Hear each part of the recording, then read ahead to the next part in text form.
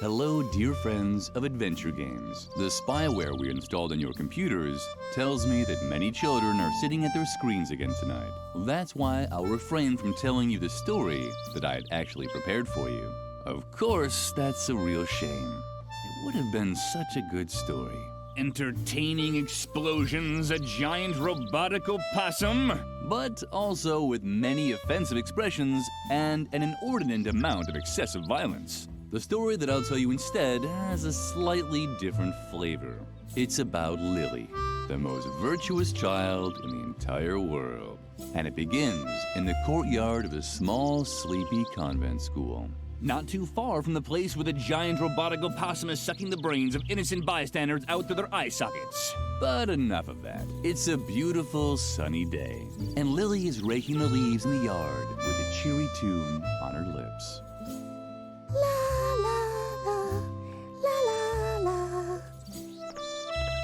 Lily, how many times do I have to tell you not to sing while working? You know very well that I hate the sound of cheerful children. These children are driving me crazy.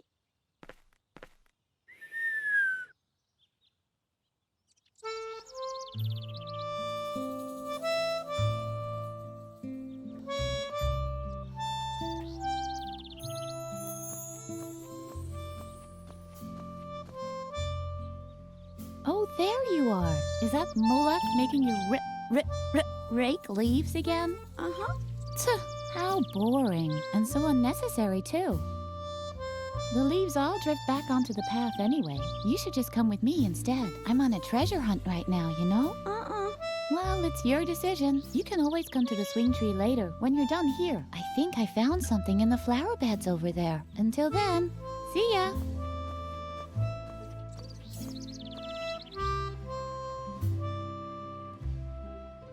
There are frequent reports of accidents caused by the mishandling of computer games. To minimize the risk of a crippling deformity, we recommend that you strictly comply with all of the following safety guidelines. Do you want to play the tutorial?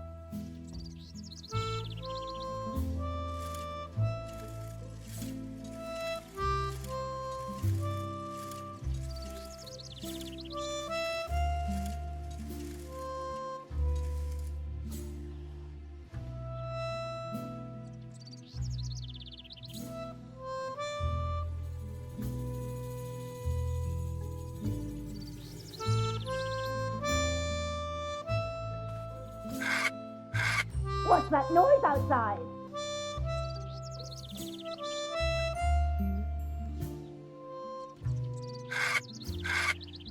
It's unbearable! Lily, now I've had it up to here! I guess I overestimated you once again. You're not even fit to rake leaves. It doesn't matter. I have 2 new tasks for you. The flower beds in the backyard have to be dug up again. Can you manage that? Uh-huh. I doubt it, but we'll see. And while you're in the backyard, the swing tree is infested by termites. Come up with something to get rid of them for good. So, one more time for the really clueless. First, dig up the flower beds. Second, get rid of the termites infesting swing tree. You'll be very sorry if you don't do a good job.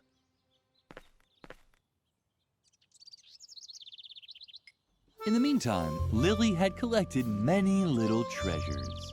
But no treasure was as important to her as her friendship with Edna. Lily had started a poem about rake prongs, but she couldn't find anything that rhymed with children's skin.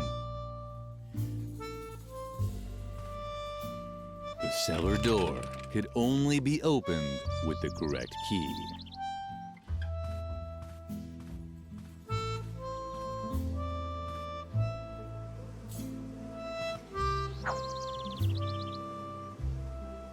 Hey, get lost! Go find another place to play. How sweet. Apparently, Freeman was worried about Lily. Maybe he wanted to make sure she wouldn't fall into the well. Oh, Lily, I thought somebody was there. Don't bug me. I'm busy. Didn't I tell you to leave me alone? I'm trying to concentrate, okay? Something is down there in the well. I can see something sparkling. Oh man, I hope it's the key to the cellar. That would be so gumbo. Don't you have anything to do? Isn't there something you're supposed to be doing for Mother Superior? Uh-huh. I knew it. You're such a loser for getting constantly stuck with those jobs. What is it this time? Do you have to alphabetically sort the compost again? Or remove the hair from her back? Don't tell me. You're supposed to get rid of the termites on the swing tree, right? Uh-huh. Well, good luck. The swing tree's made of sweet licorice, and termites are known for going crazy over candy. You'll never manage it. Let me guess. You have to dig up the flower beds, right? Uh-huh. Well, good luck. That's gonna take forever with your little girly hands. But don't think I'll lend you a shovel when I get into the cellar. That is, unless you do want to help me get the key from the bottom of the well. That's what I thought. Because it's forbidden, right? Oh man, Lily. You're so straight, it's a miracle anyone can tell you apart from the trees. Let me guess. You don't know what gumbo is, right? Oh, Lily, you're just hopelessly square. Guys as cool as me say that's totally gumbo. Or, that gumbos. But you're just lame, totally ungumbo. Is this gonna be another one of your lectures about law and order at the convent? I'm so interested.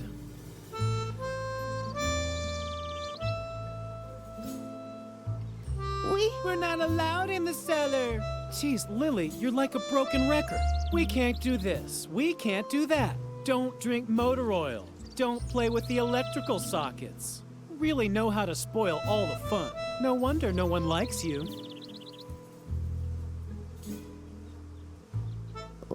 What now?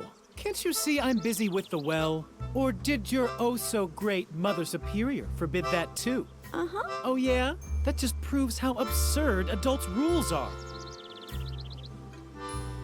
What, you're still here? Don't creep around like that. I almost fell in the well from fright. Oh, how cute. Are you worried about me now, or what? Don't worry, I'm not stupid. I'm not gonna climb down into the well. But not because Mother Superior has forbidden it, just because it really is too dangerous. Although... What? I know that Mother Superior doesn't want us climbing into the well. Why don't you tell someone who cares? On the contrary, that's almost an incentive. I'd do almost anything to avoid becoming such a conformist little robot like you. I said get lost. It's none of your business what I'm doing here.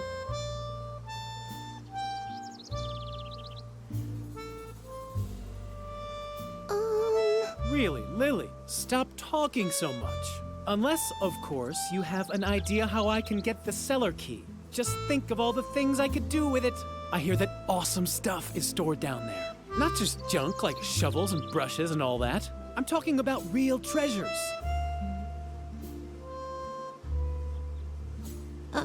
Is this gonna be another one of your lectures about law and order at the convent? I'm so interested.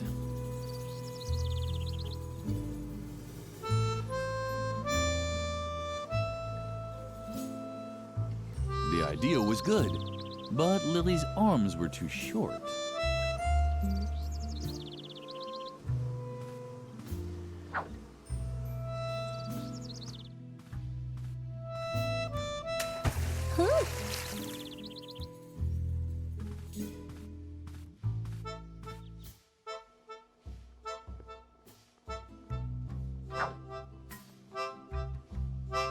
The idea was good, but Lily's arms were too short.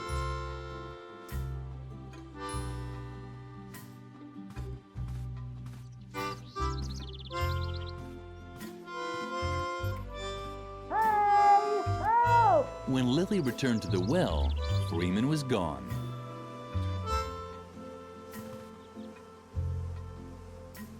Lily! Help! Lily heard strange noises from the bottom of the well. But she was a good little girl, and she knew she wasn't supposed to play near the well. Just like Freeman.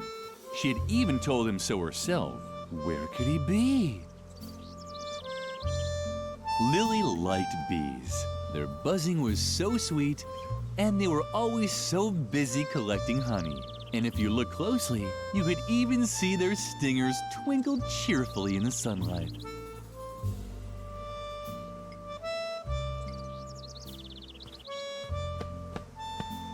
Ow! Ah! What's going on? Lily, no! Go away! Go away! I'm allergic! Oh no. Clumsy Lily had actually dropped the bee's nest into the well. The bees didn't like it too much either. Their buzzing sounded different than usual.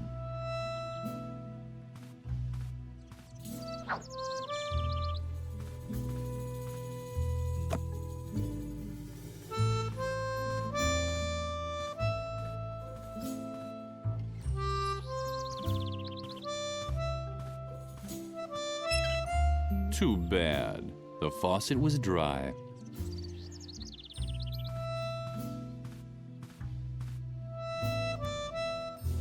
Where could the hose lead to?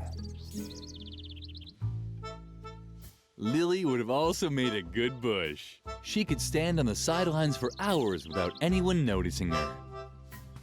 Lily was excited. Where could the hose lead to? What a surprise. The hose led to a thing.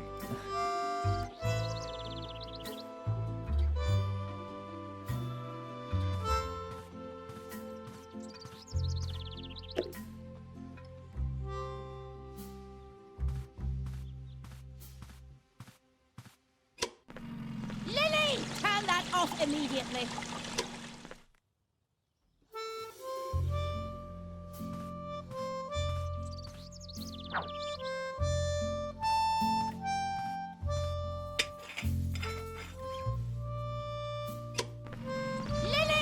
Completely lost your mind? Turn that off immediately. But did I not tell you exactly what you should be doing? I just can't believe you keep finding new ways to disappoint me. Lily didn't understand what she had done wrong.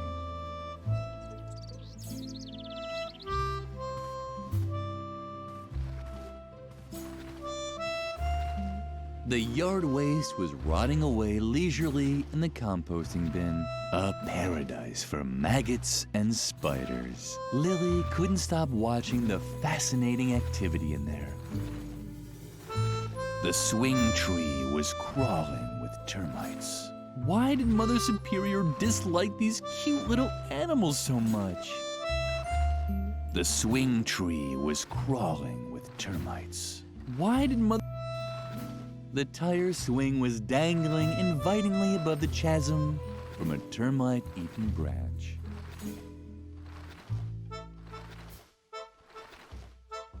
Lily was supposed to dig up the flower bed. If she found a treasure in the process, no one could hold that against her, right? Hey, Lily, did you finally get out of doing your stupid raking chore? Uh-huh. Very good. Then you finally got time to go treasure hunting with me? Uh-uh. What? Did you get even more chores to do? Uh-huh. That's so unfair. Then maybe we can still find a way for you to help me. That would be cool.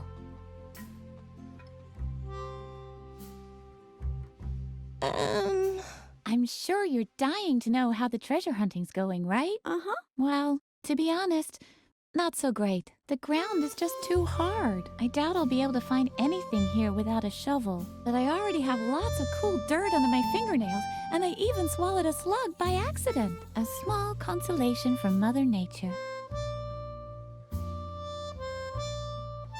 What do you have to do for Mother Superior now? Don't tell me you have to scrape off her warts with a pumice stone again. I'm still finding crumbs in our bunk from last time. She told you to get rid of the termites on the swing tree, right? Uh-huh.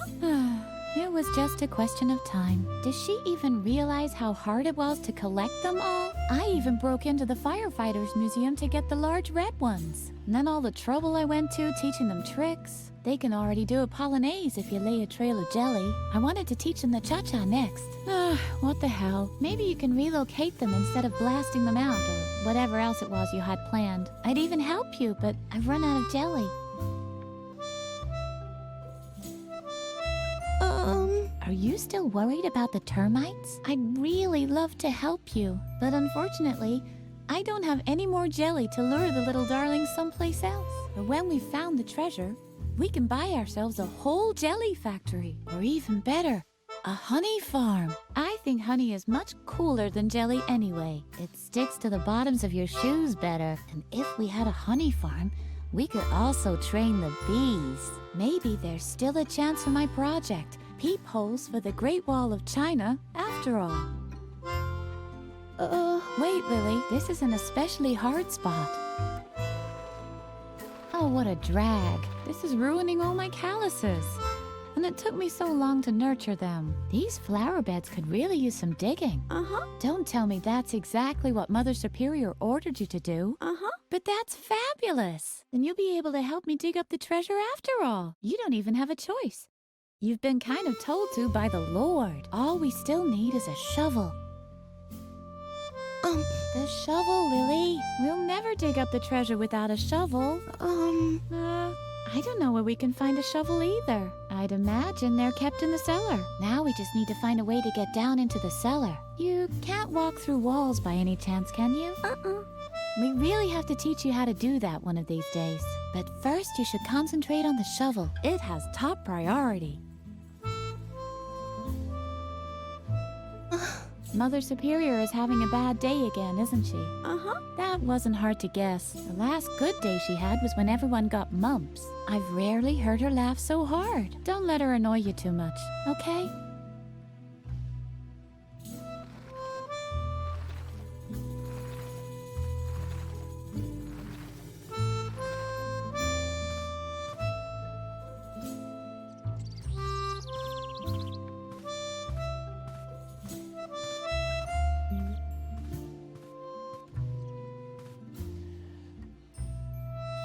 Freeman was a little grumpy, sure, but he looked so funny with those red dots and yellow honey stains, there was no way this could last long.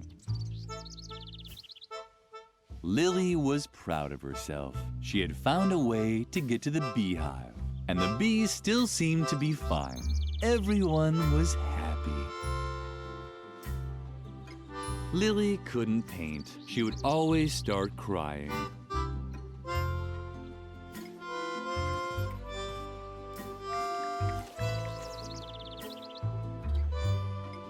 The children would never get dessert in the cafeteria.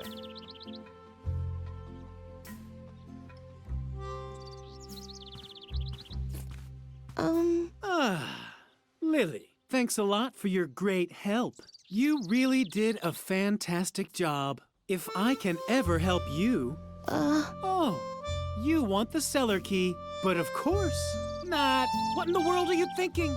You're the one who got me to go into the well. It's your fault that I fell in. But instead of helping me get out, you throw a beehive on my head and nearly drown me. Look at me. I'm wet, covered in bee stings, and smeared from head to toe with honey.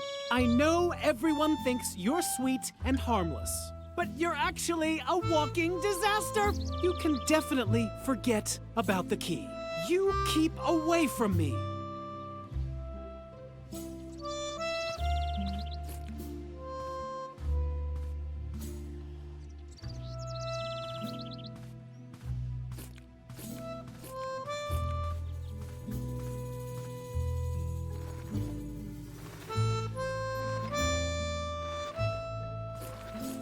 The compost bin was the ideal place to move the termites to. Lily started right away.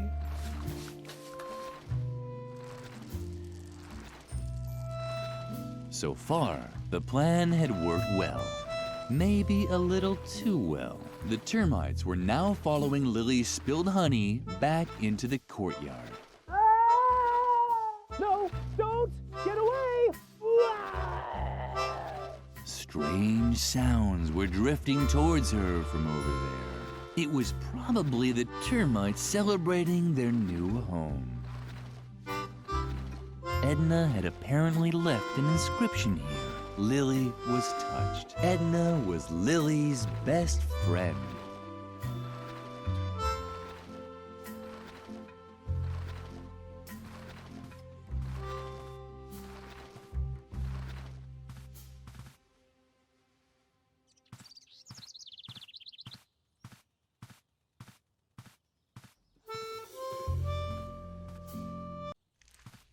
Freeman had now left for good, but at least the termites had found a new home on the bench. And as if that weren't reason enough to be happy, they had been joined by one of those funny gnomes that Lily sometimes saw around.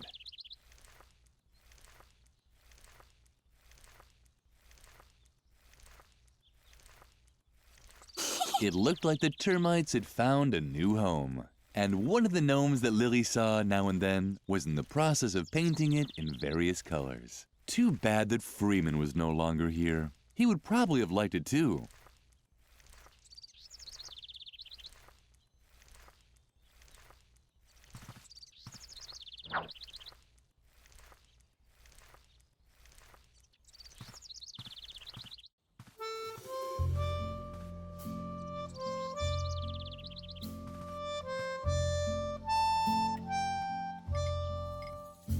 Mother Superior had strictly forbidden the children from playing in the cellar.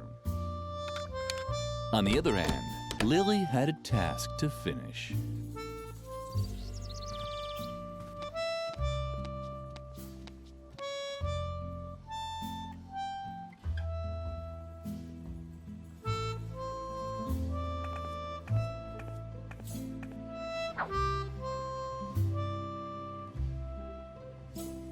A shovel! That's exactly what Lily needed. A shovel! That's exactly what Lily needed.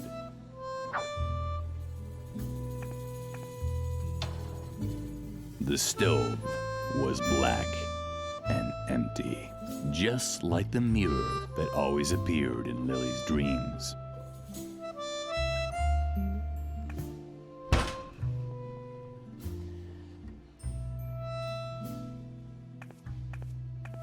Lily got along great with Doris, the lunch lady.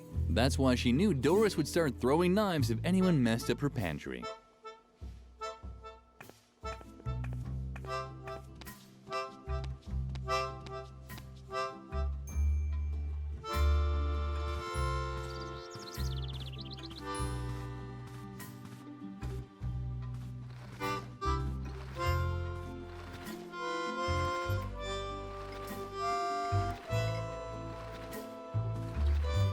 Yay! You found a shovel! Oh, Lily, you're the best. Let's not waste any time and dig up the treasure.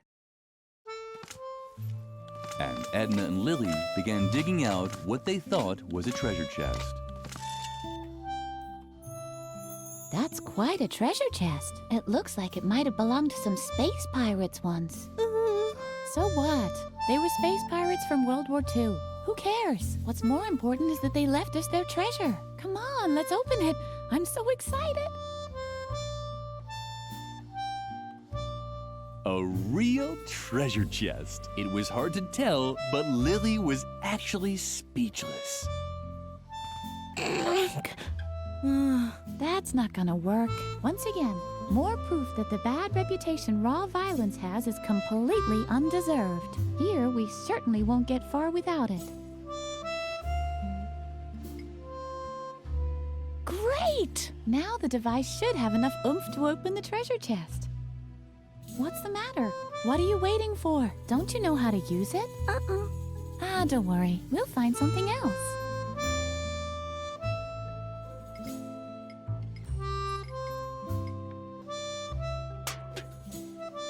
Yippee! You did it! And what's that supposed to be? Those space pirates must have led a pretty miserable life if this was their most precious treasure. Well, at least we have a fabulous chest, and I already have an idea what we can do with it. We'll bury our own treasure. Do you have anything on you? Some wool from embroidery class? Wow, that's perfect! Our friendship ribbon, the string that ties us both together, so to speak. Come on, put it in there. Now we just have to bury the chest again and... Lily! Where did the brat disappear to now? Lily! That's Mother Superior. What does she want now? We should check before she explodes. You have to be careful, you know?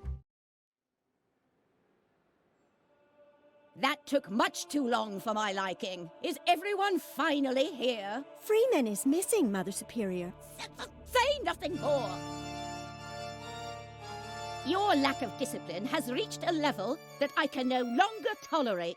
From now on, all games on the convent grounds are forbidden.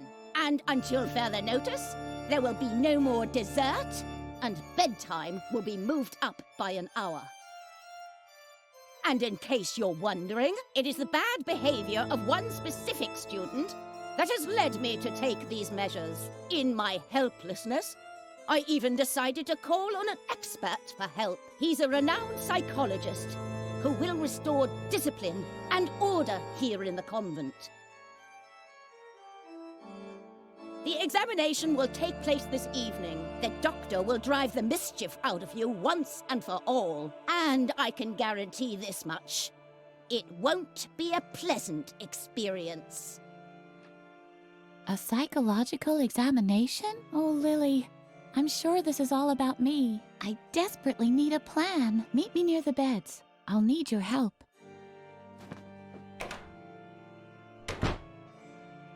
You have the rest of the day off to think about what you've done wrong. I'd better not hear that you've used the time to create more mischief. And, Lily, I'm expecting you in my office. Now! I'm very disappointed in you, Lily. Can you ever do anything right?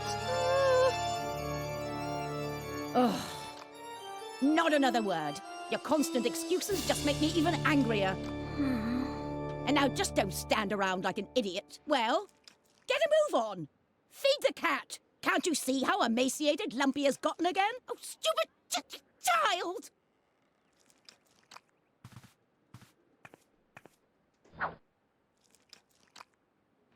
The cheerful flower seemed to like Lily. At least it bent forward just a touch when Lily came close.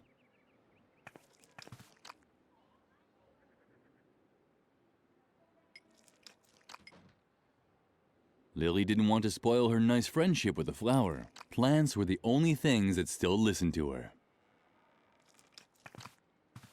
Stop dawdling. Feed the cat. Lumpy was hungry, or he was tired, or bored. It was always hard to tell with him.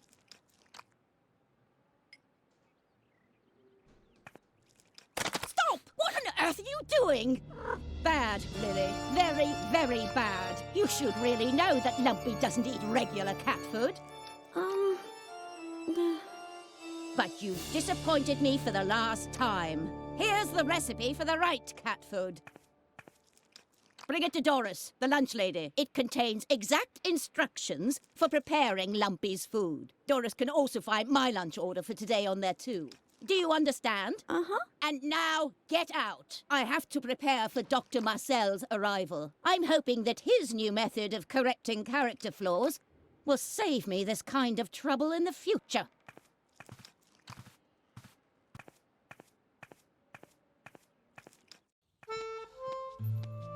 Lily felt miserable. Maybe Mother Superior was right, and this character correction would make everything better. The thought made Lily shudder. She had heard stories about Dr. Marcel. Dreadful stories. She should tell Edna the news. Dr. Marcel, you say? This confirms my worst suspicions. The doctor and I still have an old score to settle. I'm sure he's coming because of me. Lily, I can't stay here any longer. I'm going to leave the convent and go into hiding for a while. There's just one catch. That guy Garrett, who's constantly lurking around. I think he's spying on us for Mother Superior. So long as he keeps poking his nose into everything, I can't move freely. Do you think you can find a way to keep him off me for a while? Uh-huh. Oh, Lily, you're such a gem. What would I do without you?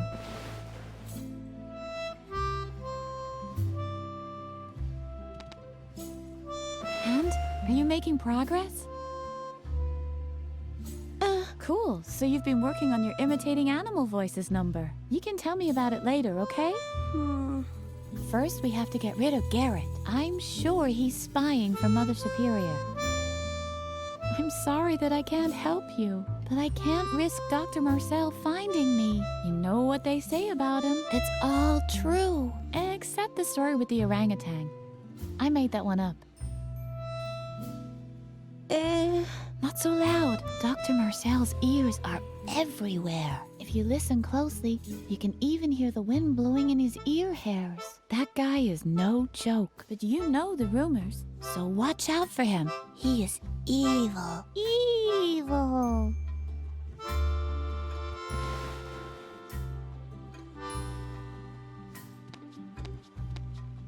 Lily didn't have any talent.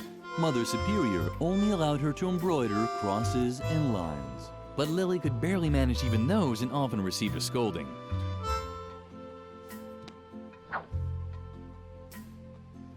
Lily didn't know what to do with all these brand new marbles. Up until then, she had always played marbles with severed dolls' heads. At least they had talked to her while she played.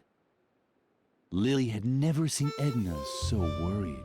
Not even the night that she set fire to the vestry.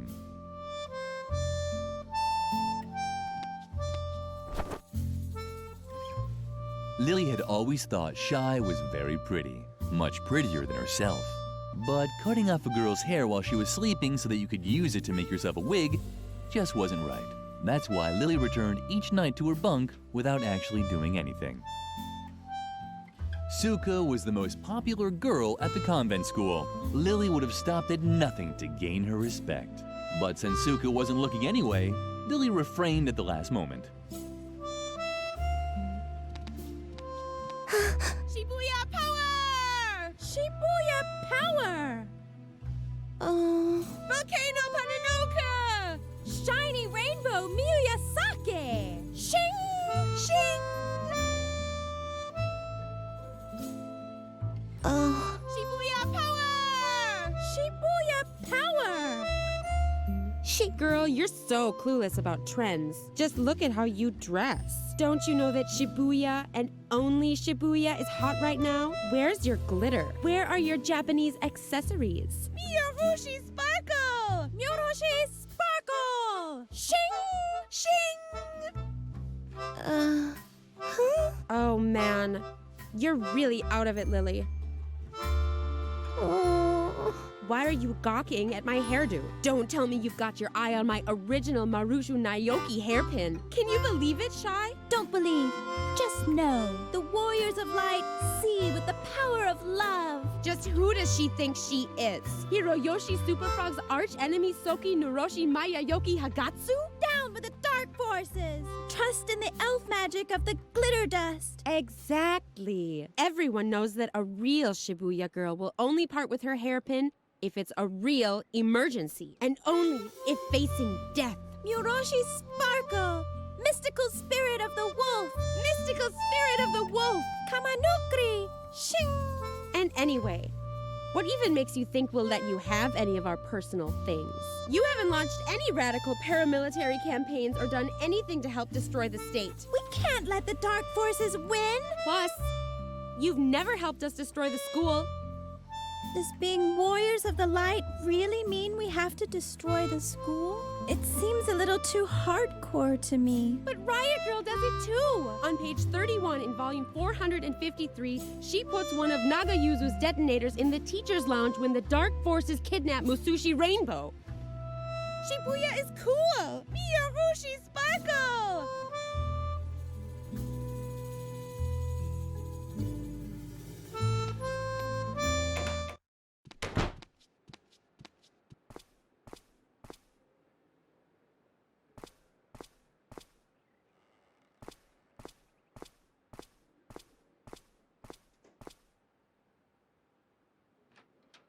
Uh-huh. Garrett was already there. Lily watched how her slippery fellow student disappeared into the chapel. After him! It was hopeless. Edna's balloon was hanging out of reach.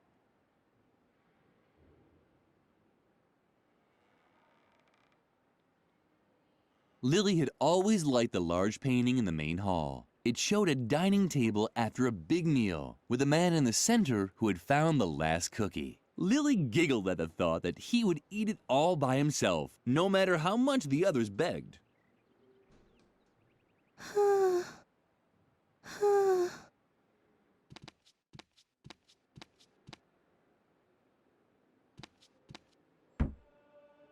Who do we have here, then? Creepy Lily. How did it go with Mother Superior? Leave her alone, Shawnee. Only if she admits that all this trouble is her fault. We're not getting any dessert?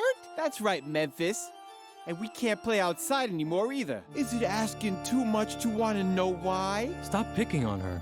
You don't really think that Lily, of all people, has done something wrong, do you? She's just not cool enough for that. Exactly. She's such a good girl. She rakes, she cleans, she cooks. It's disgusting and dangerous because somehow it always ends in a disaster. Isn't that right, Lily? Ever since you came to the convent, it's been one strange accident after another. I hardly dare get out of bed anymore. But none of this is your fault, is it? After all, you only do what you're told. I'm sure you're even running an errand for Mother Superior right now. Let's see what you've got there. Shawnee! Aha! I knew it! A recipe from Mother Superior. Well, I think I'll hold on to it for now. Let's see how Mother Superior likes having to wait for her food. And this time, our sweet Lily can face the music all by herself. Let's go, guys. We're off. You're impossible.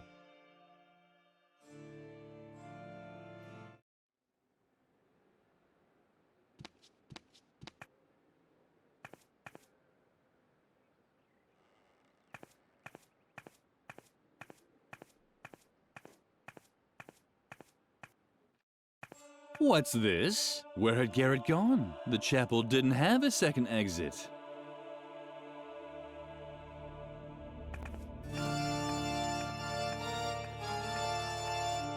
Wait.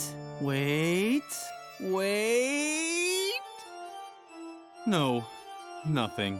I thought I detected a resonance echo in the floor. And where there's a resonance echo in a floor, the hollow space can't be far. A crypt. Or a hidden pool salon for Templars with outrageously hip hairstyles. What? Your question is completely justified. What would Templars be doing in a pool salon? It's just one of the countless mysteries surrounding the Templars. Where did they come from? Where did they go? Did they get a group discount ticket for their journey? And who was their hairstylist? There is just one answer to all these questions. The Great Church Conspiracy. And we can be certain that the evidence is buried beneath these stone slabs. If only I had the right tool to dig it up. Find it.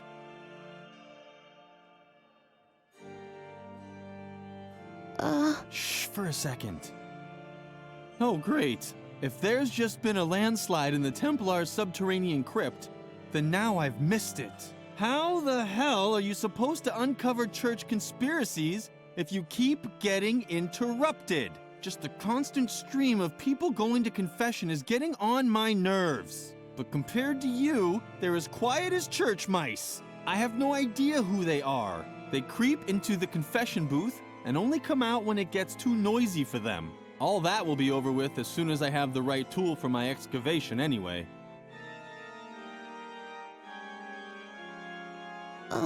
Sorry, Lily, but I'm just not interested in small talk. All I care about are church conspiracies. There's a lot to talk about there, but unfortunately, most of it's secret. And without the right tool, I won't be able to uncover the secret. So either you go and get me the tool I need, or you just leave. That would be fine with me too. Shh! You're destroying the holy illuminescence of the stone slabs. And if they lose their illuminescence, they certainly won't be in the mood to reveal their secret anymore. And there's no doubt that they have a secret. I know Templar symbols when I see them. Where there are Templars, a secret crypt with details on church conspiracies can't be far. If only I had the right tool to drill them out. Then, all I'd need to know is which slab to drill under to get my hands on the church conspiracy. If it's one that has a neck, because there are those with a neck and those without. Lily was impressed. Everything Frank said made sense.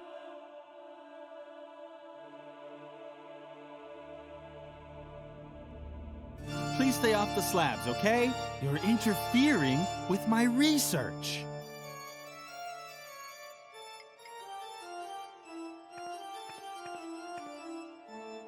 Ah, very good. That's exactly what I need. Now, if I only knew where to drill. But such knowledge was probably lost long ago. No one is old enough to still remember the age of the Templars. Otherwise, I'm sure I'd have long since had that church conspiracy by the scruff of its neck. Oh well, I'll just start. Damn, how am I supposed to work with all this noise? Hey, Frank! Frank! Ah, what the hell?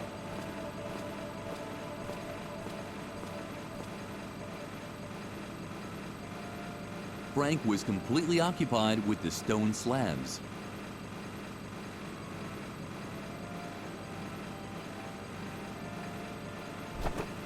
Lily spent a lot of time in the confession booth. Only she knew what she mumbled during those long hours. At least ever since the father who took her confessions had died of a heart attack.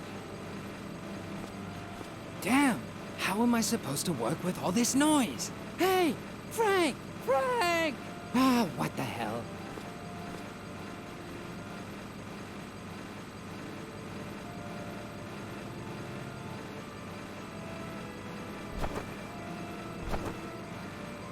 I'd like to be able to say that Lily had a plan, that she was thinking about luring Garrett into the confession booth and locking it shut with a bar.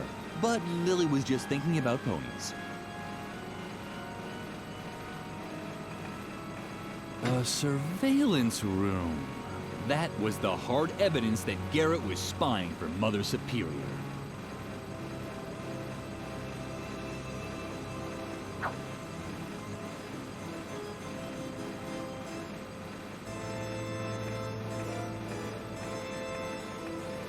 The cross wobbled back and forth like it was dancing.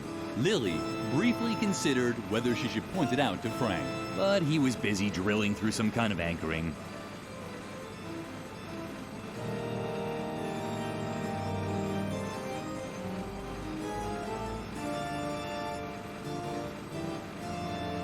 The good old confession booth. Lily had been coming here often since the self-flagellation had stopped working.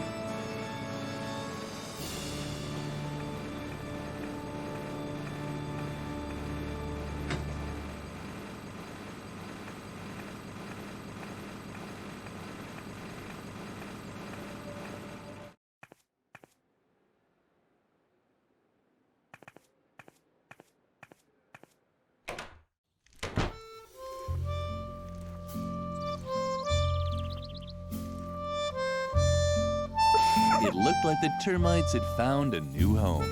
And one of the gnomes that Lily saw now and then was in the process of painting it in various colors. Too bad that Freeman was no longer here. He would probably have liked it too. Shawnee was mean. First he had stolen Lily's recipe, and now he was setting cobwebs at the well on fire. Still, Lily didn't think he deserved having spiders lay eggs in his eye sockets at night.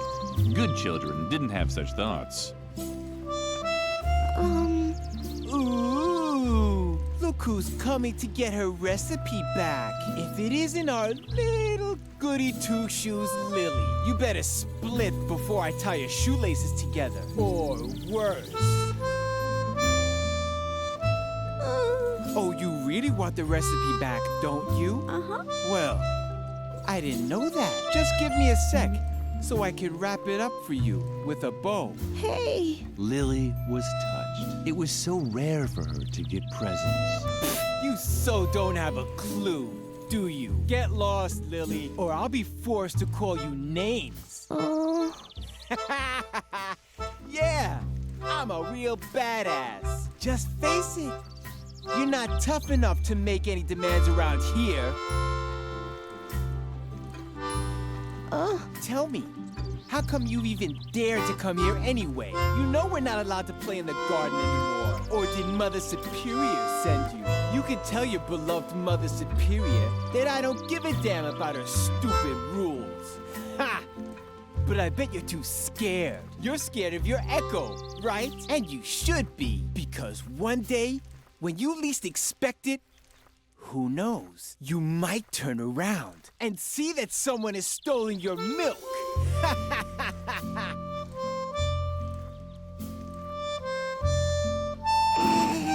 Well, well, well. What's this? Is this you standing up for yourself? Just look at you, Lily, with your bow and your braids. You don't actually think you could stand up to a bad boy like me, do you? I was playing with matches before you'd said your first morning prayer. How could I ever take someone like you seriously? Do you know how to spit cherry pits or hunt sparrows with a slingshot? Just face it.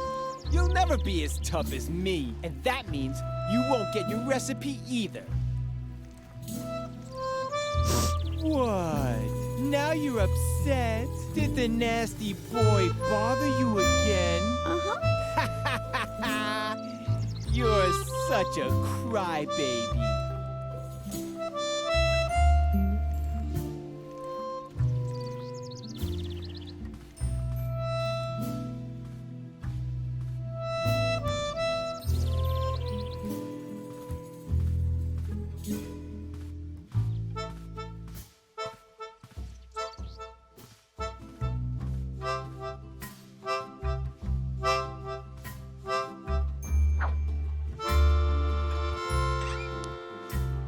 This ball of wool was a symbol of friendship. Lily wanted it to stay in the treasure chest for eternity.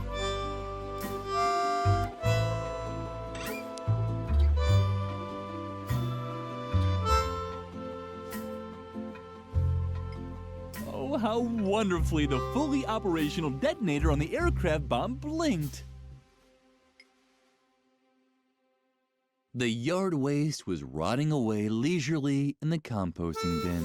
A paradise for maggots and spiders. Lily couldn't stop watching the fascinating activity in there.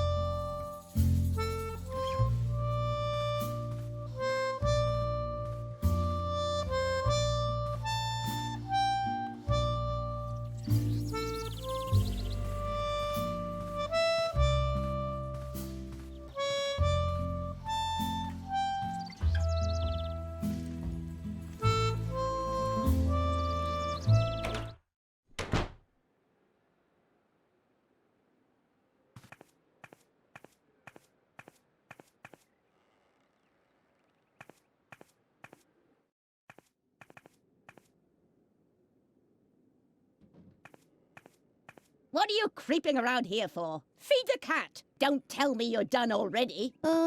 No.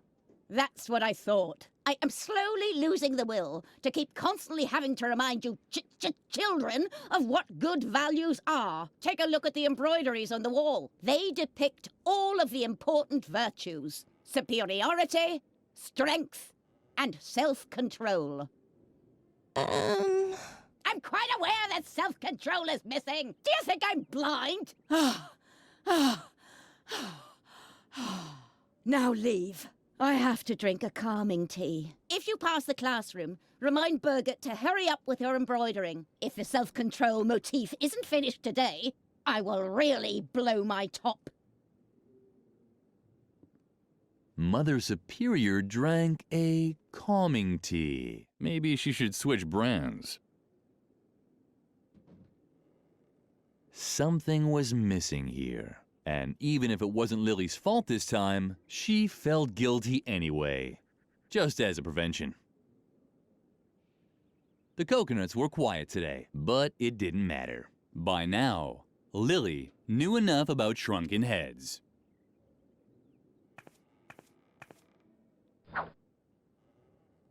Lily liked apples. They were healthy, and sometimes you found worms in them. At least they listened when you spoke to them.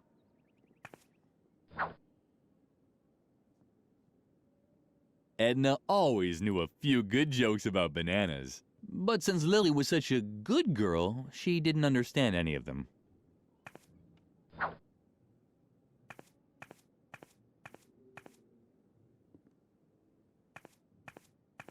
Lily liked Doris, and her feelings were reciprocated. What are you gawking at me for, you stupid little brat? She was tough on the outside, but soft on the inside. Keep gawking like that and I'll wring your neck! At least she liked children. Oh, how I loathe you children! I wish you'd all die of smallpox! Aside from Edna, Doris was Lily's best friend.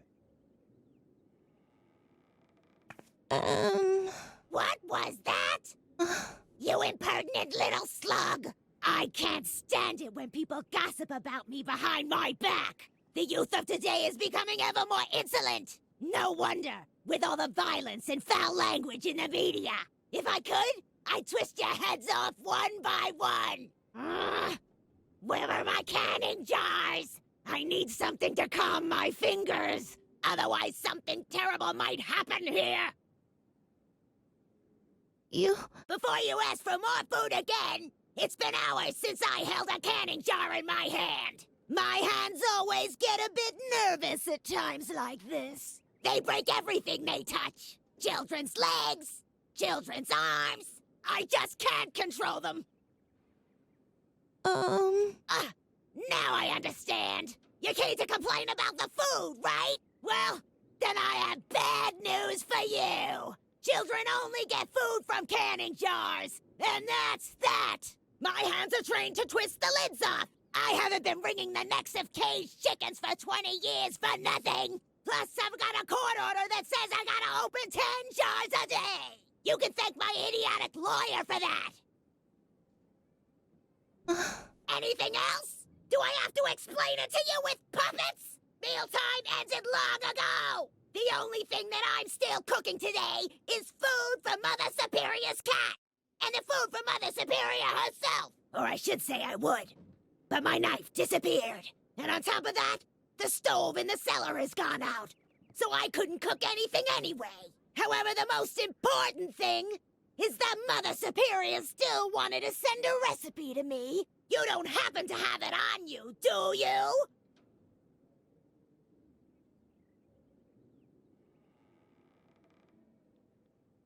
No recipe? Yeah, then there's no reason for you to be here. Forget the recipe. As long as the stove in the cellar is out, I won't be cooking anything anyway. Don't bother. I won't be able to cook without my knife anyway. When I get my hands on the child that stole my knife, they'll be amazed with all the things a knife can do. What's the matter? Why are you staring at me like that? What What are you even doing here between meal times? I know what I'm doing here. A jail sentence commuted to 10 years community service on probation, thanks to diminished responsibility. Blah, blah, blah, blah, blah. Do you really want to hear this? Yeah, Mother Superior didn't want to hear it either. And as long as she doesn't ask about it directly...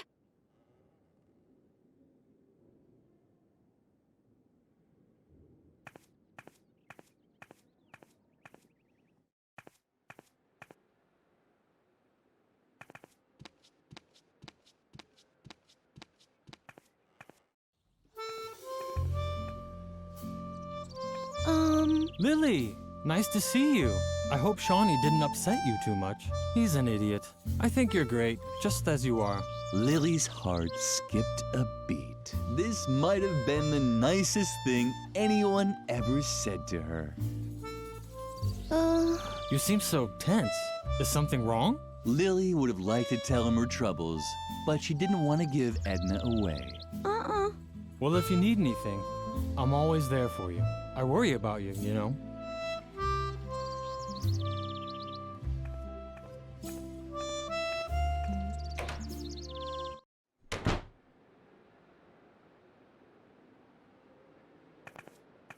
Hey, don't touch it.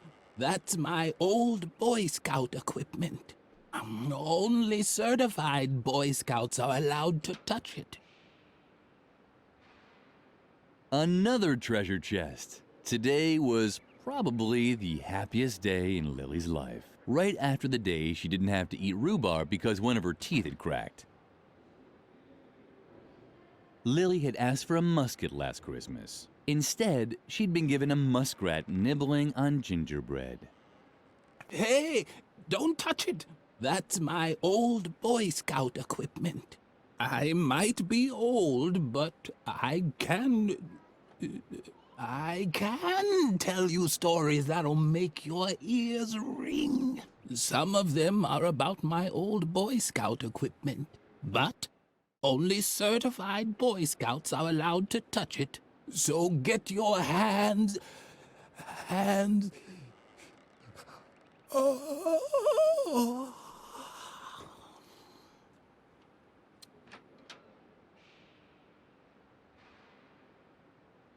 Someone had trapped the guinea pig in a glass. The animal took it in stride. It didn't even try breaking out.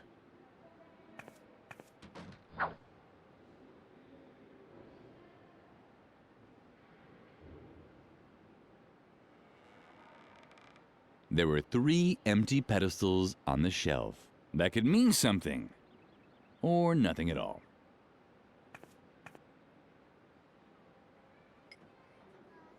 As long as no one forbade her, Lily would keep everything she found on her, even if she might not have enough space in her pockets.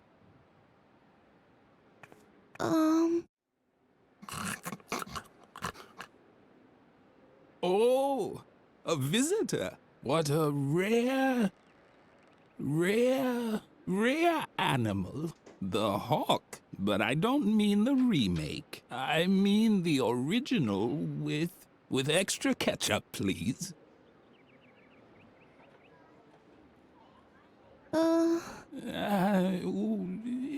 rude of me. I forgot to tell you, how it used to be. When the pyramids were built, I was the chief flogger on the north side. Yes, in my life I've unified. Unified Tibet, I said. Back then, I served as a carpet beater under 3 different Dalai Lamas. For one of them, I was even there as a rebirth assistant in the maternity ward. It was very different from the year I was an interior decorator for the Mayas. Build a mythical sliding puzzle here, hide a few artifacts in dark alcoves over there. Oh, yes. I was building secret crypts when you were still in the indie band Inquisition Overload. But it flopped, unfortunately. The time wasn't right for that kind of music. Plus, our drummer had the plague.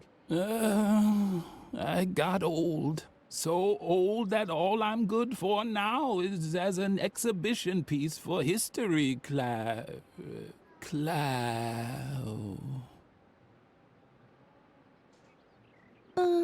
I'll get to that in a moment. First, I wanted to tell you, telling stories takes a lot of skill. That's why I worked for a while as an exhibition piece for history class in a convent school. I just had to tell stories about my adventures once a week. For example, how I used to excavate secret crypts with the Templars below the school chapel. Or about my time as a lighting assistant for the moon landing. No fear. I haven't forgotten your earlier question. On the contrary, I'm known for remembering everything all the time. This is thanks to a little trick I learned from an old Chinese mason long ago. All I need is a memory aid, like objects that remind me of the 3 E's. The first E stands for emotion. It tells me whether I was sad, happy, or angry in that situation. The second E stands for engagement. It reminds me of whether I overcame the situation with strength, heroic courage, or sleepiness. The third E stands for eating. To remember, I have to know which fruit I ate that day. Vitamins are good for the...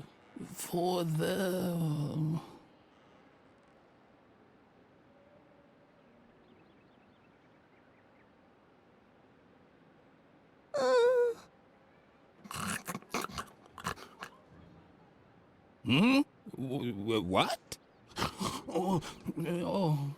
I must have dropped off for a moment. But I was just going to tell you an exciting story from my past. Was it the story of how I tried to navigate to Cape Town and ended up discovering the Eurasian continent? Oh, I know. I wanted to tell you how I helped the Templar Knights build the convent chapel, right?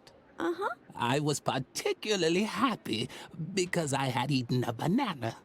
Or was I sad because all there was to eat was coconuts again? No, the coconuts were when the Trojan mayor gave me the key to the city for my heroic valor. Or was my heroic valor while building dikes in Atlantis? But I think I had an apple that day. Wasn't I a little more sleepy in Atlantis? And angry while building the chapel? Oh, what poppycock.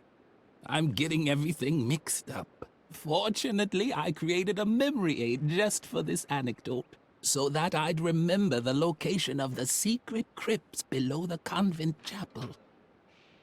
Uh-oh, someone tidied up the shelf. That's where the objects for my 3 E's should be. Emotion, engagement, and eating. Now I can't... can't make a fool of myself. Now, let's see.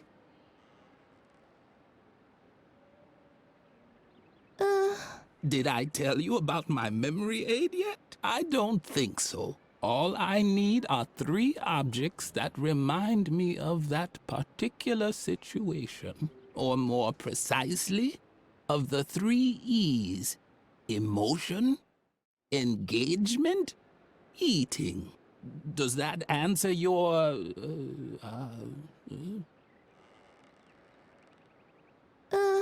What's the matter, sweetheart?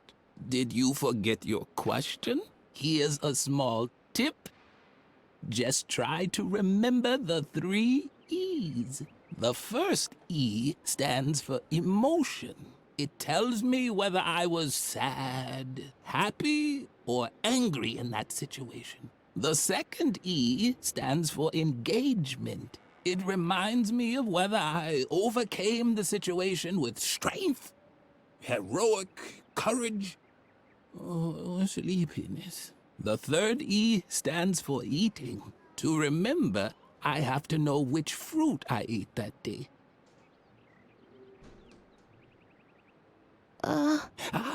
I know exactly what you're looking for. An instructive story about my time with the Templar Knights. Unfortunately, my memory aid is still missing a few important pieces. If I only knew what the 3 E's for this story were. But right now, all I can remember are a few vague associations. 4, to be precise. As everyone knows, each different food creates exactly one emotion and promotes one characteristic. For example, I was never sad if I'd packed a few apples, because they always helped me be very strong. I could only do heroic deeds on days when I wasn't sad. On the other hand, if I was angry, I could never show great strength. Coconuts were always good at preventing sleepiness. On this one specific day when I was helping the Templars, I was neither happy about an apple nor angry about a banana. But I also wasn't sad about a banana or happy about a coconut.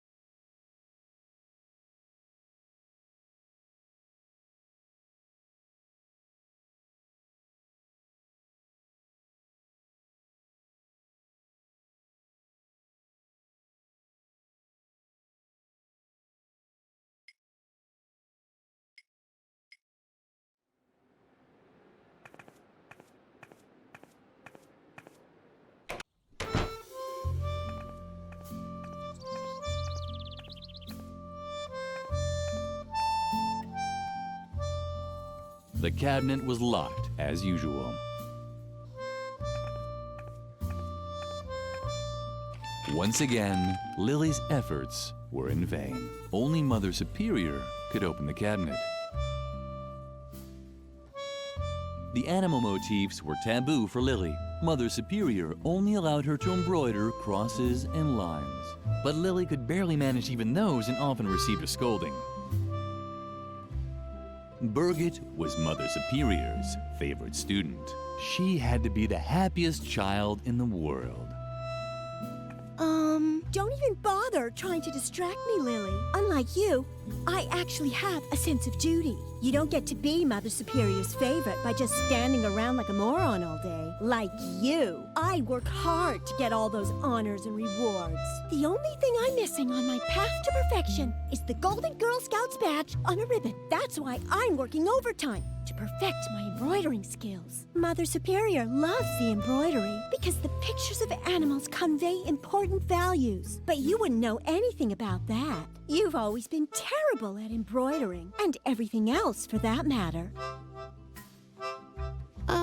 Why don't you get to the point already? You seem to be lacking a few important lessons in values and standards. Haven't you learned anything at all? From my multi-award-winning embroidery, each animal has an assigned character trait. Bears represent strength, and deer stand for heroic valor. There are negative role models too, of course. The porcupine, for example, is especially slow and sleepy. That's why you'll never find one on one of my banners. But maybe it's in your family's coat of arms.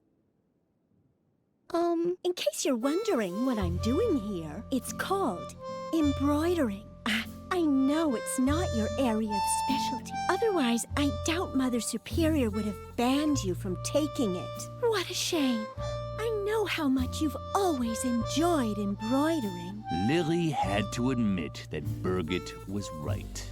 Her productive friend was really much more talented. But that was certainly no reason for Lily to wish an incurable disease on her. Neither a disease with an oozing rash, nor a disease that causes her to cough her lungs out. Oh, take your little boo-boos to Mother Superior. I'm not her deputy. Yet. But maybe that'll change once I've collected all my awards. I'm already her favorite. Be quiet now. I just had a great idea for what I could put on the missing cafeteria banner. Damn, it's gone. Thanks a lot. Great job, Lily. If you want help, ask Mother Superior about a suitable animal role model. I'm already done with all my patterns. And remember, at this time of day, Mother Superior is always in the cafeteria, drinking a soothing tea. So don't wander into her office. We're not supposed to go in there alone. And hurry up. My grades depend on it. Stop bothering me. If you carry on like this, I'll never get my last award. The Golden Girl Scouts badge on a ribbon. Oh, yes.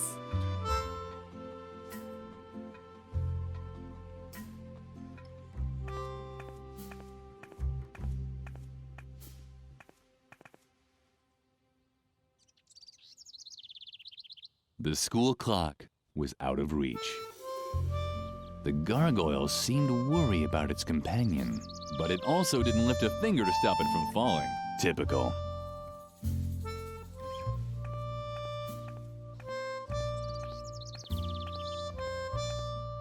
Firecrackers. How did they ever get up there?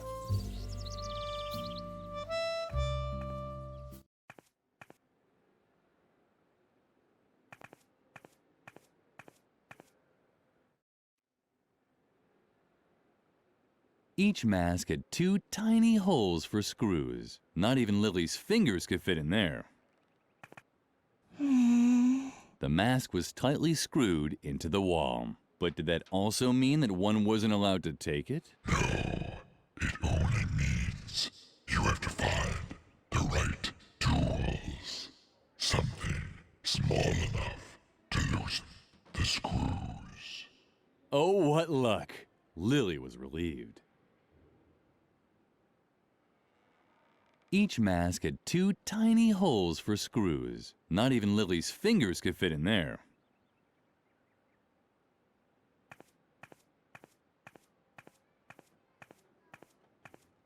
The chandelier's chain was attached by just one screw.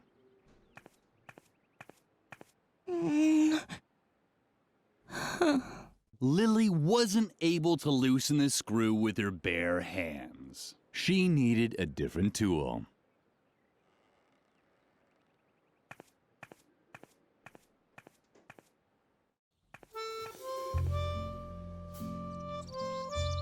Mother Superior had forbidden Lily from eating the deadly nightshade berries, but no one had said anything about taking them.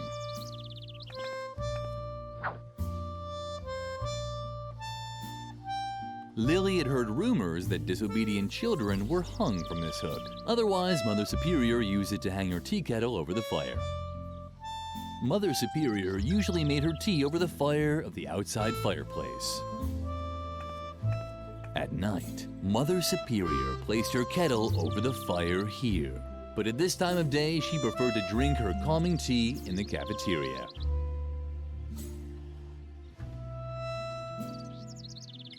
Someone had trapped the guinea pig in a glass. The animal took it in stride. It didn't even try breaking out. Mother Superior had forbidden Lily, but no.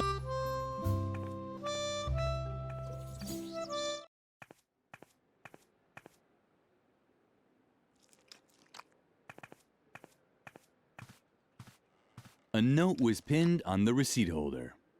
Dear, crossed out, Ms. Zimmelbach, I have to say I'm very surprised by the way you fulfilled my request to send me a pet for my students' classroom. I had a real animal in mind, one that conveyed important values, like a puma or a boa constrictor. But the guinea pig you sent is useless to me. I've pickled it in alcohol to save it for the dissection class in biology. Send me a proper animal immediately, or you will not have heard the last of me. Regardless, Mother Superior Ignatz.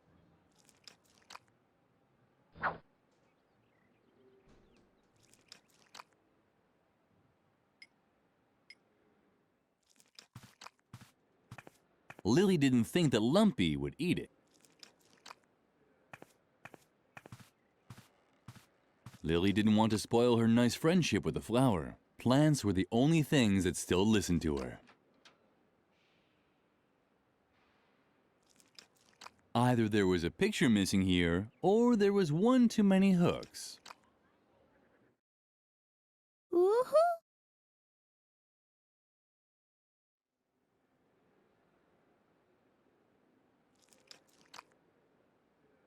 Lily had a basic understanding of how the dumbwaiter worked. You took out the food and put the dirty plates back in when you were done.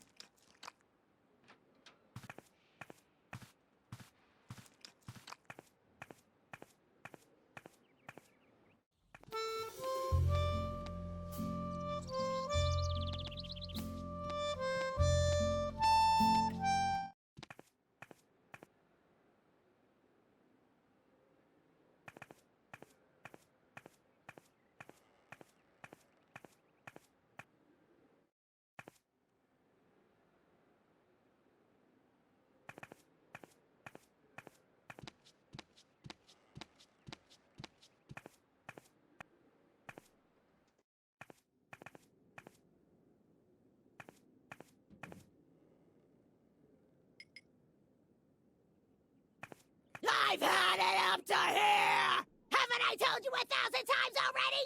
Get the hell out! Just wait! Can I have that? I need something to calm my fingers!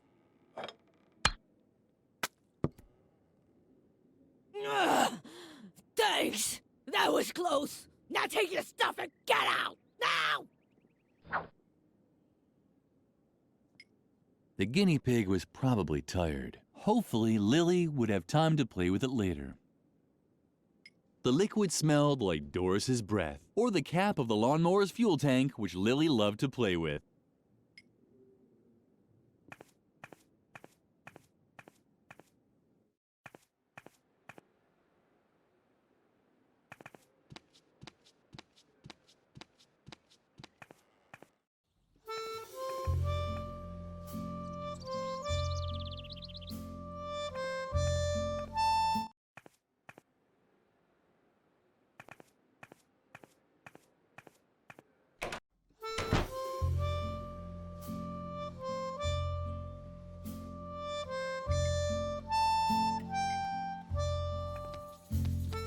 What have you got now? I hope it's a weapon for the battle against...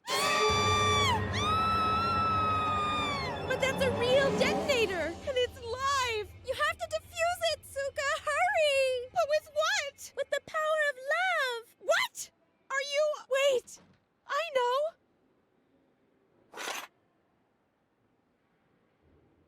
Phew, that was close. We'll snitch to Mother Superior. Exactly. This time you really went too far, Lily. What on earth are you thinking? You're even crazier than I thought. Totally un-Gumbo. Don't just stand there. Get that bomb away from us. Take it somewhere where it can't do any damage. A bomb-proof place, a fireproof drum, or something like that?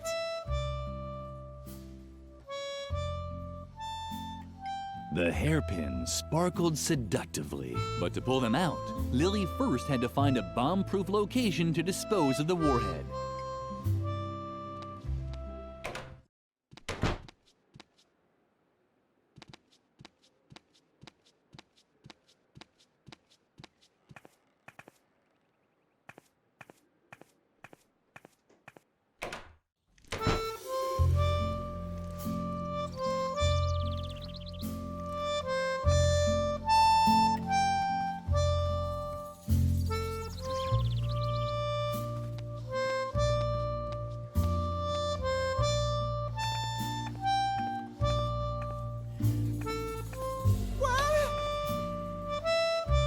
Memphis was trembling all over. No wonder. The stove had gone out. Huh? What? Quick! Close the door before anyone sees me! This is the last safe place in the entire convent, and I want it to stay that way. Don't even try talking me out of it. I'm staying here. It's much too dangerous out there. Lily had no idea what Memphis was talking about, but he'd always been jumpy. But someone might hear you, and then they'll take away my hiding place. And if they take away my hiding place, then I'll definitely be next. The stove is the safest place in the entire convent. You know, it has a Krupp steel casing, titanium reinforced interior walls, and is lead coated inside. I'd even survive a bomb attack in here.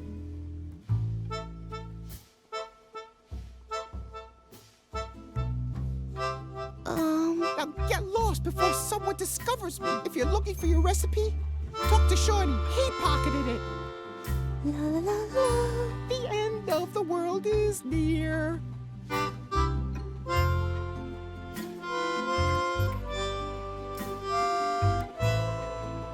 It was the perfect place to get rid of the detonator. What's that?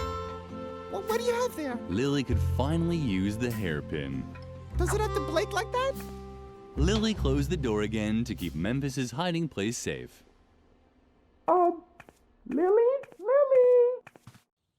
Something seemed to be wrong with Lily's ears today. She kept hearing all these sounds. Was Lily finally now also Gumbo?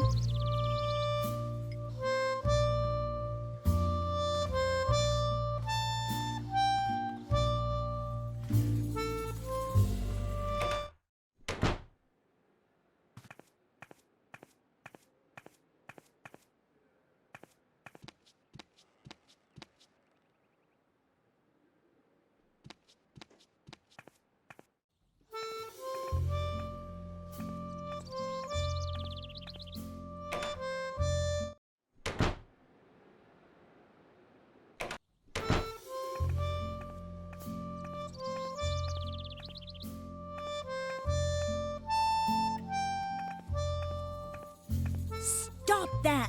I need that as a template!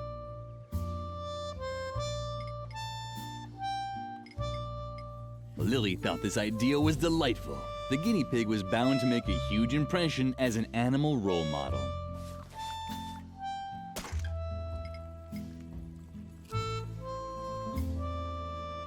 Huh, at least this is a regular animal motif. But do you think it also conveys really important values? Of course it did. Guinea pigs were cute and small, but always cheerful. Lily always tried to follow their example. Well, if you say so.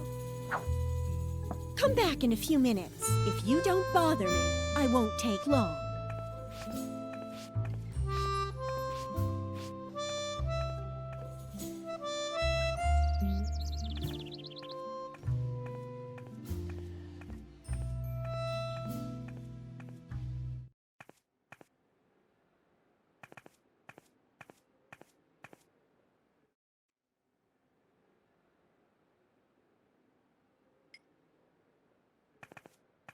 Perfect. The hairpin fit exactly into the holes.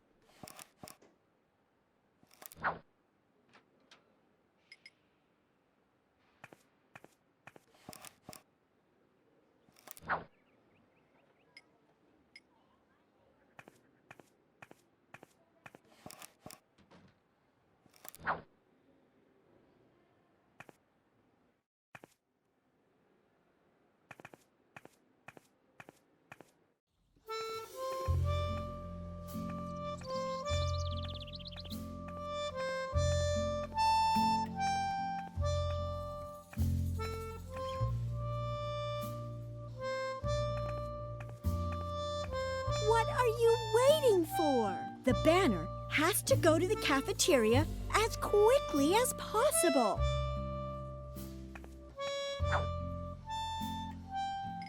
The banner was magnificent. Birgit had done an incredible job.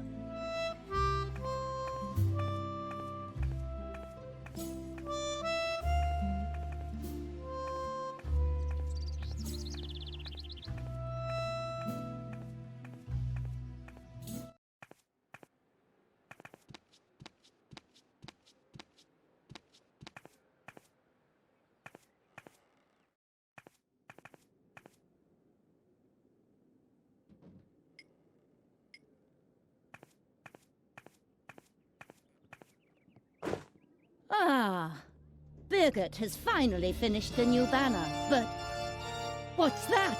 A small, dirty guinea pig? Birgit didn't really make this, did she? Uh-huh. That can't be true. Can I not rely on anyone here? Just you wait. She'll get what's coming to her.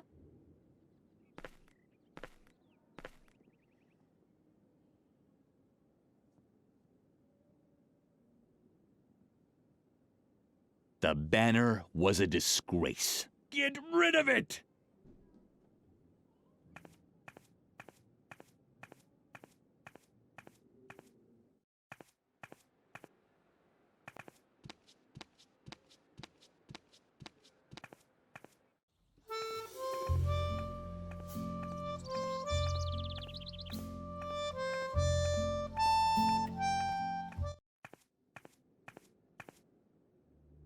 I can't even tell you how disappointed I am in you, Birgit. This is the worst job I've seen in my entire career. But...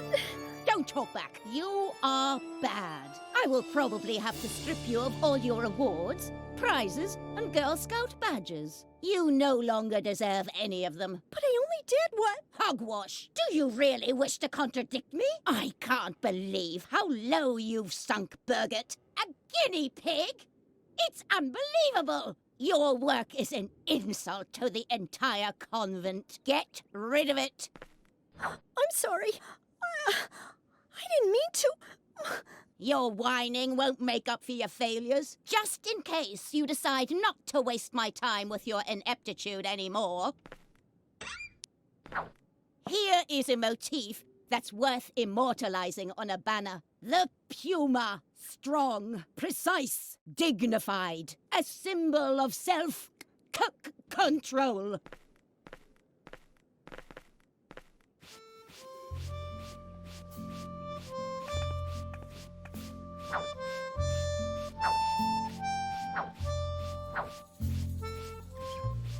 The animal motifs were taboo for Lily.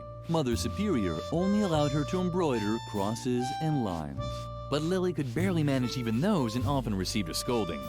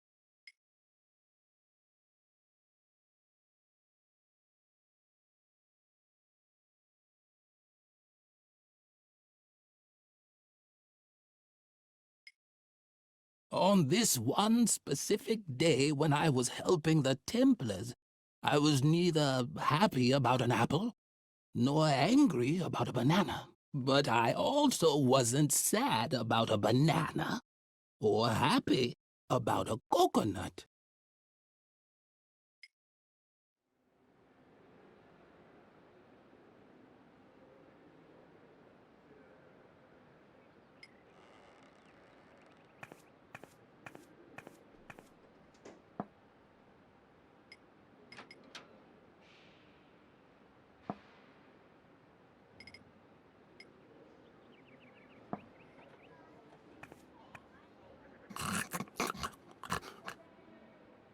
Hmm?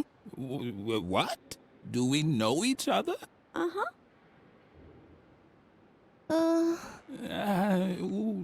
How rude of me. I forgot to tell you, how it used to be. When the pyramids were built, I was the chief flogger on the north side. Yes, in my life I've unified. Unified Tibet, I said. Back then, I served as a carpet beater under 3 different Dalai Lamas. For one of them, I was even there as a rebirth assistant in the maternity ward. It was very different from the year I was an interior decorator for the Mayas. Build a mythical sliding puzzle here, hide a few artifacts in dark alcoves over there. Oh, yes. I was building secret crypts when you were still in the indie band Inquisition Overload.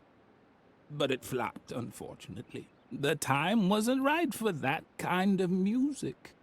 Plus, our drummer had the plague. I got old. So old that all I'm good for now is as an exhibition piece for history class.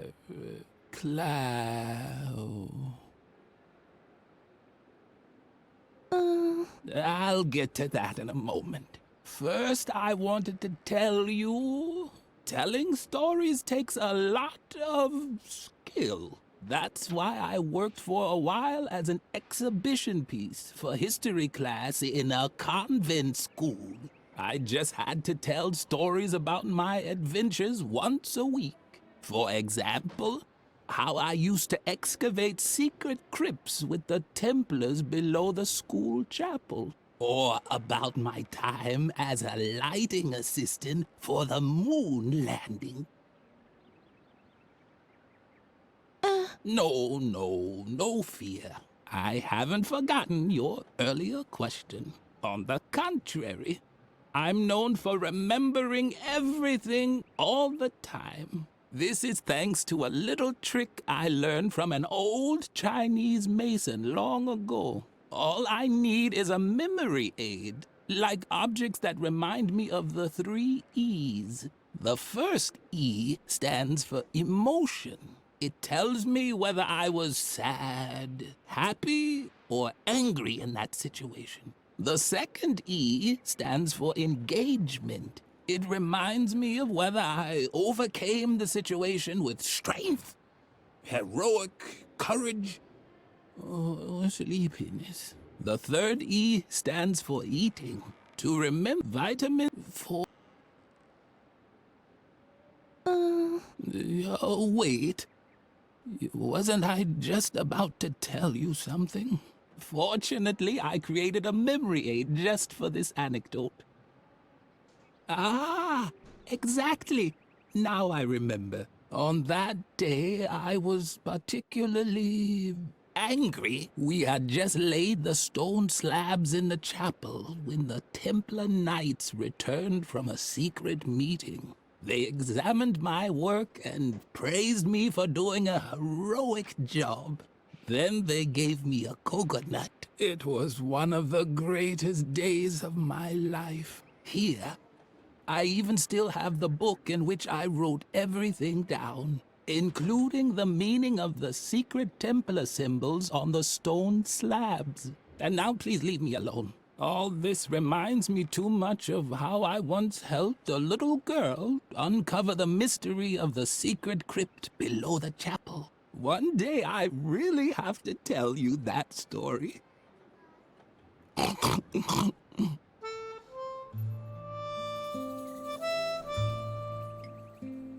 The book contained the recorded memories of the elders. Most of it was faded. Only the chapter on the construction of the convent chapel was still legible. That would certainly interest Frank.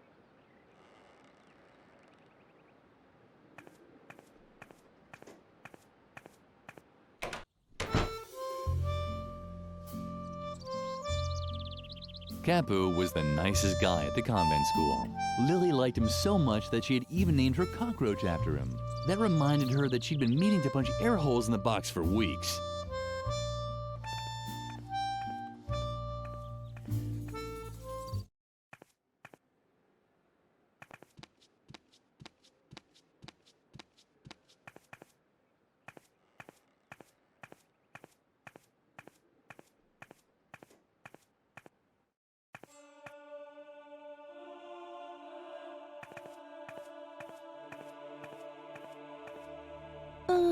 What?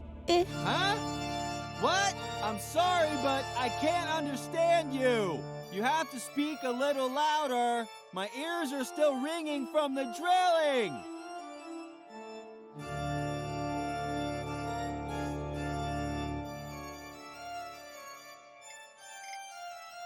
What's the matter now? My goodness, that does look very interesting.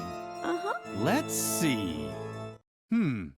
At least those are the same symbols as on the stone slabs, but the pattern is full of gaps. I'm a pro when it comes to riddles. That's why all I need is a single glance to be able to declare without a doubt that, yes, this is a riddle. But the solutions page seems to be missing. This book is useless to me like that. Unless, of course, you have the solution.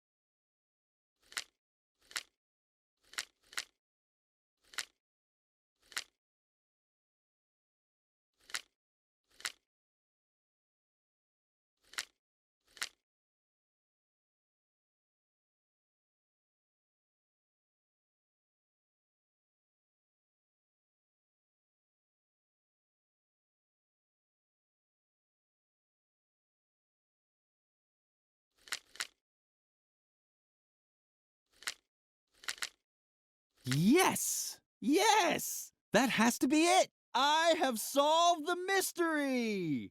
Thanks for holding the book all this time. You're blocking the way. May I? As soon as Frank stopped drilling, Lily was finally able to draw Garrett out of his shell. Lily crouched inside the confession booth and waited. All was quiet in the chapel, except for Frank, who could barely contain his excitement. Wow! If these bones aren't evidence of a church conspiracy, I'll eat Tom Hanks's double chin. And what's that? Hey, this just keeps going. Let me just drill through this stone slab and... But that's a sword! A real Templar sword? It's incredible! Man, it sure is wedged in tightly. I hope that isn't a load-bearing strut beam. The impact echoed through the entire church. Lily was tempted to look, but then she heard approaching steps.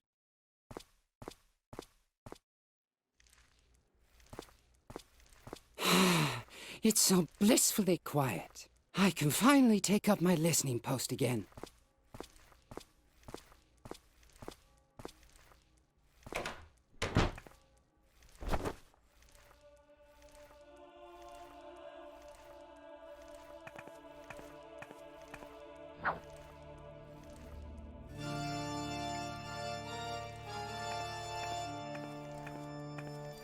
Hey, what's going on? Is that you, Lily? Do you think that's funny? Let me out, now! Lily felt uncomfortable about it. Locking someone into a confession booth was probably not appropriate for a well-behaved girl. On the other hand, she was doing Edna a big favor.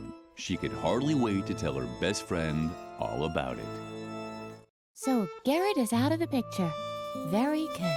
But I'm still in danger. Before I can leave the convent, you have to help me cover my tracks. The doctor can't find out that I was ever here. Could you do that for me? Uh-huh. Great. Let's see.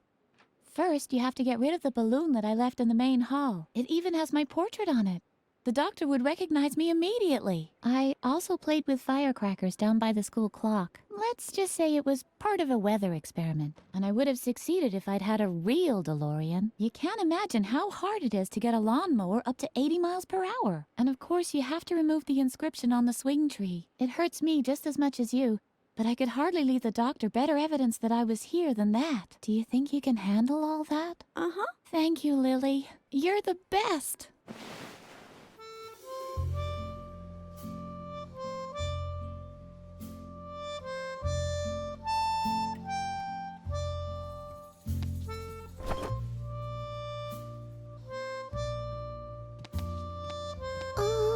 Oh.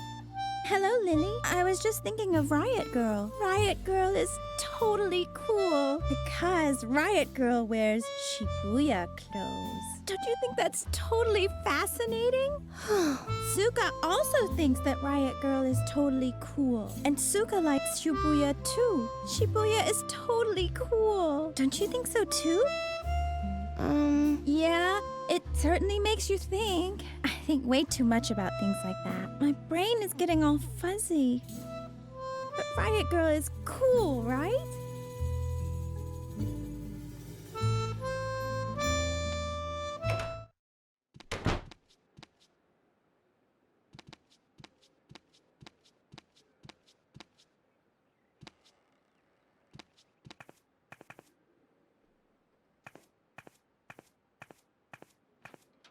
You... No. Another one of them. Get lost. I'm not in the mood for jokes today. You're probably wondering what I'm doing here, right? My name is Ernest. Funny Ernest. Ha! And I applied as a child therapist here. But no, Mother Superior had already found someone else. That Dr. Marcel. A nuthouse shrink. Can you believe it? I wouldn't let that guy anywhere near my kids, even if I knew where they were. That's what I get for retraining as a psychologist. Laughter is the best therapy. Great idea. I've been waiting for a gig for months. I should have stayed a plumber. What? You don't like the mood I'm in? You want me to show you a few tricks now or what? I feel terrible. because my therapy concept flopped. Laughter is the best therapy. Great idea. How rotten. What? No. You want to see a few tricks, don't you? I knew I shouldn't have said that. Okay, I'll make you a deal. I'll make you a cute balloon animal, and you leave me in peace, okay? Uh-huh. All right? What's it gonna be?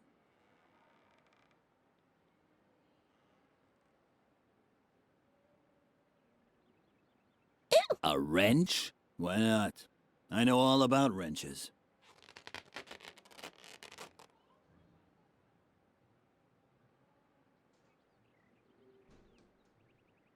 You? Why are you staring at my cigarettes like that? They're not for sensitive children like you. Got it? I used to be a plumber. Now I plumb people's souls. What's so hard to understand?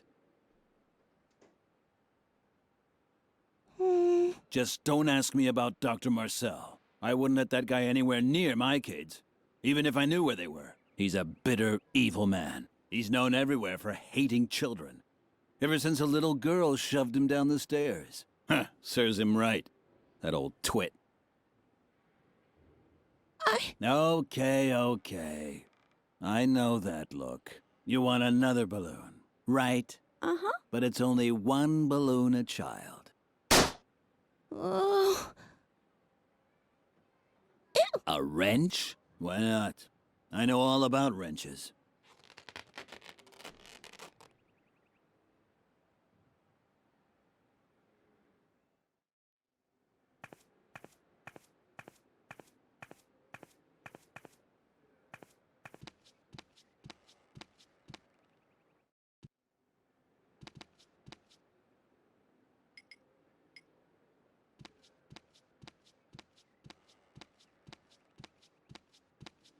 What Lily now did was actually void of all logic, and she could already hear uproar of the online reviewer, but she did it anyway.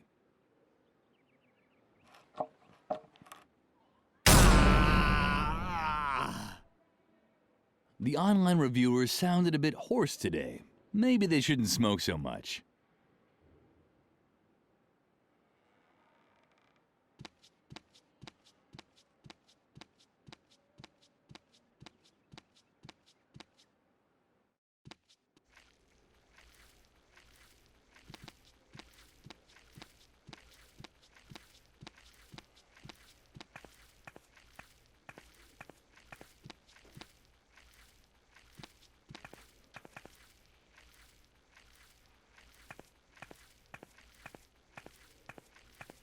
The clown had just left his cigarettes here. He must have been in a great hurry.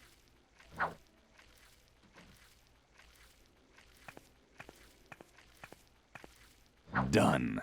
Now only 2 pieces of evidence were left to completely erase Edna's tracks. The chandelier lay broken and useless on the floor. Now, Lily would never be able to swing from it again.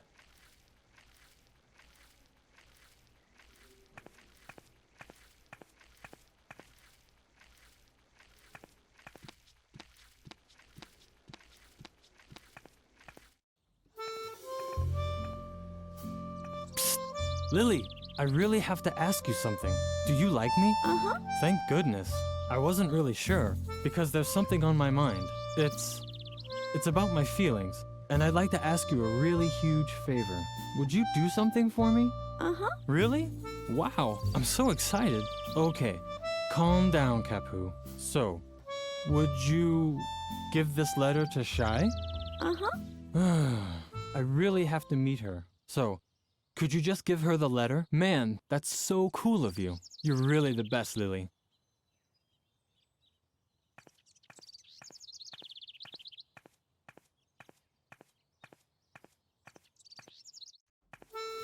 Apparently, Birgit had set down her work, but she had completed the banner with the puma motif. Too bad that Lily couldn't congratulate her on the good job she'd done anymore. The banner was magnificent. Birgit had done an incredible job. Lily would dream of the banner for many nights delights to come.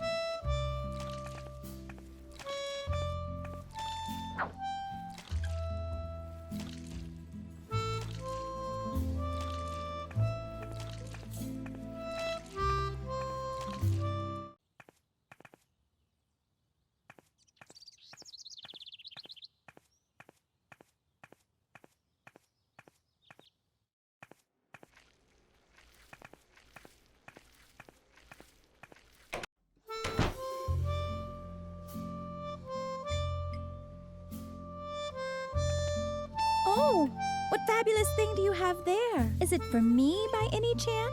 Lily hesitated. Certainly not because she begrudged Shy her meeting with Kapu. No, she was worried. Who knew what sort of things could be in the envelope? A snake? A scorpion? The anthrax virus? In the end, she decided to give Shy the letter, after all. Uh-huh. Wow! It's from Kapu! A date? Oh, how exciting! I have to put on more glitter. Apparently, the letter didn't contain the anthrax virus. Thank goodness.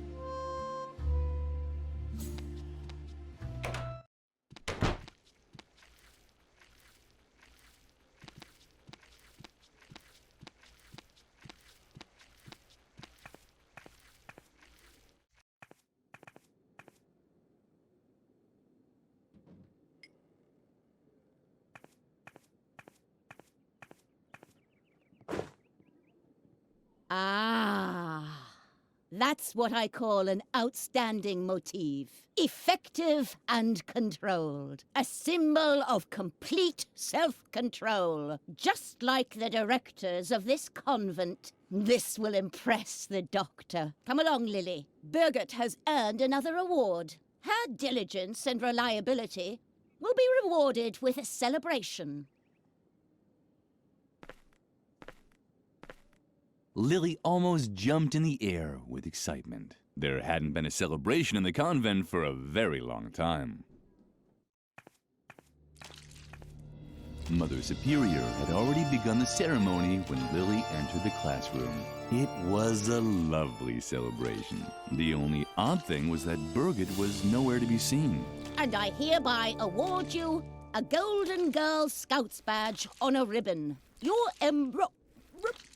embroidering skills, an excellent sense of duty, are a superb example to your fellow students. You, Birgit, are a textbook example of how strict and systematic guidance can result in great achievements. Ah, Lily, follow the example of your fellow student and do some cleaning. If only all children were as conscientious as Birgit. The celebration was very short, but Lily enjoyed it anyway. This was probably the best day of her life.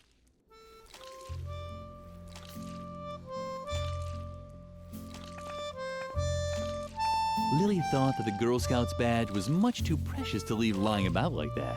She put it in her pocket just to be safe. Lily had never seen a cake so up close before. She could have cried out of happiness for Birgit. The cake was meant for Birgit and no one else. Lily didn't even deserve to lick the pastry shell.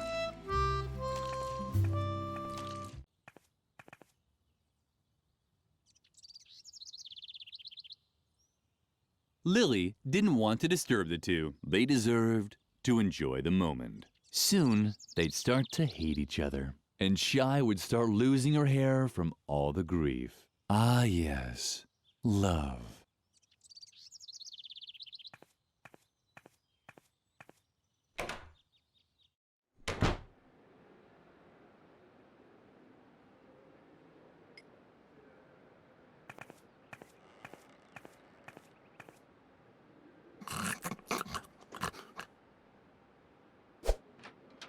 But that's the Golden Girl Scouts badge on a ribbon. I had no idea I was talking to a genuine scout. I was a Boy Scout once, you know. Ha! Well, knock me over with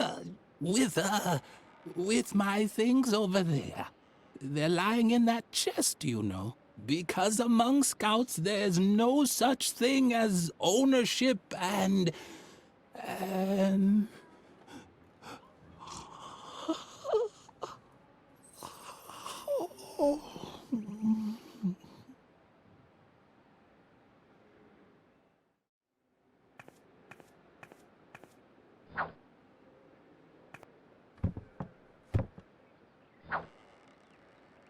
Lily was used to not looking at knives anymore. She found the enticing way the light twinkled on them a little disturbing.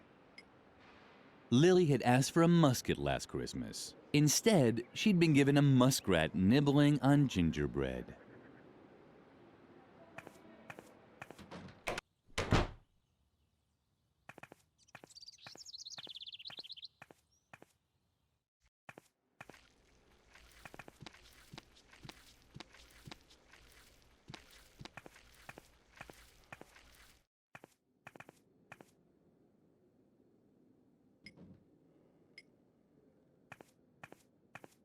What do you have there?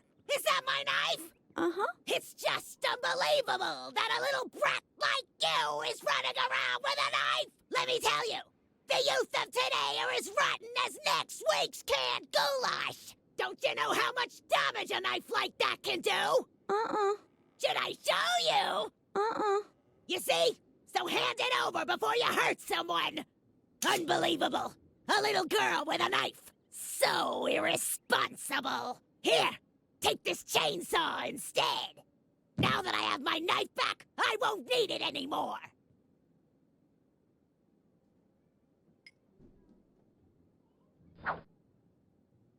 Lily wasn't going to do anything silly with the chainsaw. As a responsible girl, she knew that one shouldn't simply start sawing. She would wait until night, when she wouldn't bother anyone.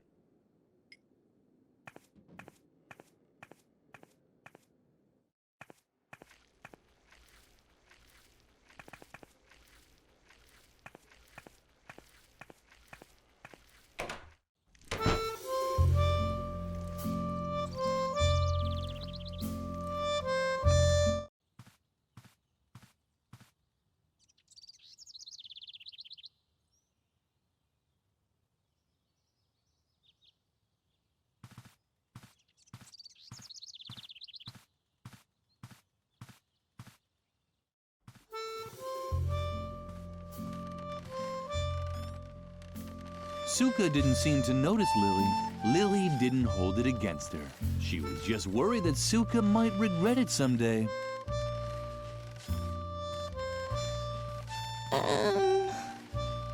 Suka didn't seem to notice Lily. Lily didn't hold it against her. She didn't need Suka's attention, so why should she long for Suka to fall off the swing and break all her bones? There was no reason at all to have thoughts such as these.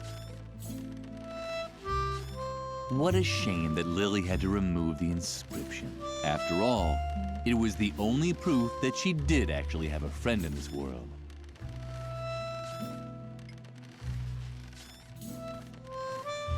The idea was good, but unfortunately there wasn't any gasoline for the chainsaw.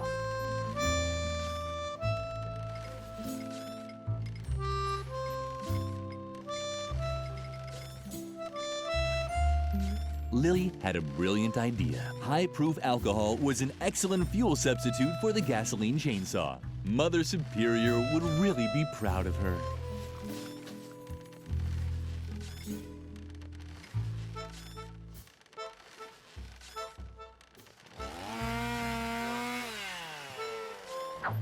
Done. Now, only one piece of evidence was left to completely erase Edna's tracks.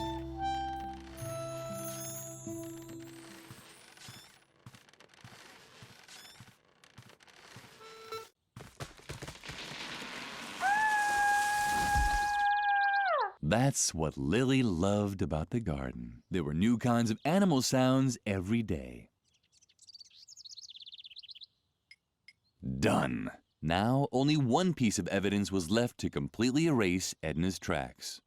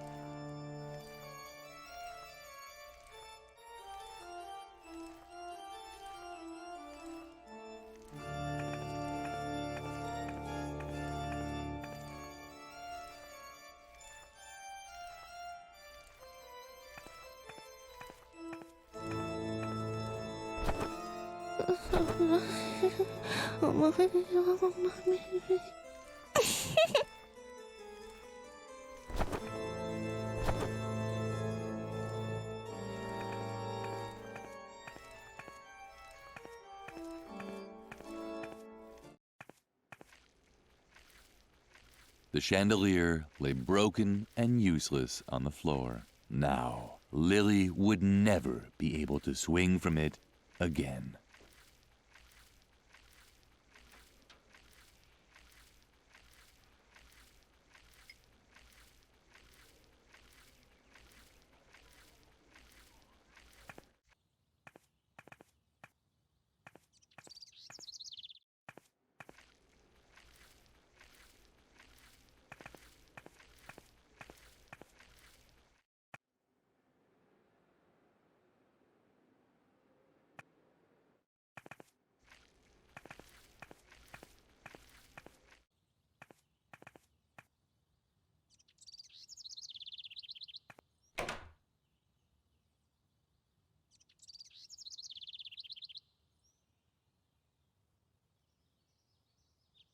The hands of the school clock looked like irises, and the ornate mesh formed by the flower baskets looked like the blades of swords in a fantasy novel. They really made you want to pierce them.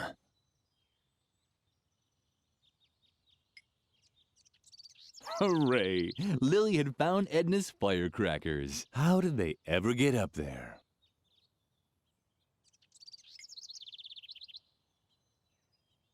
The sword may not have reached the firecrackers or the rope, but it fit perfectly into the mesh of the clock hands. So perfectly that it got stuck in there. Now what was Lily to do? Wait until the gargoyle dropped down of its own accord? She didn't have that much time.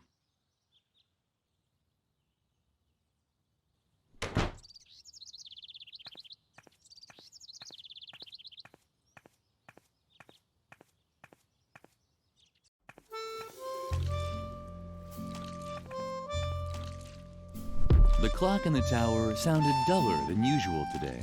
Was it really that late already?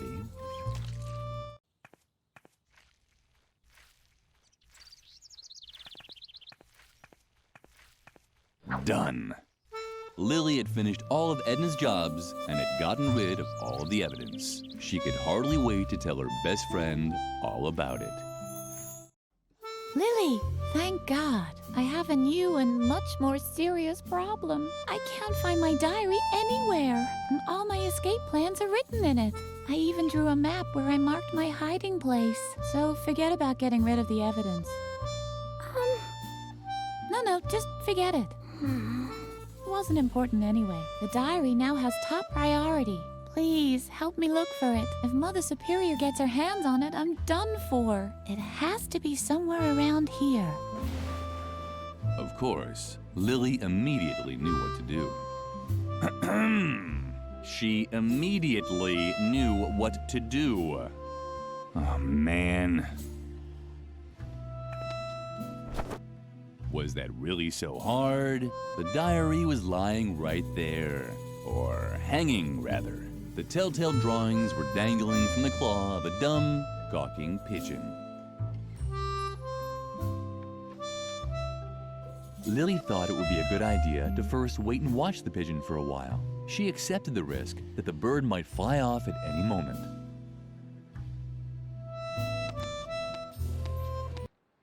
The moment Lily tried to grab the diary, the pigeon rose in the air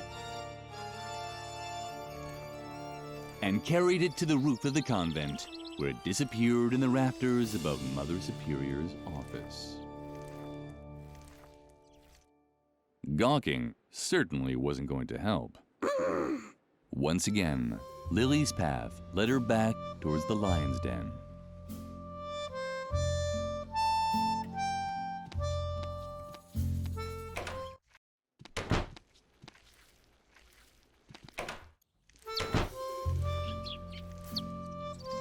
Lily liked the sparrows. She would have never dreamed of shooting at them. On the other hand, she had to impress Shawnee to get the recipe.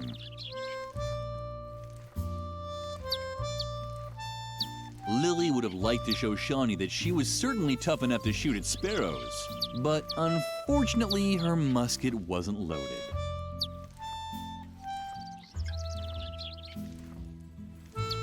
Mother Superior had forbidden Lily from eating the deadly nightshade berries, but no one had said anything about taking them.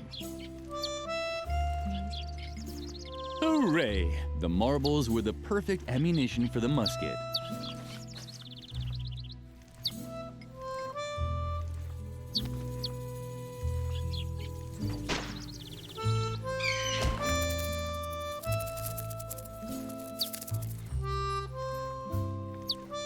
Lily might have missed the sparrows, but her effect on Shawnee was apparent.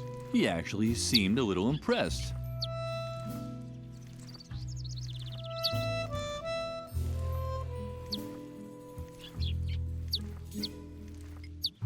Lily had heard that cigarettes were supposed to have a soothing effect.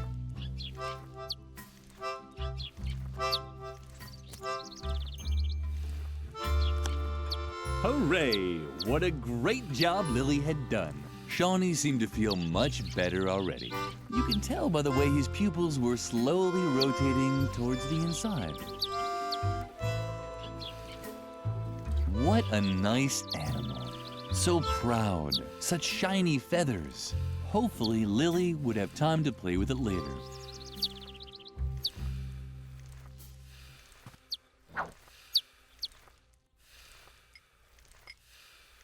Shawnee wasn't responsive. The cigarettes had made him indifferent. Lily had heard that cigarettes were supposed to have a soothing effect. And it was true. Shawnee already looked much more relaxed. His hands hung limply by his sides, and his cheeks seemed much more pale. Lily would read the recipe later.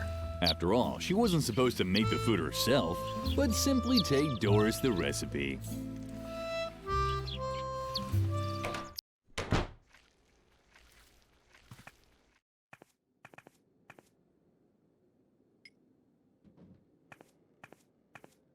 Oh, you have the recipe? Uh-huh. Well then, let me see it! I can manage that! Duck roast for Lumpy. Good choice. All I need is the canned food for Mother Superior's meal from the cellar. But I can't start cooking again anyway. As long as the stove isn't working, Mother Superior will have to wait for the cat food. I wouldn't want to be in your shoes when you give her the news.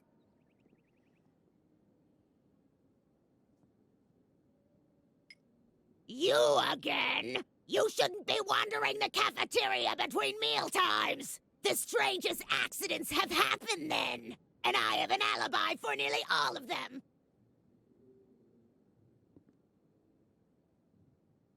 Are you here because of the cat food? Then I have bad news for you. As long as I don't have the can from the cellar, Mother Superior will have to wait for the cat food.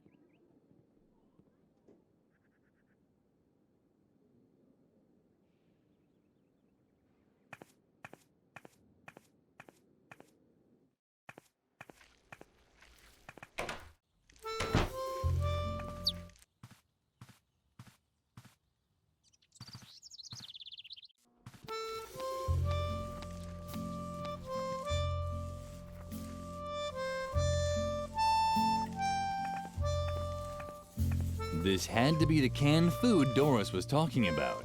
Lily selected pigeon flavor.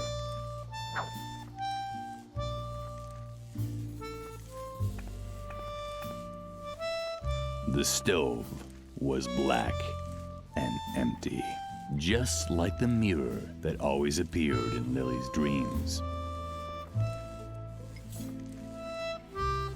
Lily had placed the log in the stove. Now she just had to light it.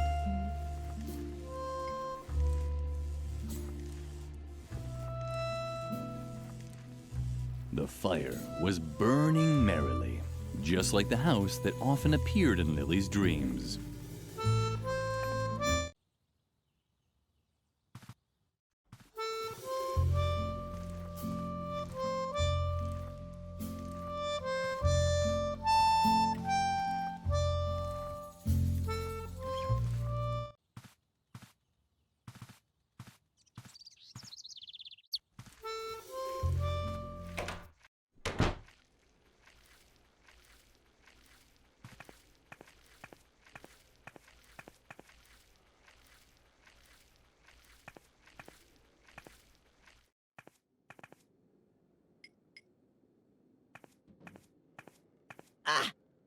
down the canned food. Uh-huh. Very good. I guess that means I can start cooking the meal now. I'll put the roast for the cat in the dumbwaiter right away. But I won't be able to fit anything else in there. I can't send Mother Superior's food up until you put the empty plate back in the dumbwaiter. Got it? Uh-huh. Yeah, let's just hope so.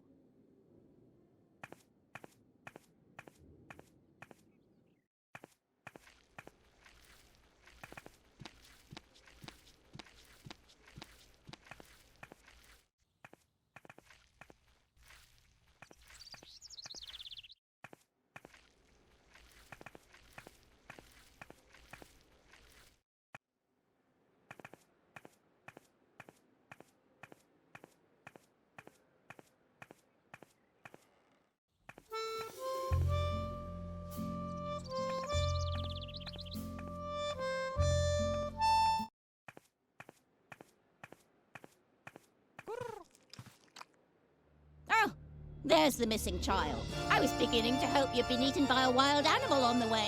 But at least you brought the food. I have to finish a few tasks now. Feed Lumpy while I'm gone.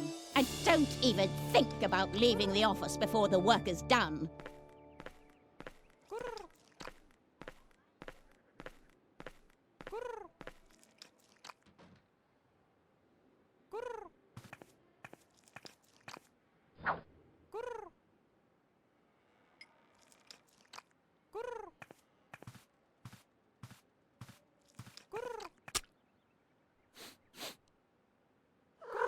How disappointing. It seemed Lumpy didn't feel like eating roast at all. How would Lily ever finish her task now? Either there was a picture missing here, or there was one too many hooks. Woohoo!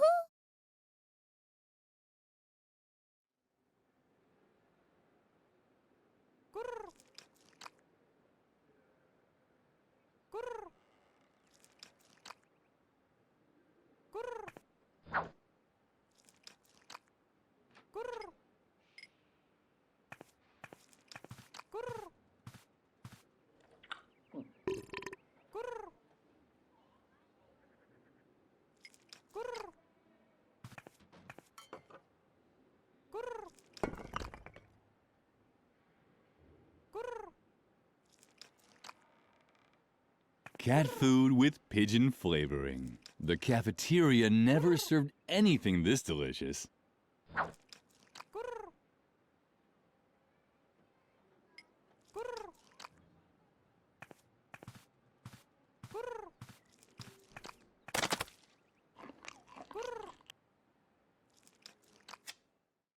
Lumpy obviously enjoyed the pigeon-flavored cat food, and it really looked like he already had an idea where to get second. Too bad the wall was too smooth for his claws.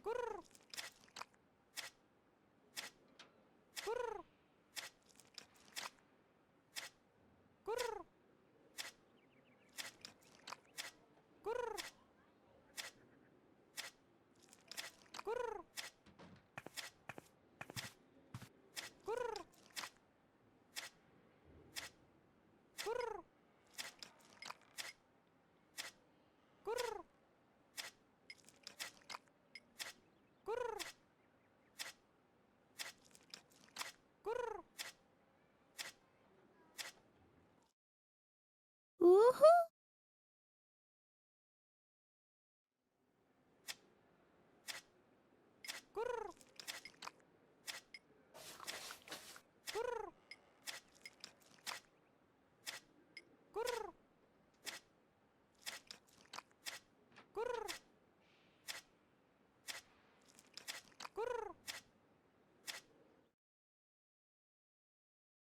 Woohoo!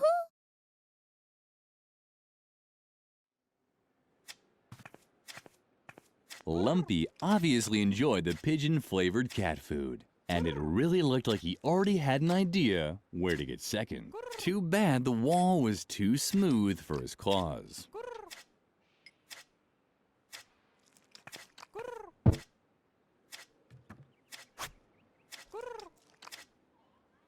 Someone was in a rush. Oh, that's what Lumpy had smelled. The pigeon that had stolen Edna's diary was sitting on one of the beams.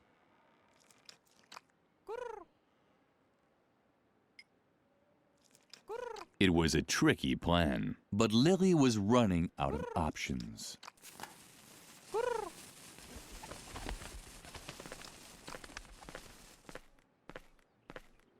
My goodness! I see that Lumpy has finally had a meal. Why, this is quite a surprise. Perhaps all hope is not lost for you yet after all.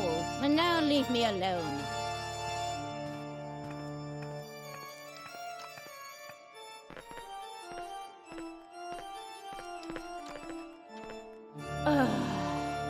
Maybe I was too strict with the girl and her fellow students.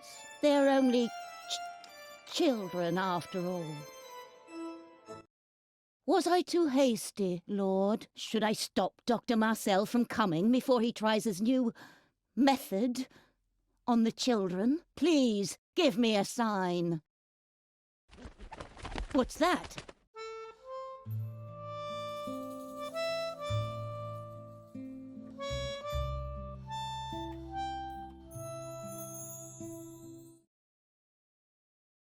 A dove?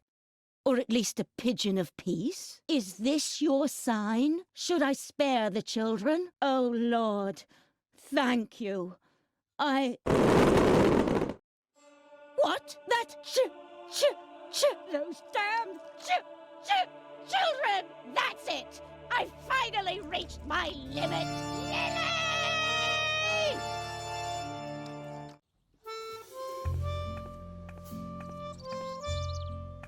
When Lily walked into the sleeping quarters, Edna was gone. All she found was a hastily scribbled letter on her bed. Take care, Lilyfred. I have to go. This situation is getting too hot for me to stay. I'll wait for you at the swing tree for a bit. If you hurry, you might still catch me. Otherwise, you can find my hiding place in the map in my diary. I'm sure you've already found it, right? Stay dirty. Love, Edna. The letter made Lily nervous. She had to catch up with Edna at all costs. Psst! Lily, hurry! This way! The Doctor and Mother Superior are already hot on your heels! Lily looked all around in surprise. What kind of strange place was this? You're probably asking yourself what kind of strange place this is, right? But there's no time for explanations now. Come on, hurry!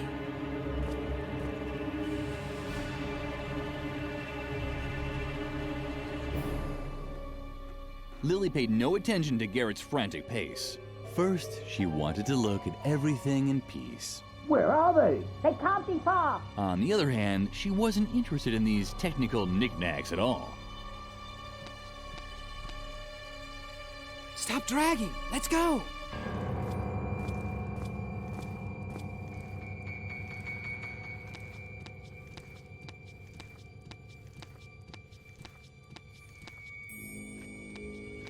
Stop! That's Dr. Marcel with Mother Superior. I don't think they've seen us yet. She isn't in her bunk, but she can't be far. I'm surprised that you tolerate this kind of insubordination in your convent. I'll have the entire ground search for her immediately. Do that. All of this seems unpleasantly familiar to me. Let's go! This is our chance!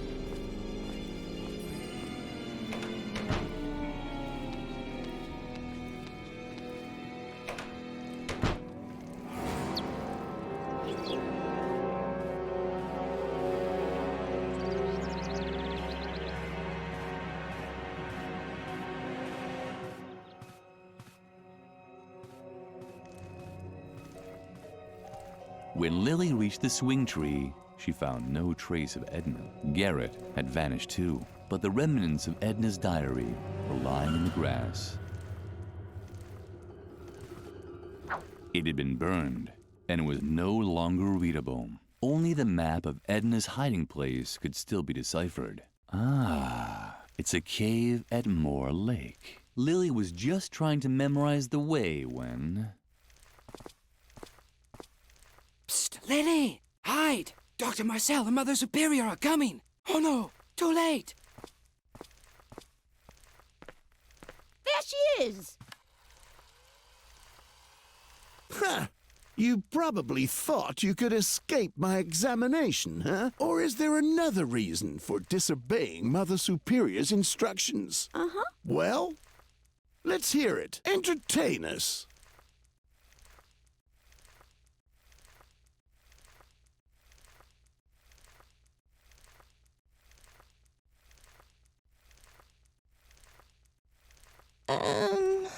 This is taking too long for my taste.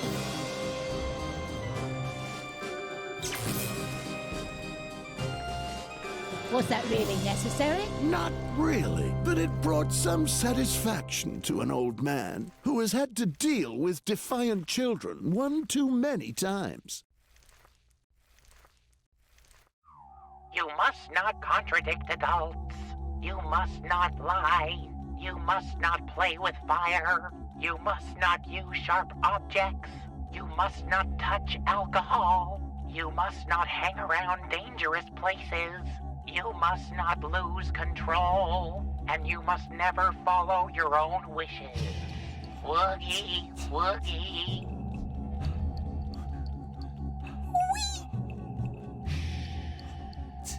Woogie, woogie. Spooky. Pah! Woogie indeed! And? Did it work? We'll find out in a moment. Lily, I'm sure you can tell me who's responsible for all the chaos in this institution.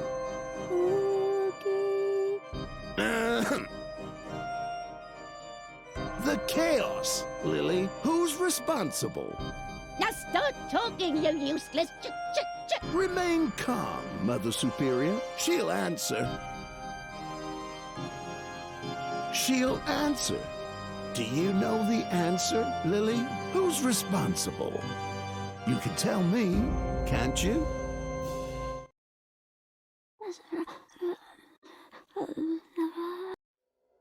What's going on? What did she say? This case is more complicated than I thought. It's eminently important that you tell me something. Do you know a girl by the name of Edna?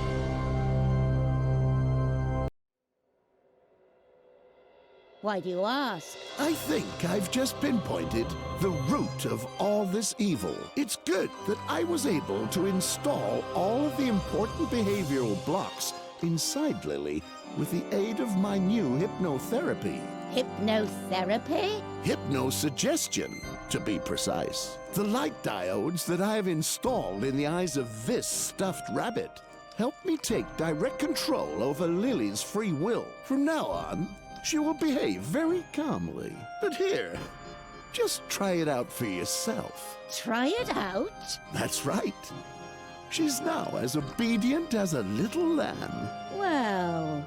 Go ahead. Lily, serve the doctor and me some tea. Bravo! Ha ha ha! Well, I'm thirsty anyway. What do you say now, Lily? Would you like to serve her some tea? Uh-huh. Ha ha ha ha!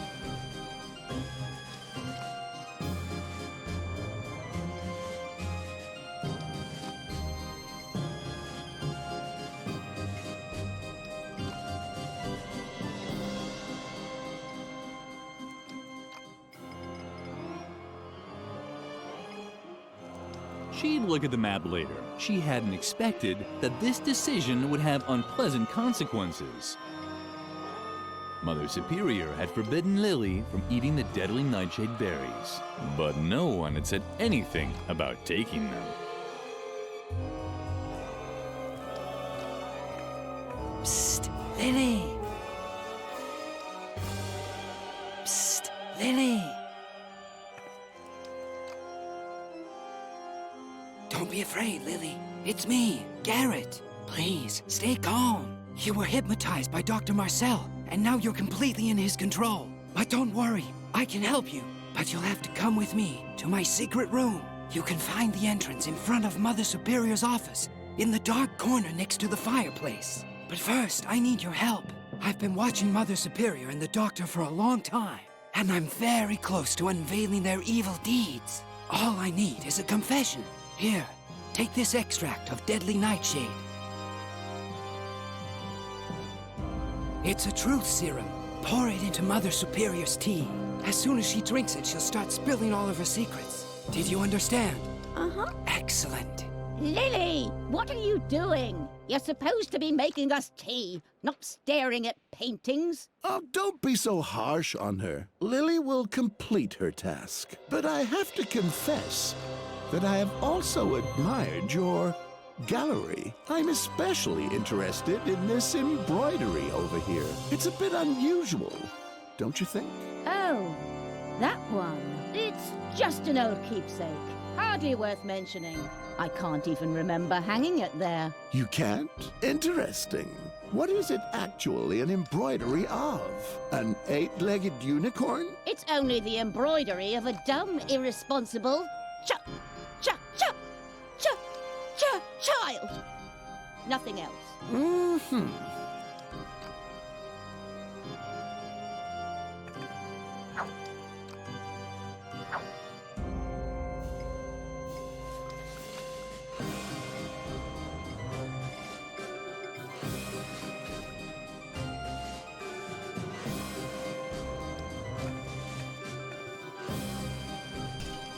Lily, you clumsy good-for-nothing. Do you really want to embarrass me in front of the doctor? That is strange. The hypnosis is foolproof. It was probably just an accident. The whole child is a total accident. If I could, I would But please, Mother Superior, do calm down. Lily will complete her task, right, Lily? Uh-huh. Well then, please bring her some more tea, okay? Be so kind. Lily didn't show it, but she was close to panicking. Serving more tea was no problem, but where would she get more truth serum from?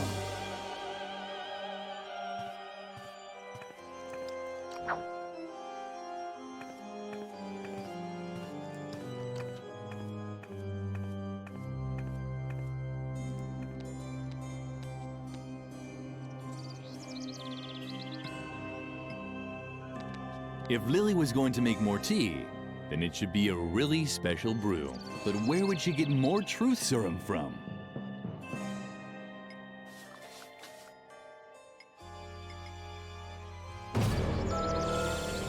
Hello, Lily. You're not going to play with fire, are you? I just wanted to be on the safe side. Lily carefully placed the kettle on the hook and made sure not to touch the fire. Lily's special tea was ready. She called it Pure Truth, a blend of rooibos and Daedalic nightshade.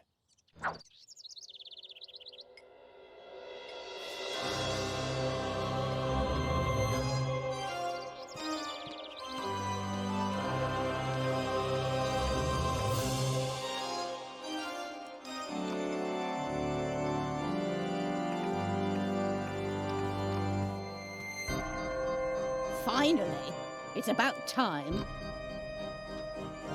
Stupid chop.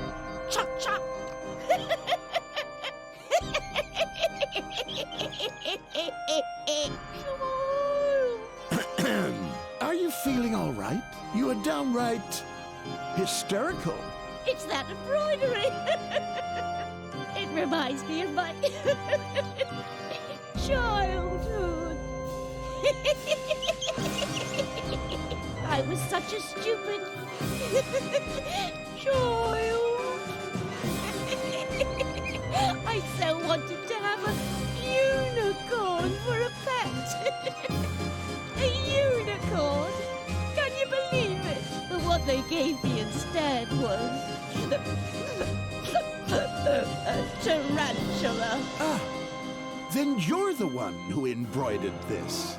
Shaggy died while I tried to attach a horn to her forehead with a nail gun. I was such a stupid child.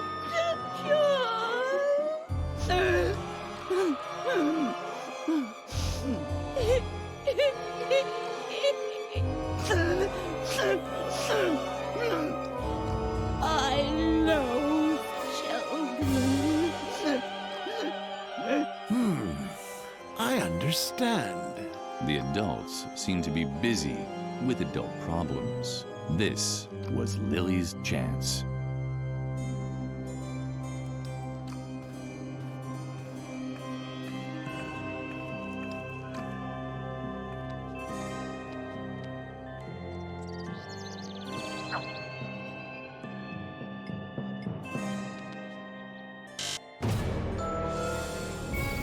Hello, Lily. You're not going to play with fire, are you? Of course you don't want that. You know that Mother Superior has forbidden it. Something weird was happening here.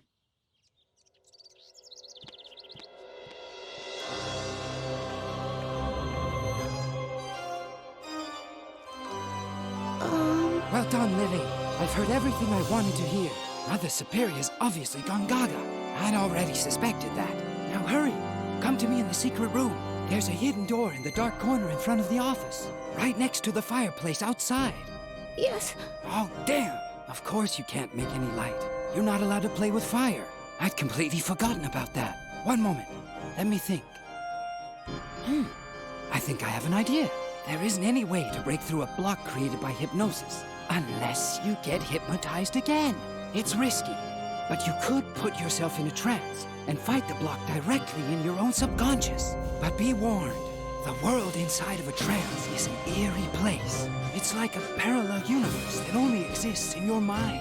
Traversing it without the guidance of a trained hypnotist has its dangers. And the blocks created by the doctor will probably appear as powerful demons that you can only defeat in a mental duel. Did you understand all that? You don't have to. Not yet. Just use the stuffed rabbit to hypnotize yourself. Once you're in a trance, look for the inner demon that's preventing you from making a fire and destroy him.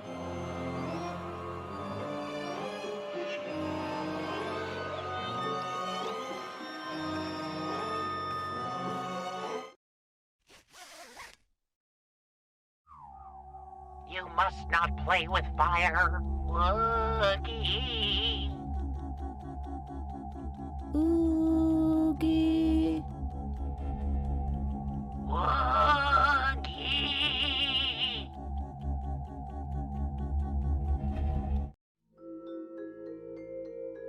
With the rabbit's help, Lily had returned into a trance. At first glance, everything had seemed unfamiliar and strange. Completely alone, she cowered inside a cold cave that was illuminated by the giant, suspicious eye of Mother Superior. So there really wasn't much difference to reality.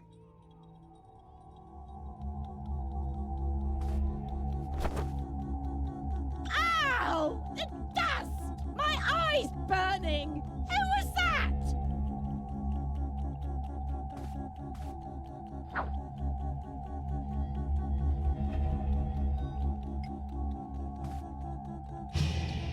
Oh, it's burning!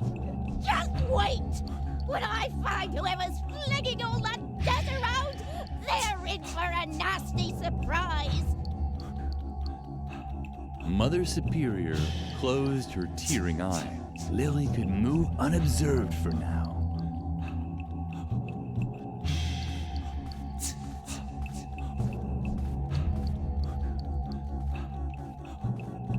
Ah! My eye's burning!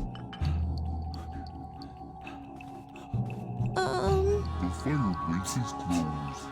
Good children don't play with fire. And you're a good child, aren't you? You see? There's no reason why well-behaved girls like you should have anything to do with burning objects. Not one. Got it? Lily wasn't convinced. Garrett had said she should use the fire to make light. That seemed to be a good reason to her. But how was she ever going to convince the demon of this?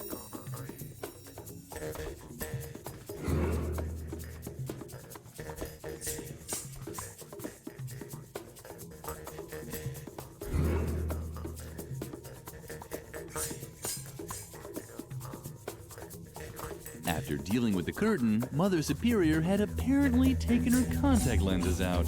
Strange. In the real world, Mother Superior wore glasses.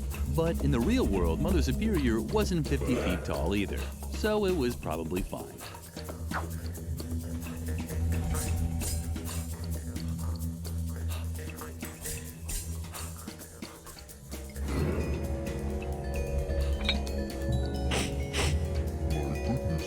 What's that?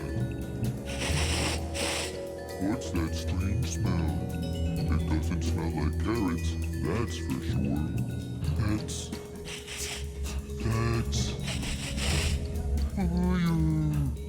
fire! I'm burning! Take off my hat! Take it off! Lily wasn't quite sure. She wasn't actually allowed to play with fire. Now do something, Lily. Take off my hat. Take it off. Thanks, Lily. You saved me. Now you see the damage that fire can do.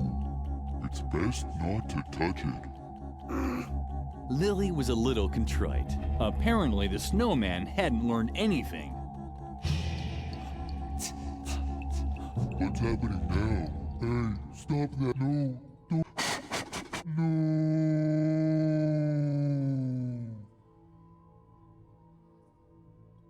Lily had put out the fire, just like the snowman had told her to. Hopefully, he now realized that there were quite appropriate situations where one could play with fire.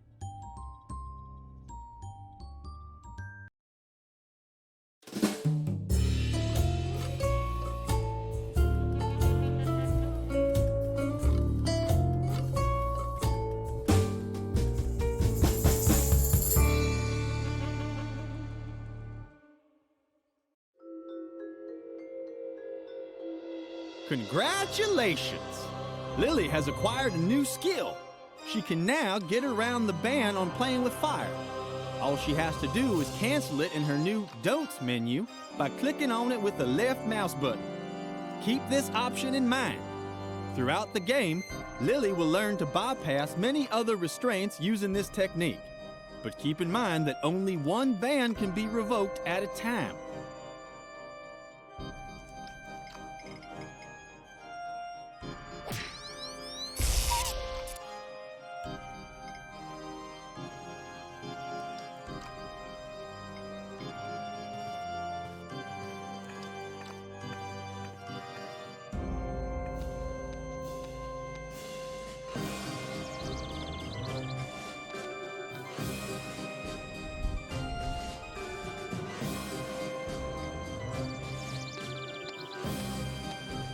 With the help of the torch, Lily could finally inspect the mysterious bracket.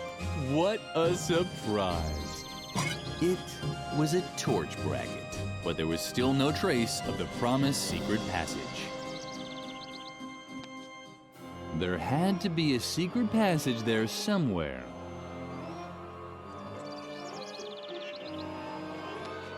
It was true! A secret passage! Garrett was right once again.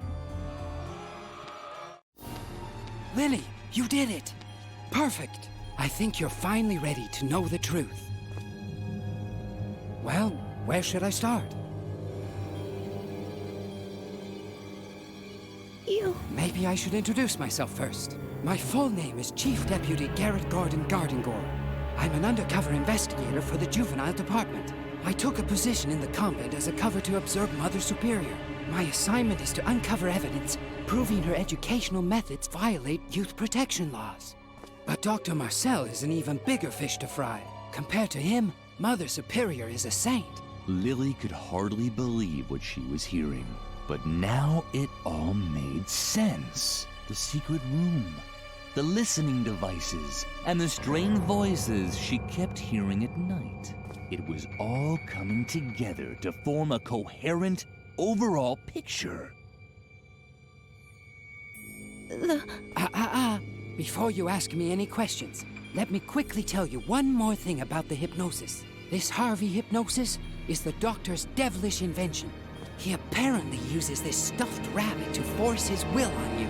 If we want to get out of here, then you're going to have to fight the behavioral rules he's installed inside you. You can also take on the other behavior blocks, just like you did the one stopping you from playing with fire. But it means you'll have to put yourself back in a trance. The first challenge will be leaving the school grounds. Mother Superior has forbidden you from doing this. And because of the behavior block, you're incapable of being disobedient. The solution is to once again fight the block while you're in a trance. We have to tackle the problem at its source. Let me finish. As I said, Dr. Marcel is a much bigger fish. The police has been after him for a while. He's suspected of using illegal therapy methods that rob children of their childhood. And the hypnosis he subjected you to confirms this suspicion.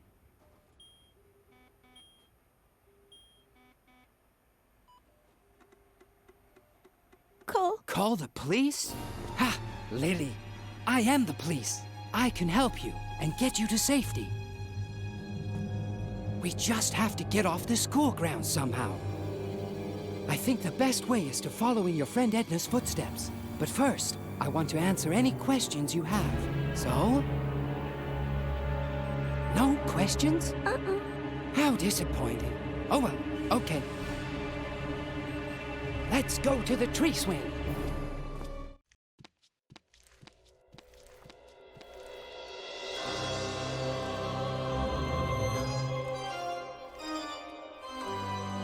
She'd look at the map later. She hadn't expected that this decision would have unpleasant consequences.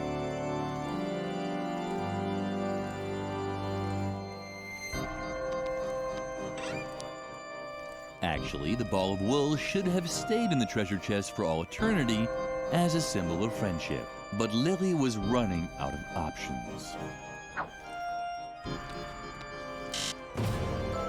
Hello, Lily. You're not trying to leave the school grounds, are you? You know that Mother Superior has forbidden it. And you do know... You must not contradict adults. It's possible to have lots of fun without defying the rules set by adults. We could sort your marbles according to colors. Or come up with a counting rhyme for folding laundry. No matter how tempting the funny rabbit suggestions were, Lily had to get through the fence and find Edna.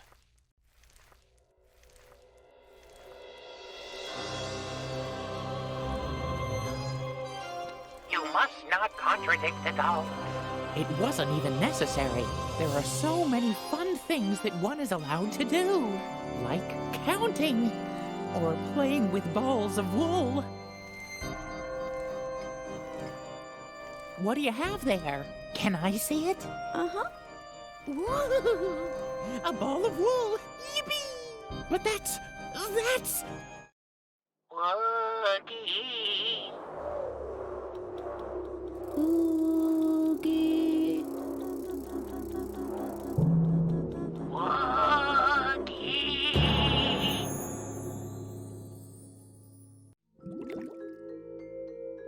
With the rabbit's help, Lily had returned into a trance. In the distance, she could see the giant Mother Superior stomping around in front of her cave. And over there, where in reality had been a huge gap in the fence, there was now a cobweb with a giant spider in the center. This had to be the second demon for her to defeat.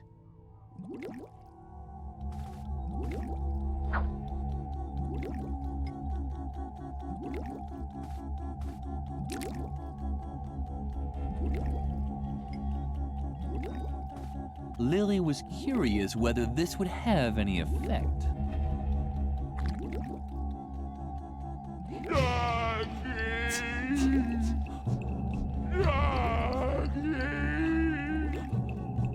When Lily saw how Mother Superior took the spider in her arms, her heart melted. Suddenly, Mother Superior no longer seemed so big and grown up.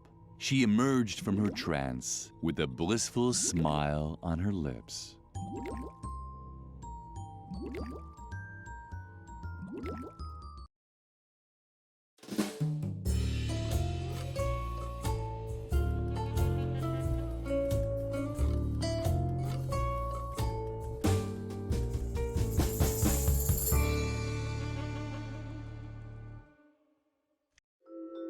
Lily had overcome her second behavioral block.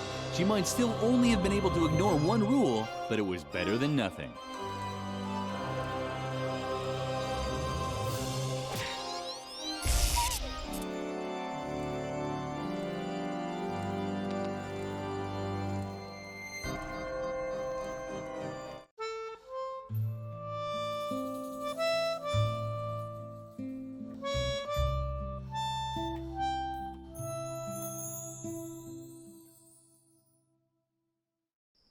It was already dusk when Lily set off down the convent hill.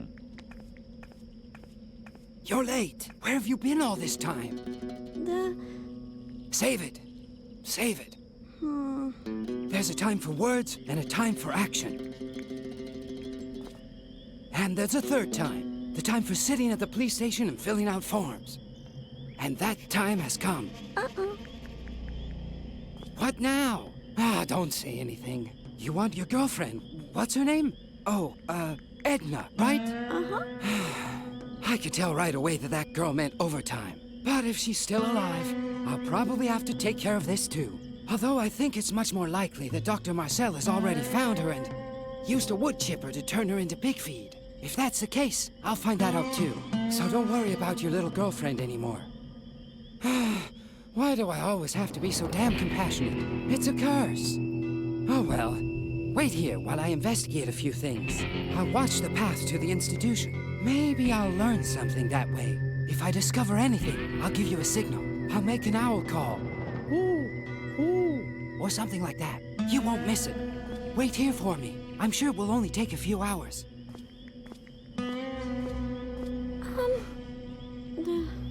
Lily was immensely relieved that Edna's fate was now in the hands of this exceptionally competent youth investigator. However, she would have liked to have shown him the map with the directions to Edna's hiding place. But Garrett had already disappeared. Lily risked a glance at the map. She could see Moor Lake from here. Edna's hiding place couldn't be that far. You're not planning on running into the moor after dark, are you? Don't you know how dangerous that is? You must not hang around dangerous places. There are so many other nice places for children to visit. The Agricultural Museum, for example, or the Job Information Center at the Employment Office. Lily was starting to think that the funny stuffed rabbit wasn't so funny after all. She stubbornly risked another look at the map. You must not hang around dangerous places. I'm sorry. I certainly didn't want to startle you. We're friends after all, and friends don't play pranks on each other.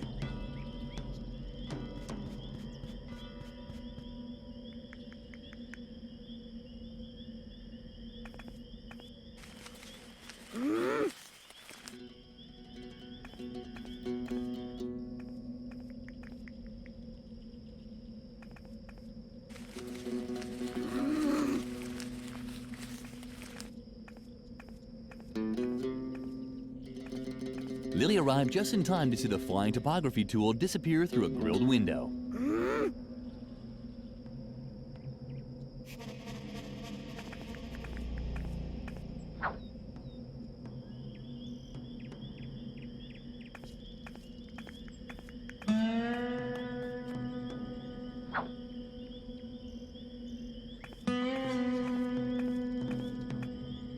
The bar suggested that this was a lion cage.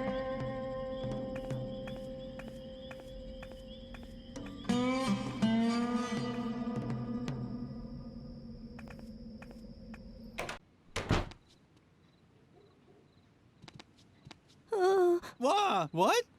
Oh, just a little girl. What are you doing out here in the middle of the night? Aren't you worried that the loonies will catch you?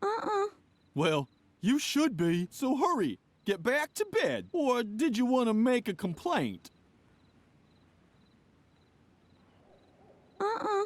Oh, thank goodness. I would have really hated it if I'd had to go outside. Ever since Dr. Marcel stopped running the asylum properly, This whole area's been overrun with escaped loonies. It's best to just stay at home and hide behind a desk. That's the most sensible thing to do.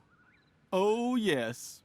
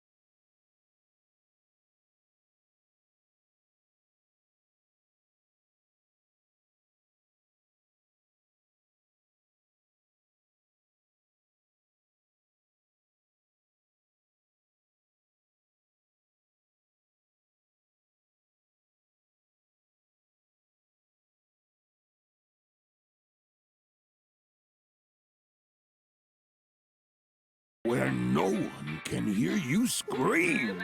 Alcohol. I can't serve children alcohol. I'm missing the recipe for the only alcoholic cocktail on the menu, the Volcano Berserker. Plus, I ran out of the ingredients. So, if you want a drink, you'll have to get me the right ingredients. And then the drinks will be free. Here, the menu.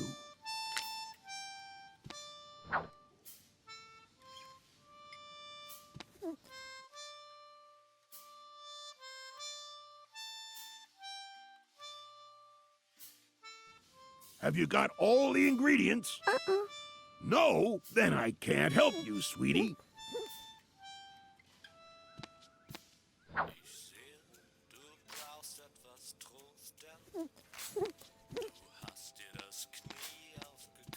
To use the machine, you needed small change and a comfortable relationship with salmonella.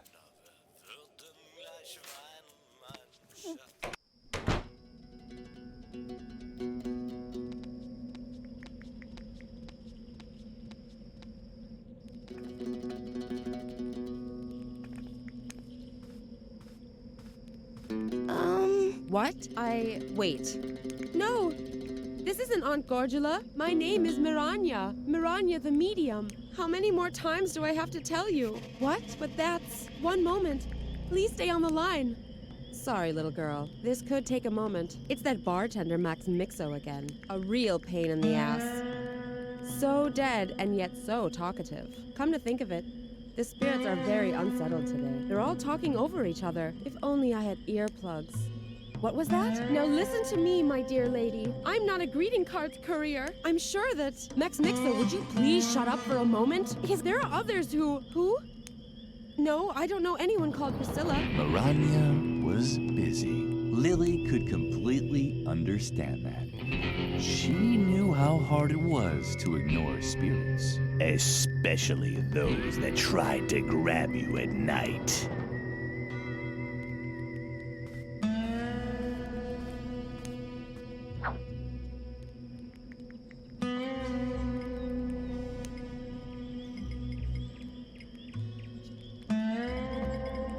The wine gums looked tasty. Lily took that as a sign that she wasn't allowed any.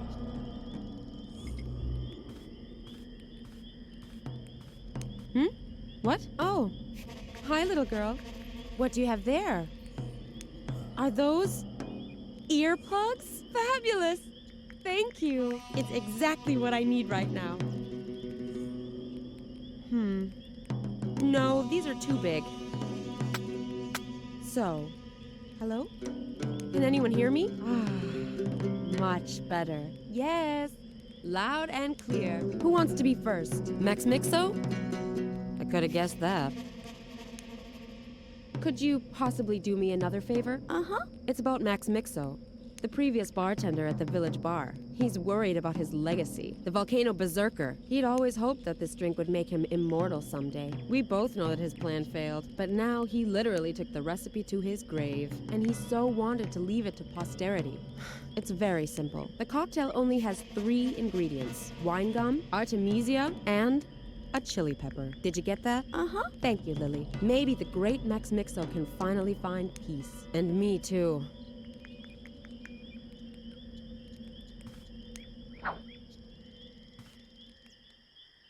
Wait, I have a few seances to finish here. Who wants to be first? Max Mixo? I could have guessed that.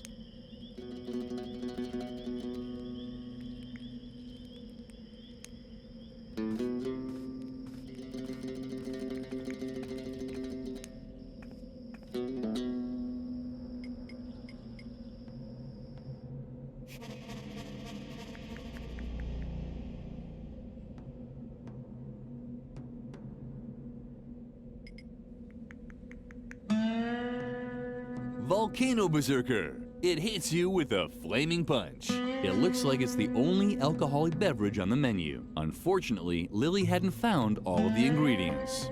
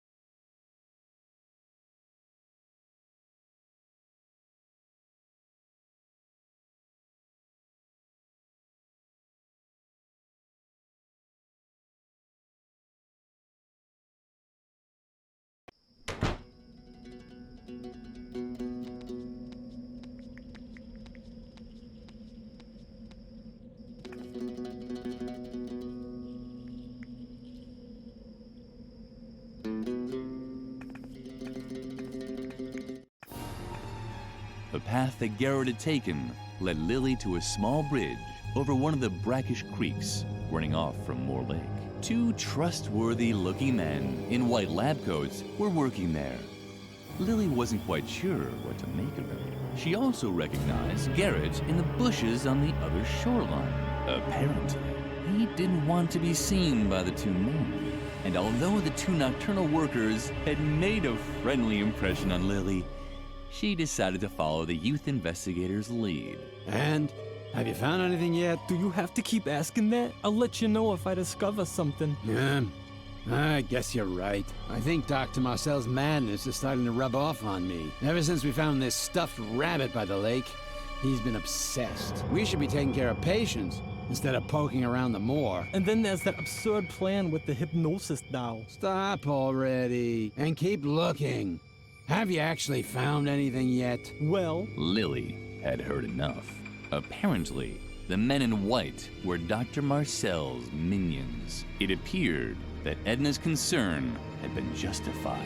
Dr. Marcel really was looking for her. It was now more important than ever to find Edna's hiding place. There was a sign on the feeding trough. Don't feed the saber-toothed boars. Saber-toothed boars are very dangerous. In the event of an encounter, make sure you don't look like a well-behaved convent schoolgirl. Saber-toothed boars are nocturnal, grow up to 6 feet long, and like to lurk in the shadows. They can be frequently found near the territorial herb Artemisia, since they mark their territory on the leaves of this plant. Therefore, avoid areas where this herb grows after dark. The Forest Ranger. Lily would have gladly heeded the warning, but she had no idea how to recognize Artemisia.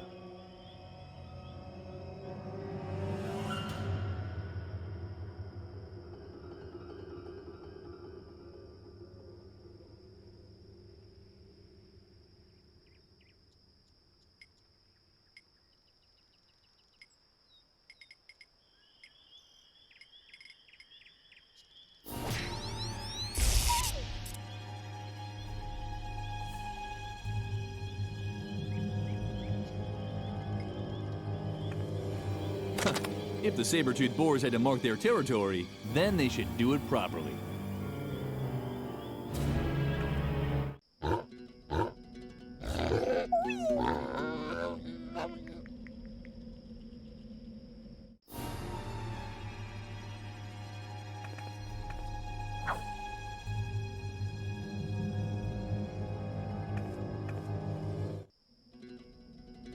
The saber-toothed boars had had some neon drinks and marked their territory, so this had to be their territorial herb Artemisia.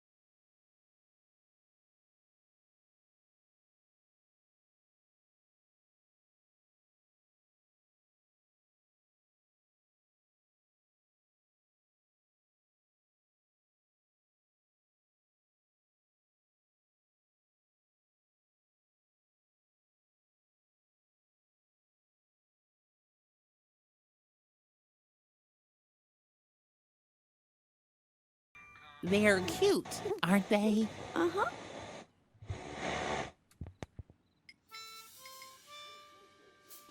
Woo! The ball of wool. Can I see it again? Uh-huh.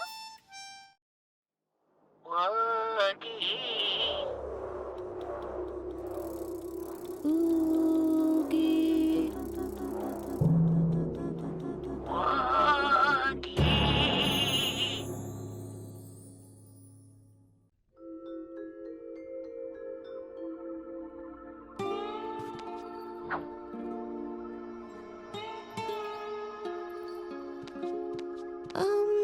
Hey, look. The ugly girl wants to play too. Then she has to place her bet. She can't play without a bet. Meow. Dogs playing poker. Nothing earth-shattering. Hey, Those are only for players. I'm a dog. Those were Cuban cigars. These dogs were playing poker in style. Lily liked the cold. It reminded her of her bed. Someone had forgotten to suck on their ice cubes. What a waste.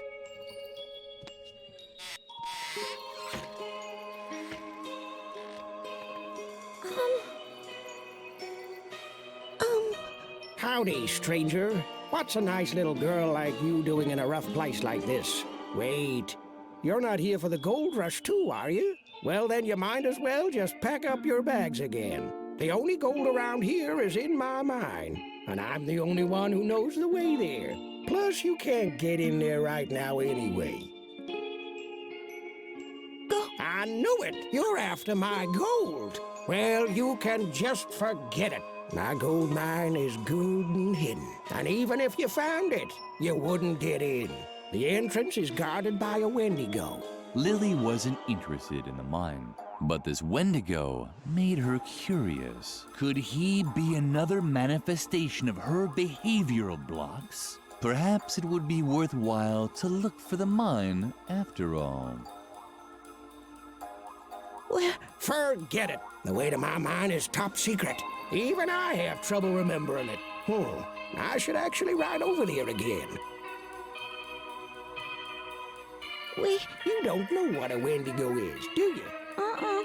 Well, I don't know much myself. It's some kind of Indian demon that's stopping me from getting into my mine. If you want to know more, you need to ask the shaman. He's knocking around here somewhere.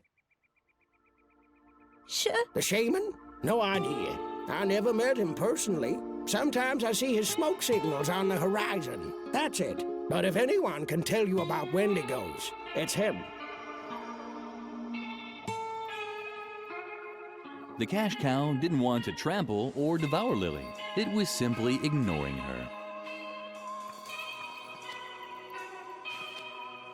There was a lot of room for provisions in the saddlebags, so the cash cow wasn't forced to stop at every little milestone.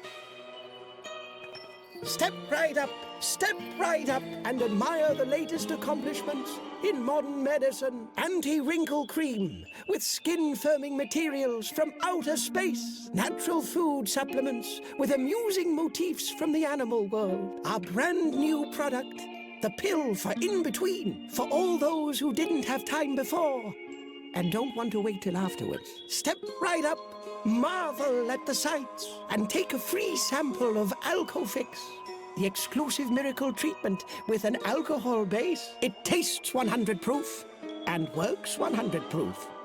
Hello, little lady. Are you interested in a sample bottle of Alcofix, the miracle brandy? Uh-huh. You actually look pretty healthy to me, and I'm afraid even Alcofix won't fix that problem with your ears. Do you have any bad pains? Incurable genetic diseases? Tinnitus? Hepatitis? Cervical cancer? Yeah, I'm so sorry for you, but I can't give you a sample of Alcofix like you are now. Come back when you're sick.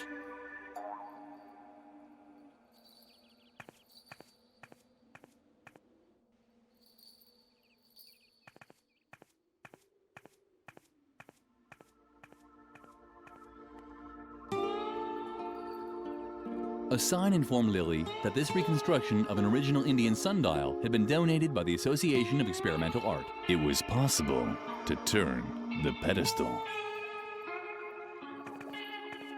Somewhere on the horizon, a donut factory seemed to be having problems with its chimney. Lily seemed to be surrounded by strange birds today. How sweet. Yeah. Right back at you.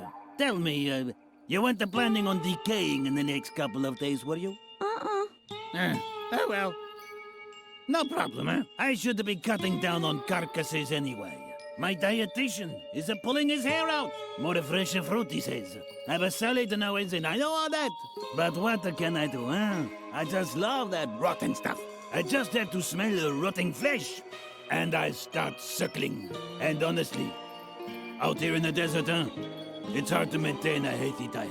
You try and leave something for later, and the bacteria just move right in. You could get the most horrible diseases, huh? Festering boils, oozing eczema. Oh man, all this talk of food has made me hungry. Please, leave me alone with my growling belly.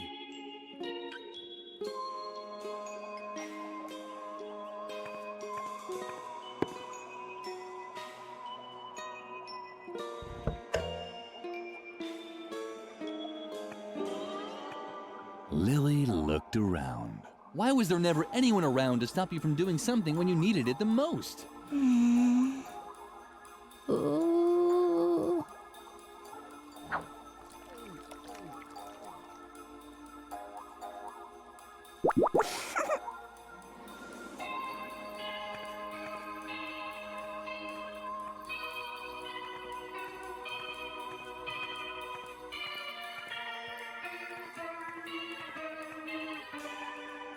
Step right up, and admire the latest accomplishments in modern medicine. Anti-wrinkle cream with skin-firming materials from outer space. Natural food supplements with amusing motifs from the animal world. Our brand new product, the pill for in-between, for all those who didn't have time before and don't want to wait till afterwards. Step right up, marvel at the sights, and take a free sample of Alcofix, the exclusive miracle treatment with an alcohol base. It tastes 100 proof and works 100 proof. Oh, it's you again. No, don't bother coming any closer. Not unless you've picked up a contagious disease since I last saw you. Do you have any bad pains? Incurable genetic diseases? Tinnitus? Hepatitis? Cervical cancer? Why, hello! What do we have here? You've really caught something very special there. Congratulations! This definitely qualifies you to test a sample of Alcofix, the miracle brandy. To be honest, you almost look overqualified. Your rash is so severe, I'm not sure even Alcofix can heal it. Bravo! You might as well just take the entire bottle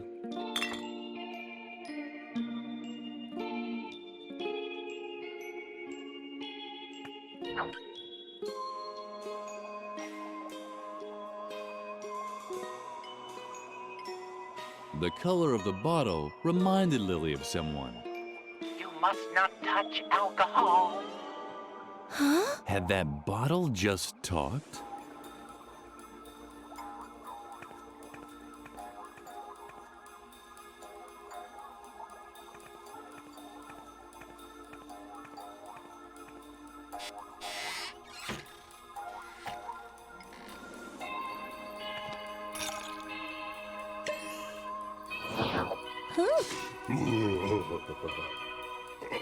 Are you completely nuts? You could easily get sick and cold, which doesn't mean that I'm sick. And I don't need this alcoholic devil stuff either.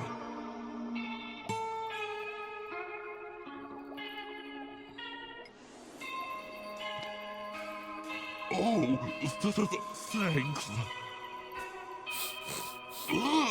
What's that?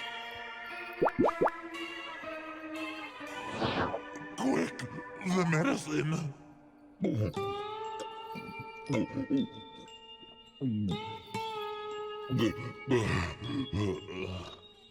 So yum, finally. Tasty. So nice, so nice.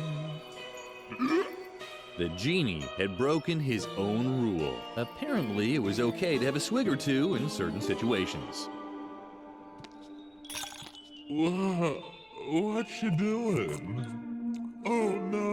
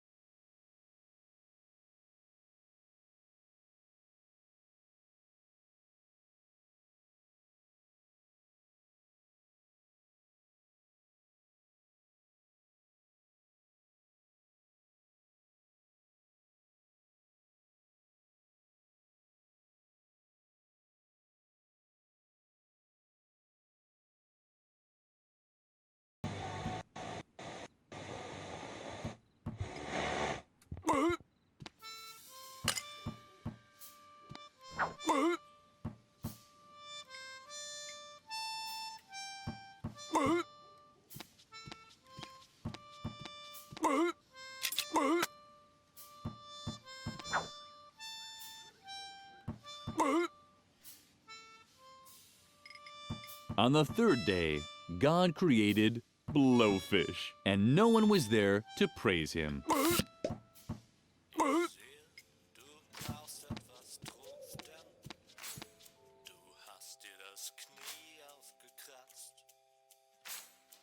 Wagga! Wagga, wagga, wagga!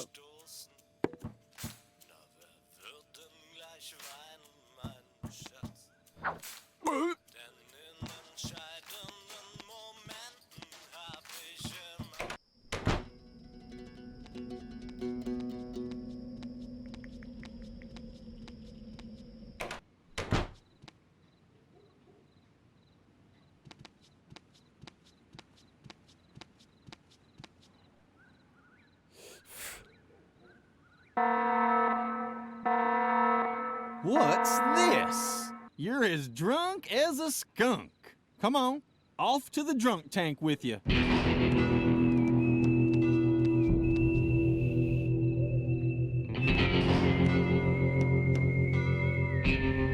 Let this be a lesson to you. Drinking at your age. Tisk, tisk, tisk. And finally, there it was, the map. Lily was excited. A hamster. So that was the mystery behind the escaping map. Maybe Lily had finally found a new friend. But maybe everything was as before.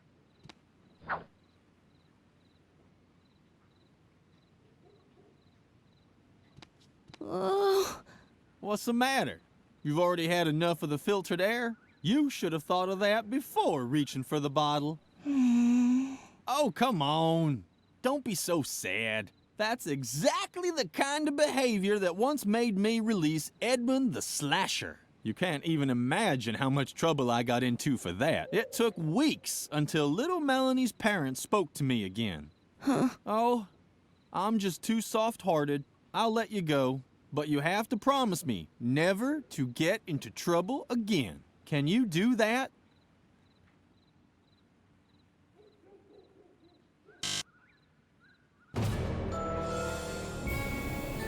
You must not lie.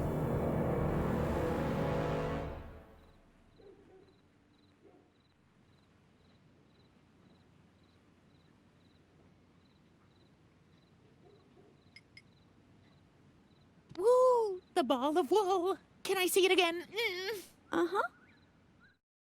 Woogie. Oogie. Woogie.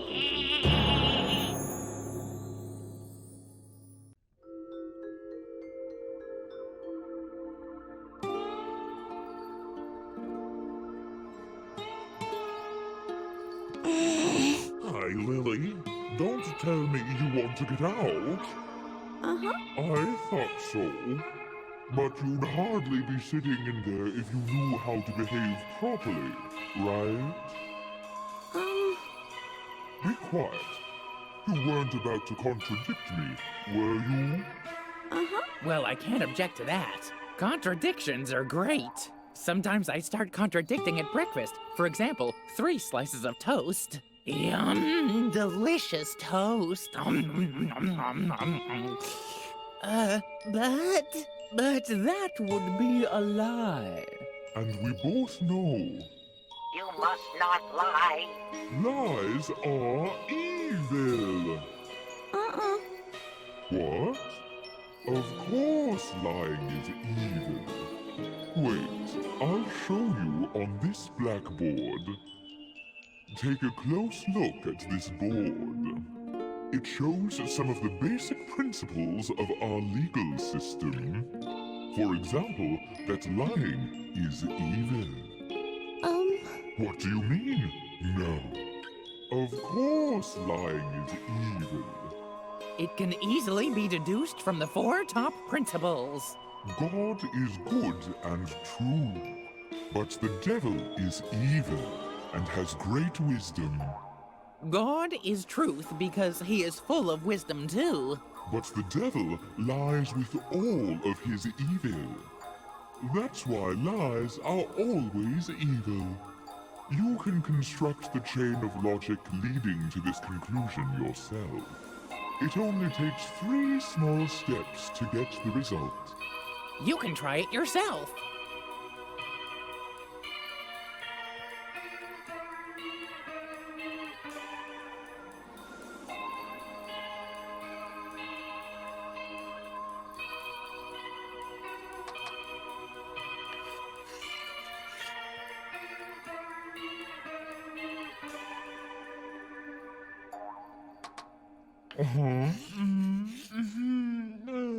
Yes, that's logical.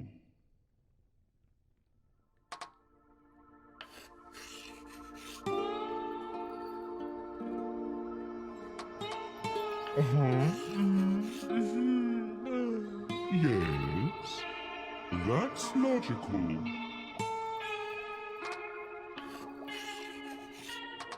All right. Lies are what? Lies are good? But that can't be true. Everything seems to fit. But that's...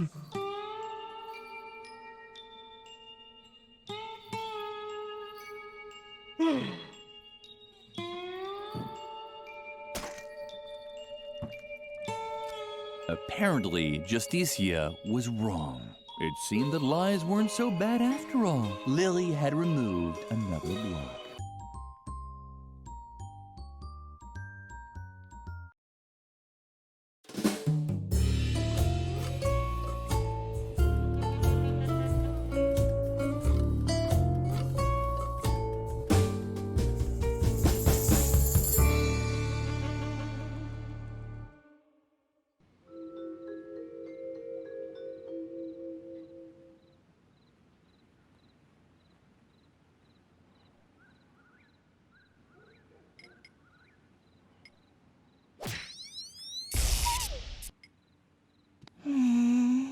Oh, come on. Don't be so sad. I'll let you go, but you have to promise me never to get into trouble again. Can you do that? Uh-huh. So you promise? No more trouble, okay? Uh-huh. And you're not fibbing? Uh-uh. Okay, then. I guess I'll just have to believe you, then. Welcome to freedom.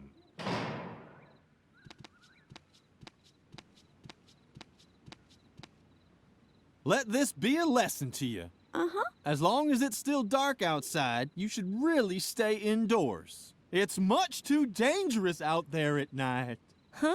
It's best to just stay at home.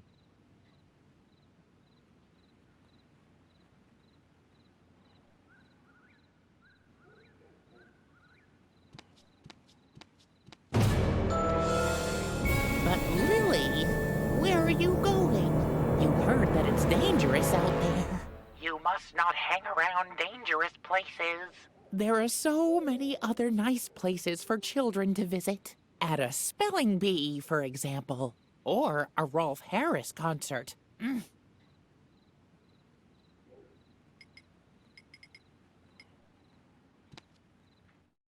Woogie. Oogie. Woogie.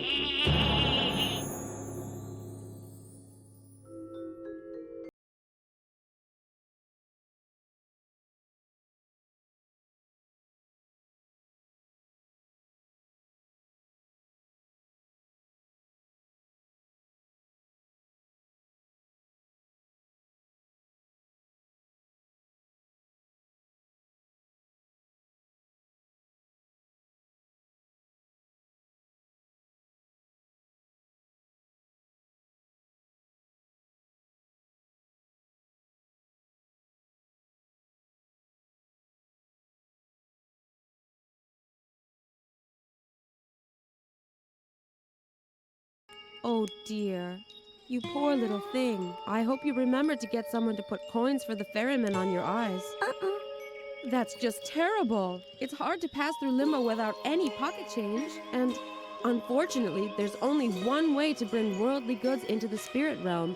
With you in a trance state, you place them on the eyes.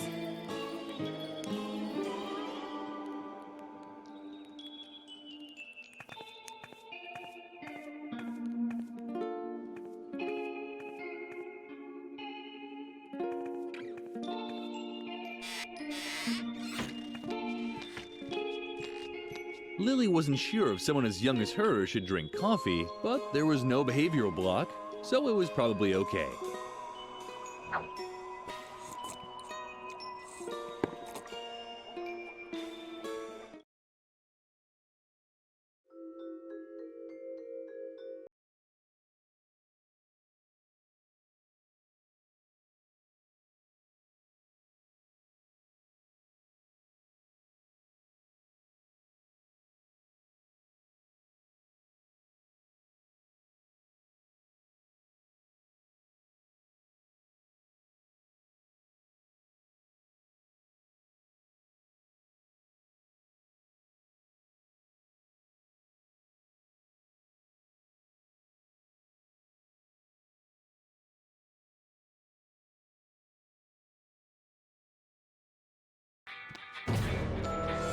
are you going? You heard that it's dangerous out there. You must not hang around dangerous places. There are so many other nice places for children to visit. At a spelling bee, for example. Or a Rolf Harris concert.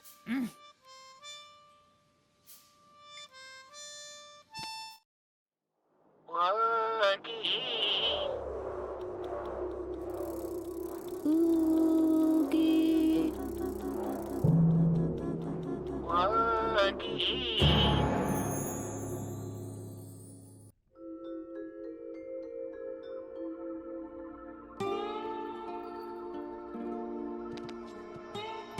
Well, if it isn't the little girl from the bar.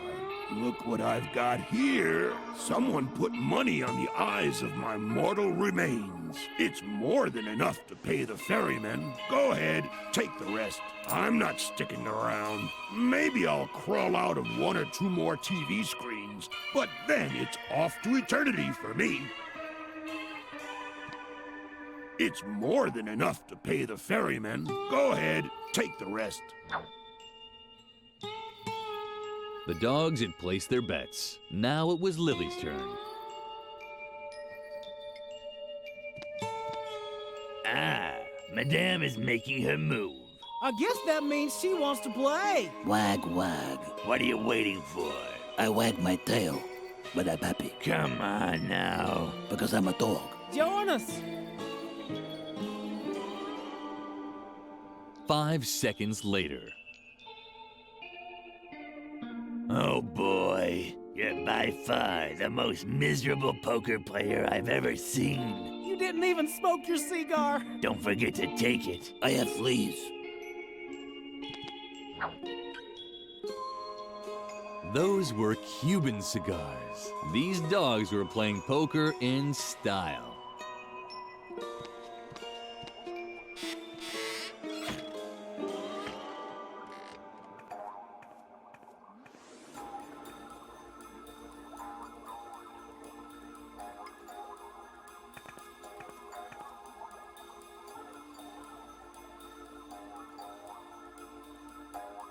Bert?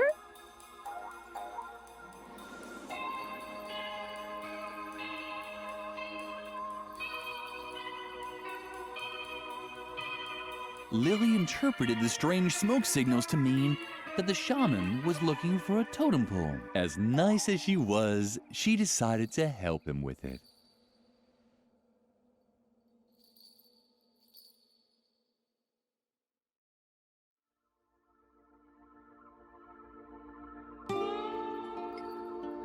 Help the shaman get to the Indian cemetery. Unfortunately, Lily can only make 3 different smoke signals. You can use the arrows to direct the shaman up and down a cliff. The tunnel symbol can be used to get him to take the tunnel. You have to find out on your own how the tunnels are connected. But this much you may know.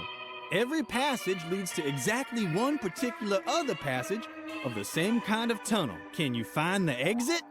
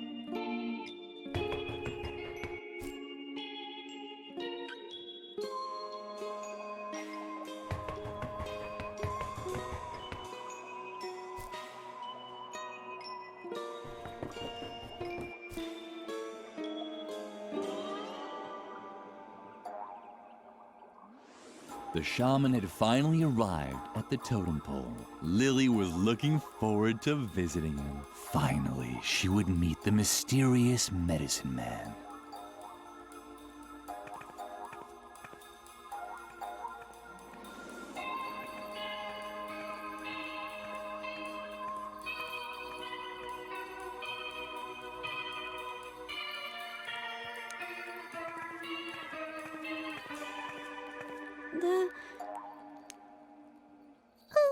Mom, AFK, RE.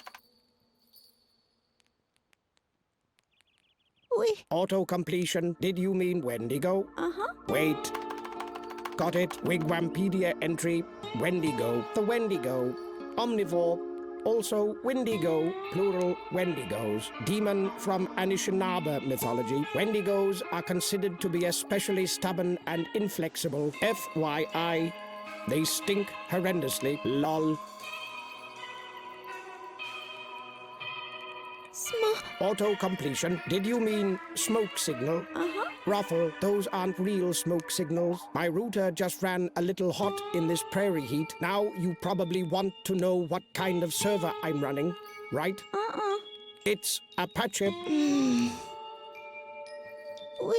Auto-completion. Did you mean weapon against Wendigos? Uh-huh. W8, just getting it on TP day. Print order confirmation. Yes, no, cancel. Uh-huh. Print. Here, apparently, there is only one effective method to combat Wendigos. Give this recipe to the quack doctor. He should have received the order. I hacked his Wi-Fi, and while you're at it, I ordered something on Appalachia Zone. It's, not really for me. I clicked on a pop-up by accident, but seeing as you're going there anyway, can you pick it up for me? Thanks.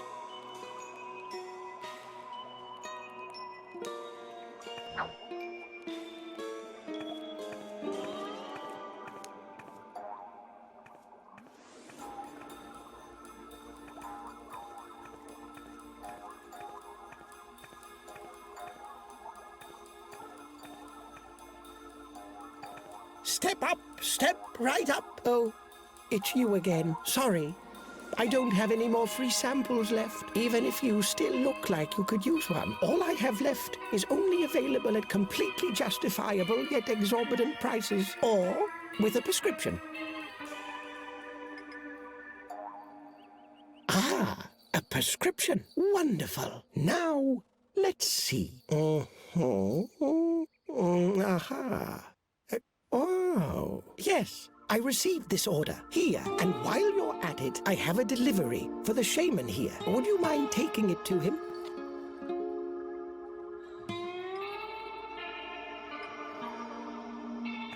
There was a can in the package. Lily was excited. Hair removal cream.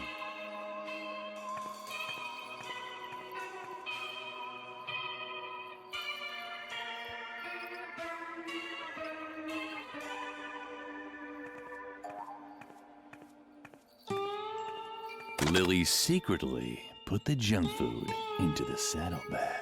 It was going to be a surprise.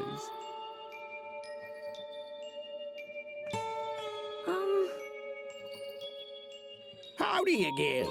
You're here to bug me about my mine again. Forget it. I'm not telling you how to get there. If you're looking for the shaman, look for his smoke signals. He uses them to send messages somehow.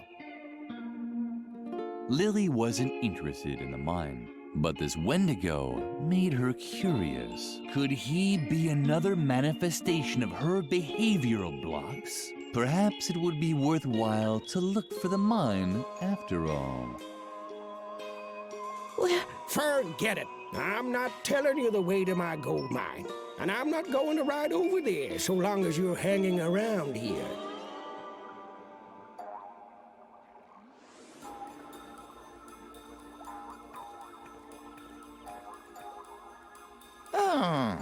My gold mine is good and hidden. I should actually ride over there again. The vultures were circling above a particular spot on the horizon. That was probably where the gold digger's mine was located.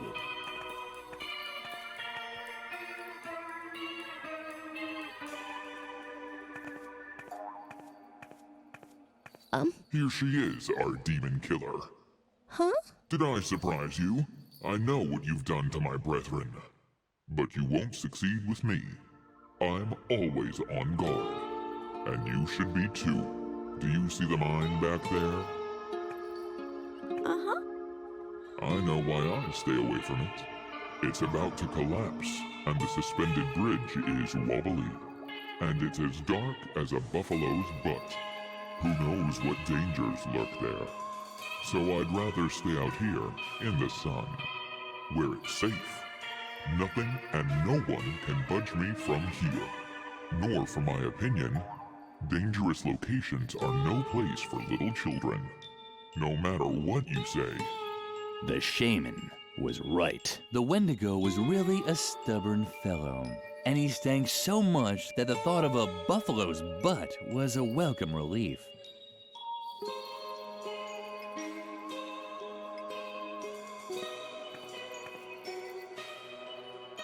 Are you crazy? Stop that. Those spray cans contain tons of CFCs. If that stuff gets into the atmosphere, we'll have an ozone hole here in no time. You don't want a hole in the ozone layer, do you? You see? It was so hot that the air smelled of ozone. But even back here, the fragrances of summer couldn't compete with the Wendigo's stench. Lily decided to do something about it.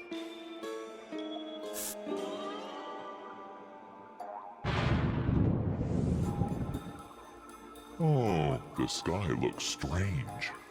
It could be an ozone hole approaching. That's not good. Where's my suntan lotion? There it is.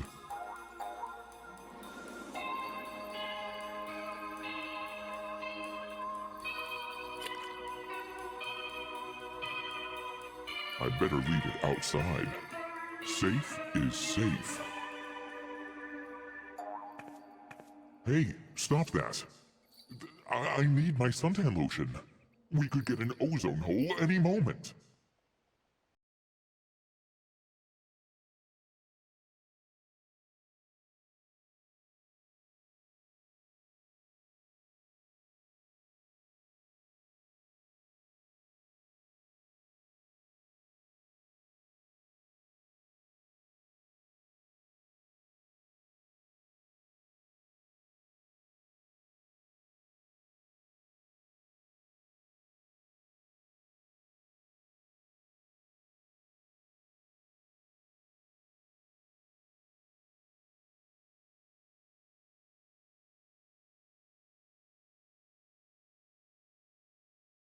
Inevitable to spend time in dangerous places.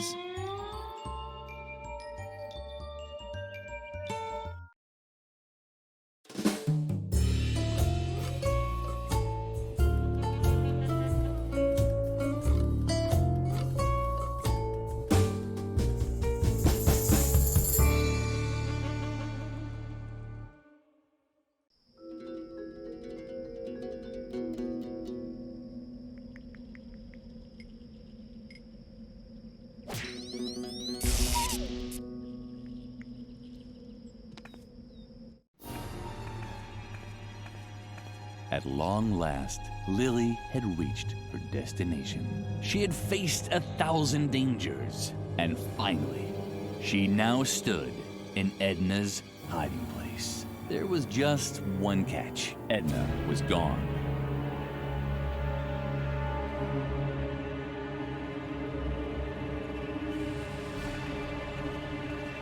That was a bad sign. Edna never went anywhere without her owl whistle.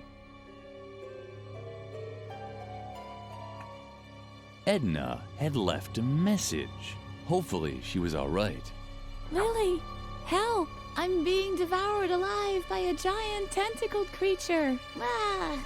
Ah! Dun dun dun dun. Just kidding. I'm fine. I was just watching the bridge down by the river through my telescope. Dr. Marcel's minions seem to be planning something. I'll check it out up close. If I don't return, you have to get help. But don't worry. I'll be careful. Where are my kettle drum and my strobe flashlight? Dang. Well, see you soon. Toodaloo. Lily was relieved by the letter. But what if Dr. Marcel's men had caught her friend? Lily had to get to the bridge and look for Edna. She would find Garrett there too.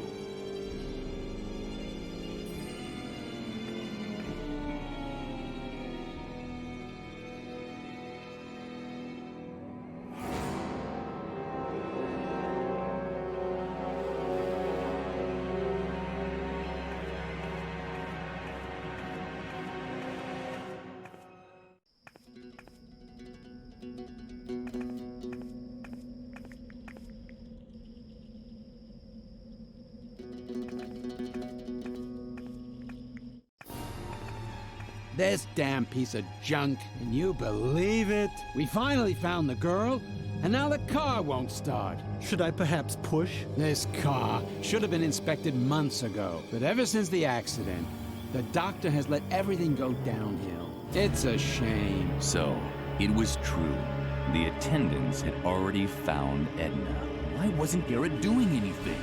Lily somehow had to get his attention.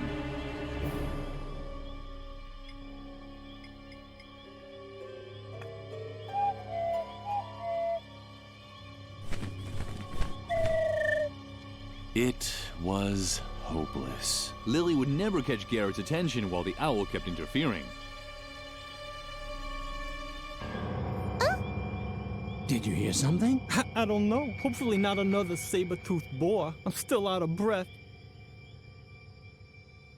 Garrett was still sitting idly in the bushes. Why wasn't he doing anything? Lily had to contact him somehow.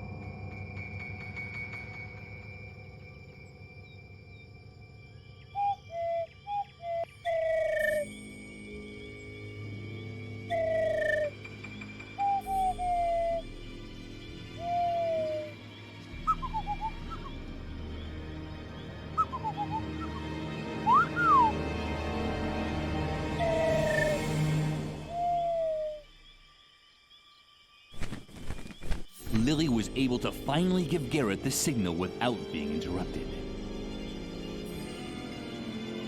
Lily was able to finally give Garrett the signal without being interrupted.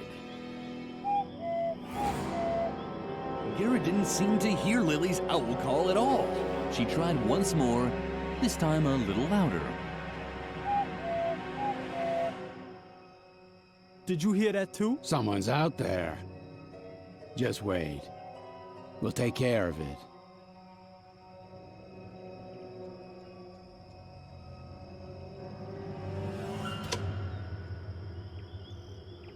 Well, who do we have here? But that's... Uh-oh.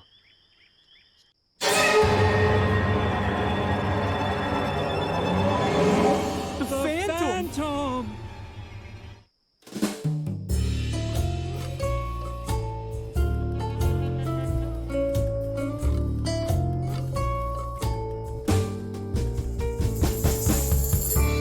Lily thoughtfully watched the fleeing attendants for a long while.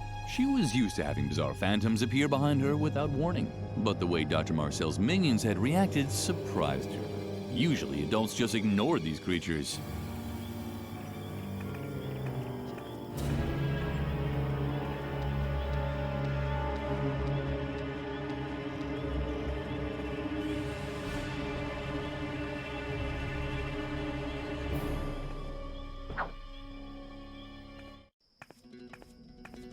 Lily! Oh, thank goodness. I thought they'd caught you. Unfortunately, Edna wasn't as lucky. I saw how she was snatched and taken back to the institution. This gives us all the evidence we need. I will contact the task force leaders right away. It's best if you stay put until I come back with reinforcements. However, it could take some time, and I can't guarantee that Edna will still be alive when we finally get the green light. If we're lucky, Dr. Marcel will torture her for a while before finally dissecting her or whatever else it is he intends to do with her. That would give us some time. She'll probably have to part with a few toes or fingers. Oh well, that's the way it goes. In any case, you wait here. I'll come and pick you up from exactly this spot tomorrow or the day after tomorrow, at the latest. Although the day after tomorrow is a holiday. But oh well, you'll see. Just wait here. Lily would have really liked to follow Garrett's instructions, but, well, there were excellent reasons for doing what she did instead.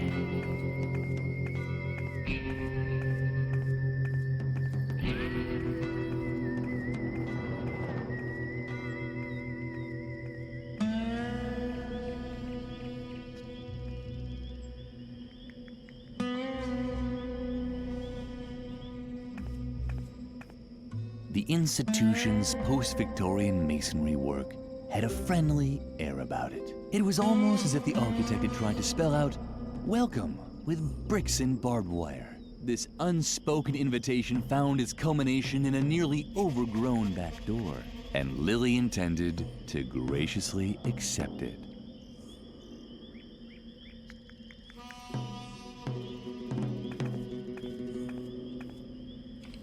The door was firmly locked.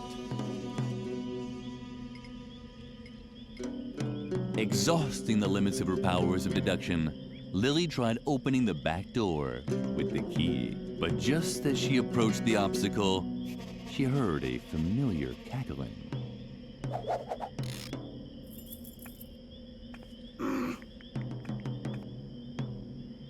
What a little scoundrel. The sneaky hamster had once again crossed Lily's plans. But despite this, Lily had no intentions of exacting a bloody revenge.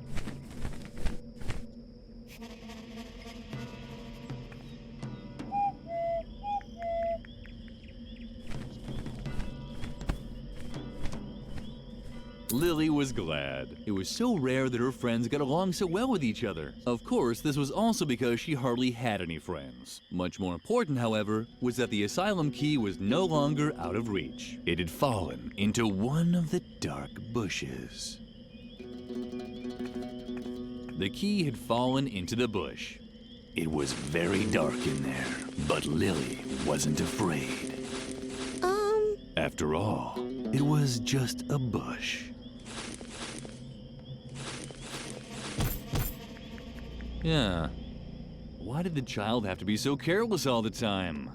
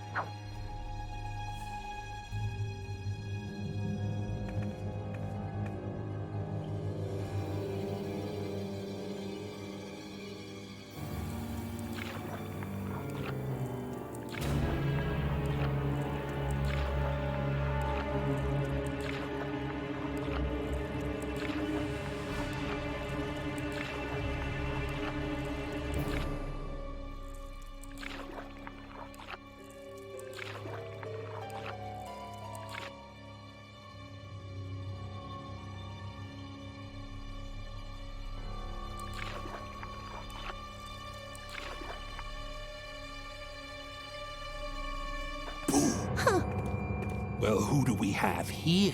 A little girl. Just stay where you are, okay? Hey, stop!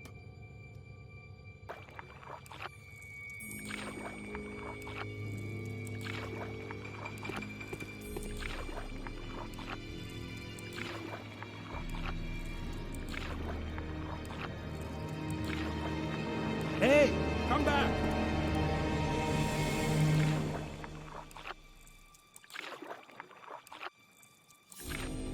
Give up! You can't get away! Especially not against the current.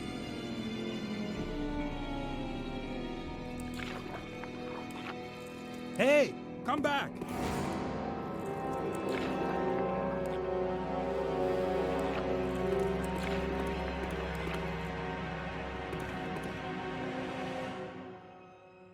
Triumphantly, Lily climbed the ladder. She had finally found a way to get into the institution. Not so fast.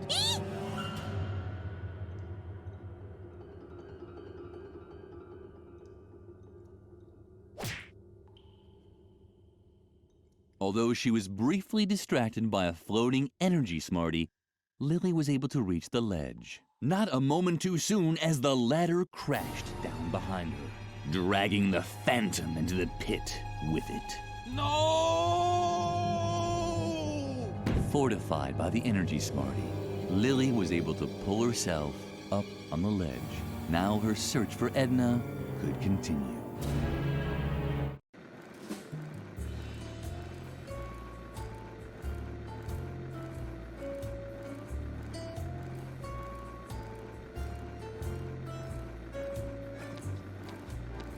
Something was missing here.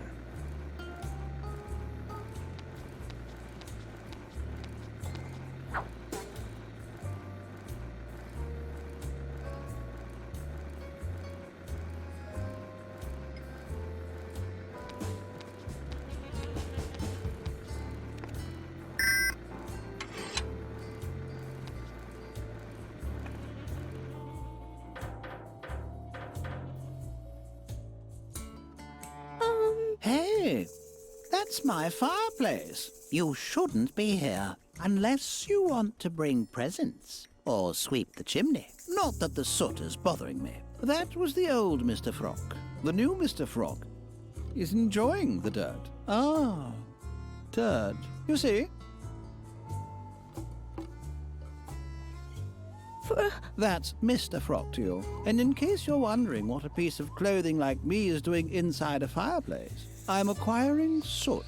That's right. I used to be very fastidious about staying clean. But then this impertinent person came along and dared to spill something on me. The stains never came out. My clothing is black and greasy. My socks haven't been ironed. And I even have fleas. Karen and Bertram. I'd introduce them to you, but they're sleeping right now. I'm living in a sooty chimney. So what? I used to be very fastidious about staying clean. Now, I don't care anymore. You're now speaking with the dark Mr. Frog, who eats his gummy bears without a napkin. Yes, I know that it's dirty here. So what? I love the cobwebs, the dust, and that rotting substance in the corner. I just finished combing it. I wouldn't dust here even if you put a feather duster right in my hand. You don't have a feather duster, do you? Stop. I don't want to know. You don't need to mumble like that. Ever since Dr. Marcel's accident, we can make as much noise here as we want. He's no longer interested in what's going on inside the asylum. All of his attention is focused on finding Edna. Somehow you remind me of a patient we used to have here. She was a little taller than you, and I think I remember 2 red horns and a tail.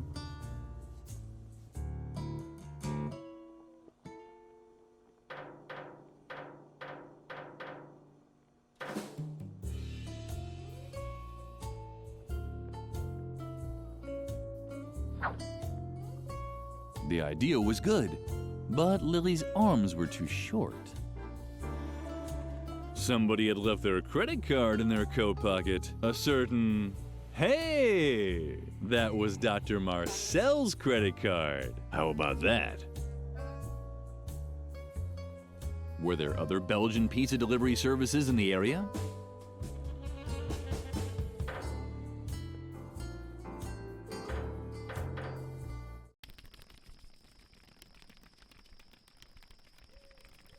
Moths fluttered around the dim light of the lamp. They were apparently searching for food.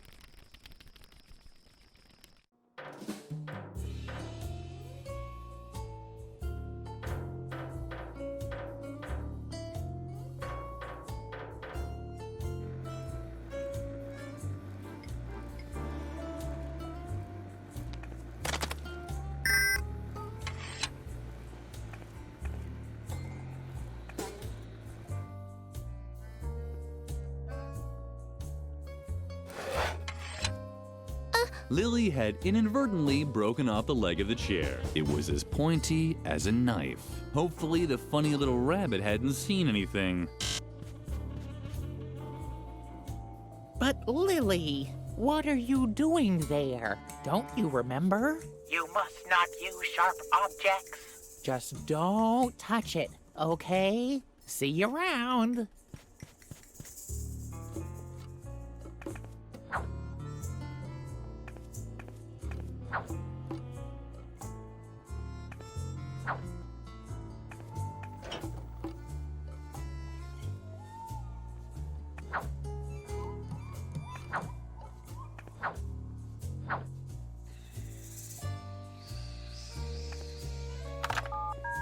Welcome to Spamey's Pizza Slices.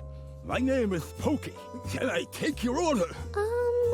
One on the asylum, is that right? I assume that we just shove it under the gate as usual.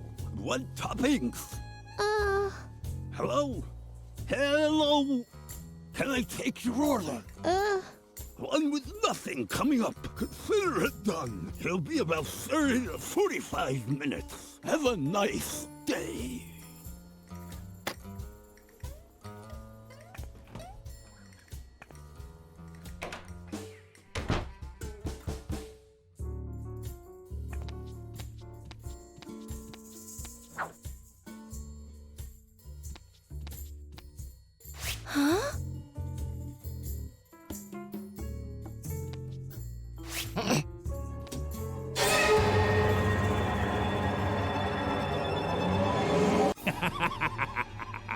Surprised to see me again? Yes, keep kicking. You won't escape me again. And now hold still until I've decided what to do with you. Lily considered this option, but instead did the following.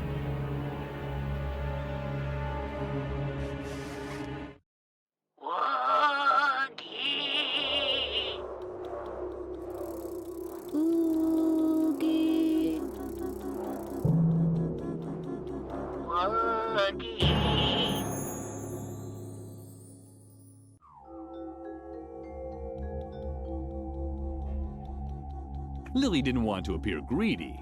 One feather would be enough, just like at Christmas dinner at the convent. Well, you're very brave to come so close to me. Can't you see my teeth, my spikes, and my sharp claws? Didn't anyone ever tell you to stay away from sharp objects? That would be a tragic error.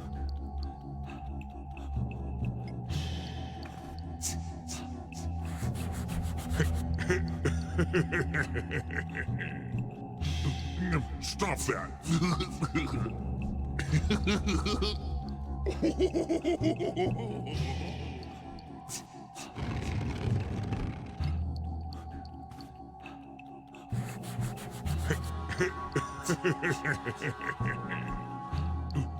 Stop that!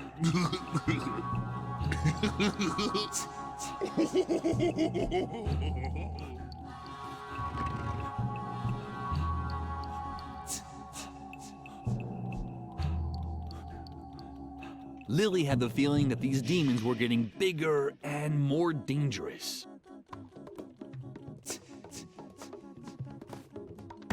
the pain. You dang brat. Look what you did. Don't just stand there. Do something.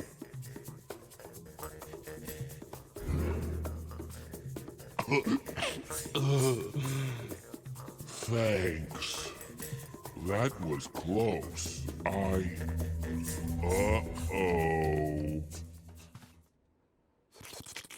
This demon had also made a mistake. It seemed that in certain situations, it really was necessary to handle sharp objects. Lily returned victoriously to reality.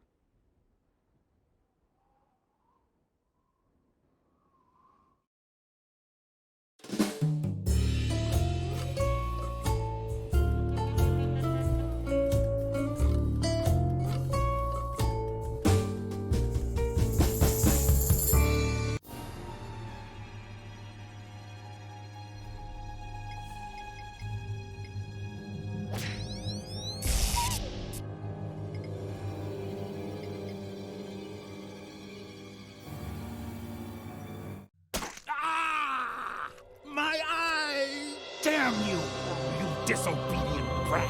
Damn! Lily fought for air. The phantom's grip was tight around her throat. Disobedient, it had said.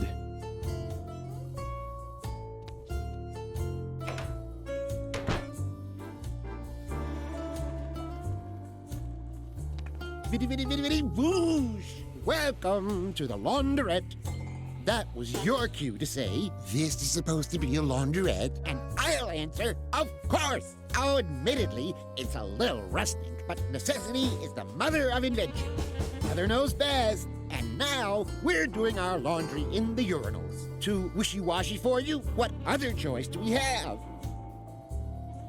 Exactly none. You don't have to, you know. Just make sure that the fabrics are separated properly. The toilet sanitizers really stink. We'll do the red laundry in the urinal with the red toilet sanitizer. Yellow laundry in the urinal with the yellow toilet sanitizer. Blue laundry in the urinal with the blue toilet sanitizer, and green laundry in the urinal with the green toilet sanitizer. If you want to try it, just show me some clothing with the right color. Then you can use the matching urinal as often as you want. It seemed the laundry there was neatly sorted and washed according to differently colored urinals. Lily thought that you can take cleanliness a bit too far sometimes.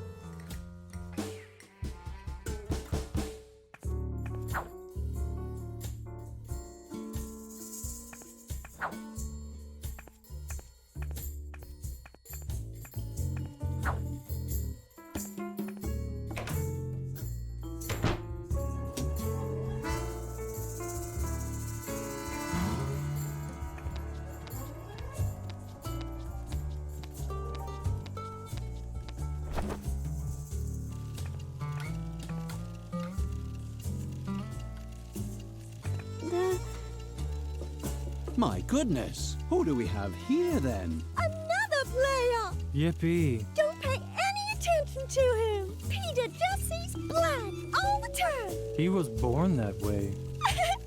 That's true. Peter suffers from color blindness. Struggle Jug.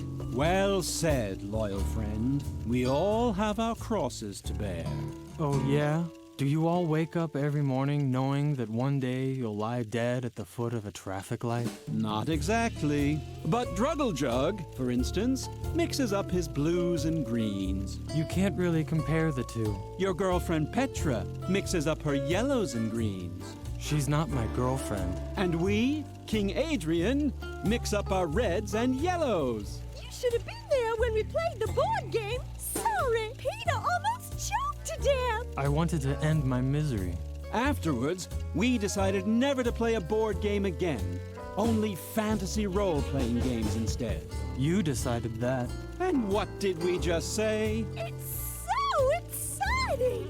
We're a group of adventurers in the legendary world of Holt Motigore. Oh, please, why don't you join us? Struggle Jug, not so fast. If the fair maiden wishes to join us in battle, she must first prove herself worthy. She must complete a task that puts her heroic valor to the test. Just tell her to order a pizza already, so we can get on with it. So be it. She shall order us pizza.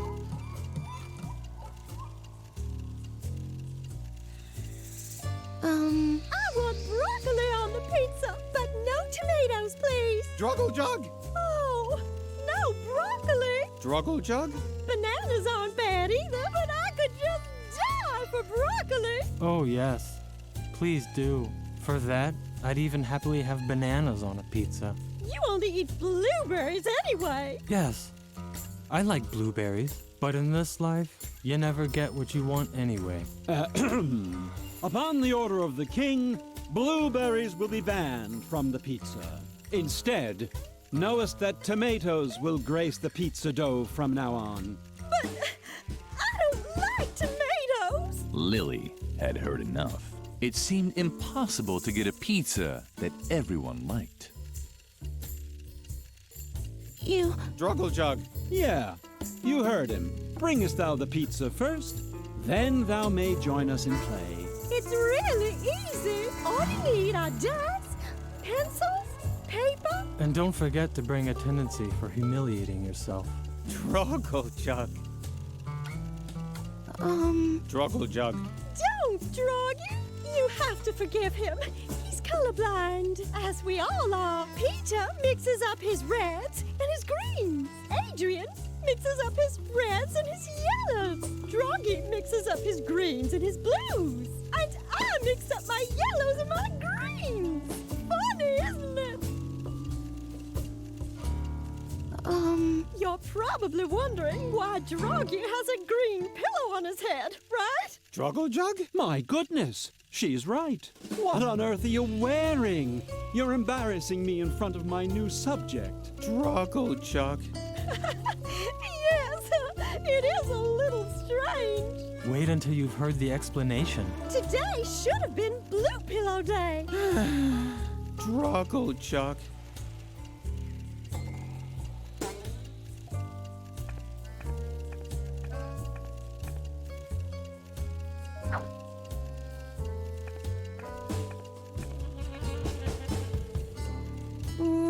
Druggle Jug, I believe our guest is searching for the tyrant known as Dr. Marcel. Deliver her thy news. Druggle Jug, Druggle Jug, Druggle Jug, Druggle Jug. Don't forget to mention the helicopter. Druggle Jug. And was never seen again. Bravo. Well told, loyal friend. Since then, these lands have returned to the wise rule of a magnanimous king. We can do whatever we want. Does that mean I can finally sleep now? No!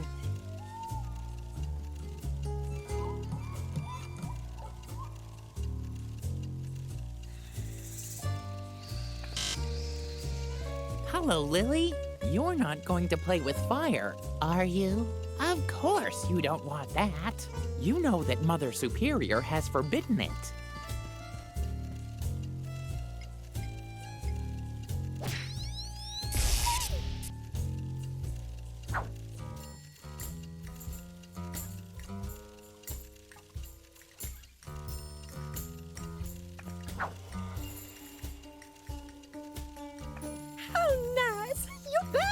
Druggle Jug. Too bad. Starving to death would have been such a relief. Come hither. Do tell us of thy progress.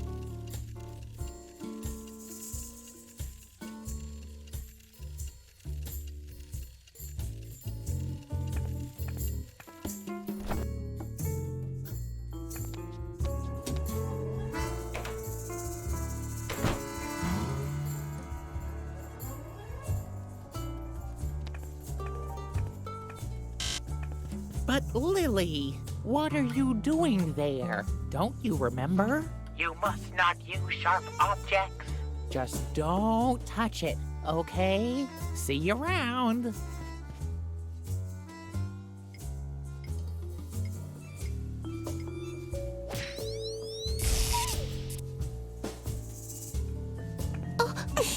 Lily finally got the chance to use a pointy object. That was Dr. Marcel's credit card. How about that?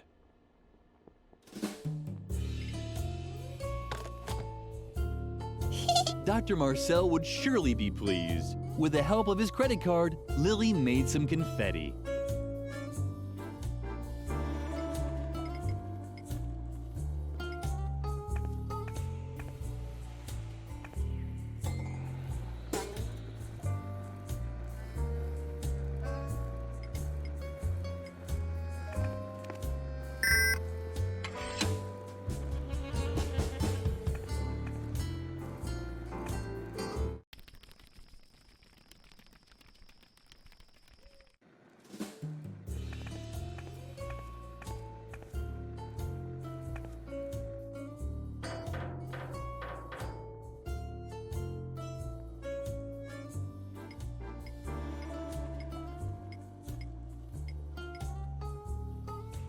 What do you have there? A feather duster?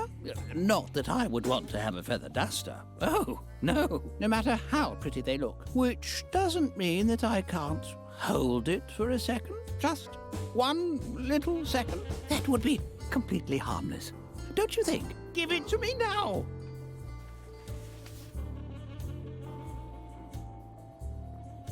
Ah, what a relief. And just look. I even found my old spare sheets. Here, go ahead and take it. You've earned it.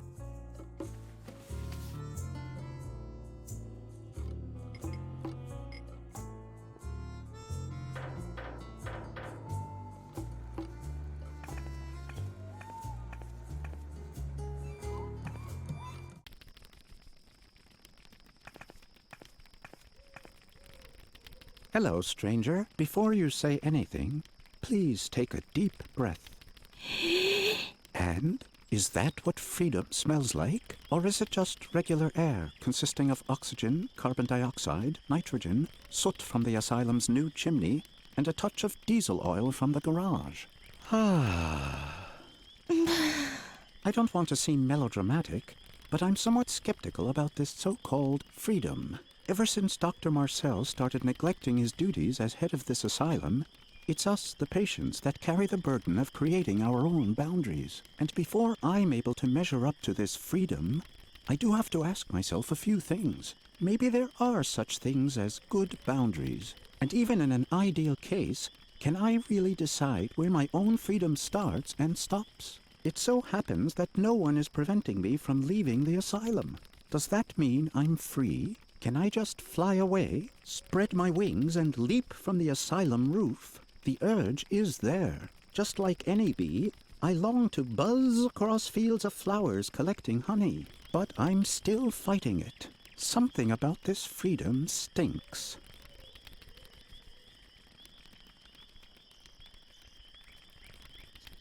I'm skeptical. Although I have the urge to spread my wings and fly off into freedom, can I really judge where my own boundaries lie? Something about this freedom stinks.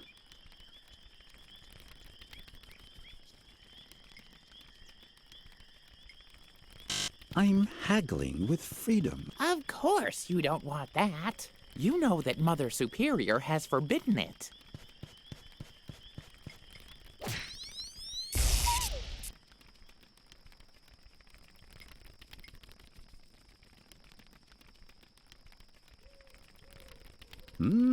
That smells good. But even if the illusion is almost perfect, it's only artificial flavors and chemical esters. An almost perfect illusion, but not real. Like with everything here in the asylum, it's only a half-hearted attempt to trick us into thinking that we're free. And now that no one is stopping us from leaving the asylum, it provides us with a welcome excuse to refuse to leave. Right you are, stranger. I'm just running away from my responsibilities. The responsibility to myself, to accept the deal that the world out there has offered me. I thank you. I've made up my mind. I can't just sit around here doing nothing anymore.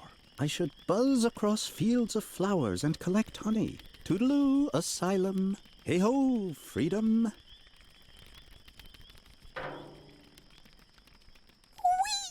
Lily was glad that she had helped the bee man. Soon he would be in a better place.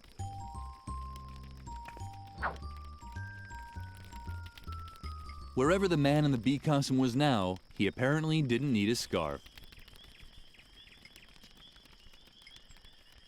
The sheets were spotlessly white. The curtains had seen better days, at least better than Lily had seen. It's the latest fashion. But that was pretty. The towel reminded Lily of one that Mother Superior confiscated from her. Moths fluttered around the dim light of the lamp. They were apparently searching for food.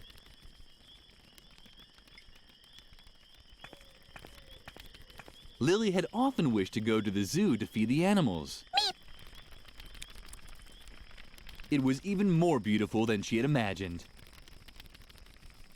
The moths had done a superb job. Lily knew that you could use starch to stiffen up laundry. It wouldn't hurt to give it a shot. Well, who said it? Now Lily had a stiff towel with holes. Now Lily had a stiff towel with holes.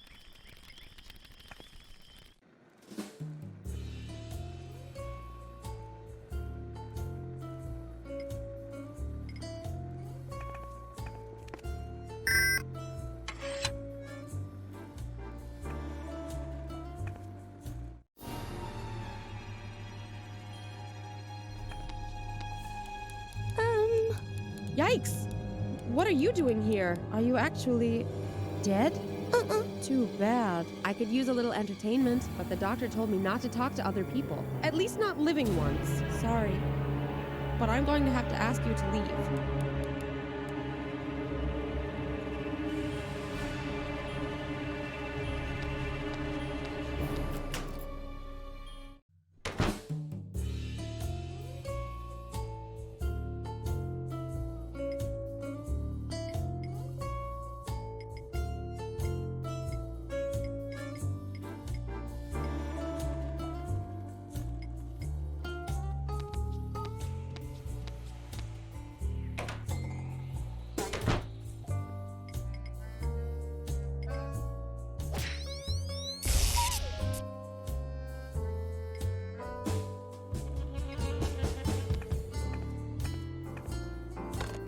Oh dear, Lily really had managed to ruin the sheet. But perhaps a sheet with 2 eye holes could be good for something.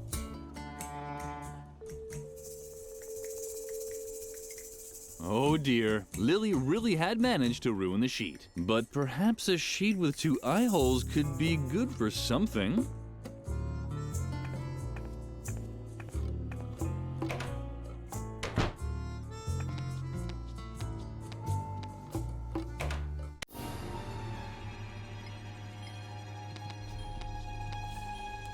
Yikes!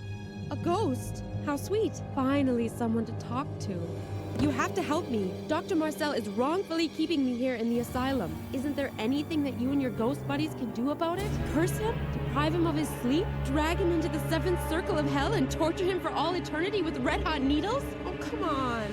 I've done so much for you. I've performed obscure rituals, sacrificed chickens, danced naked. Although when I think about it, I'm not sure if it was really a ghost that asked me to do that. Ugh. I don't feel so well. Could you please take off your head while we're talking? Oh man, you're not very talkative. Can't you help me at all?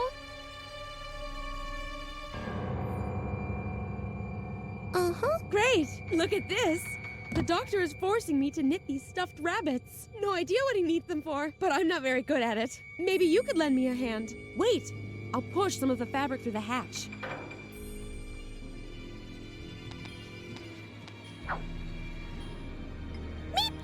The rabbit was probably too young to talk.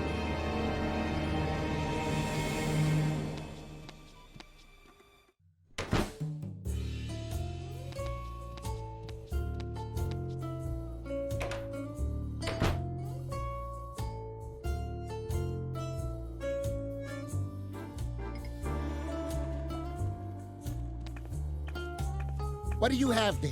Let me see. Oh, Very good. You obviously understand the basic principle. Go ahead and use the green urinal as much as you like.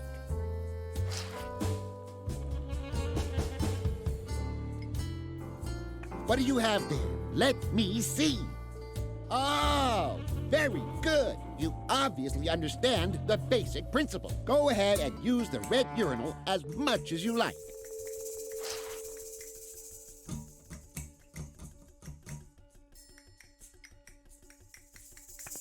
What do you have there? Let me see. Oh, very good. You obviously understand the basic principle. Go ahead and use the blue urinal as much as you like.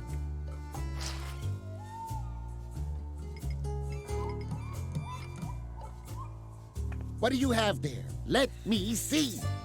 Oh, very good. You obviously understand the basic principle. Go ahead and use the yellow urinal as much as you like.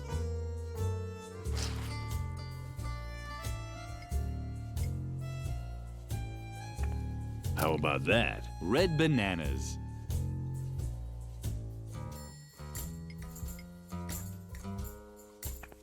How about that? Yellow blueberries. How about that? Blue broccoli. How about that? Green tomatoes.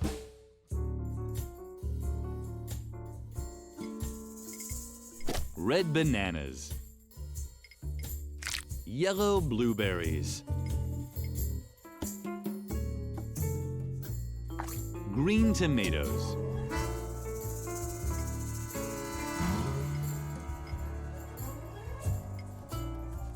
Blue broccoli.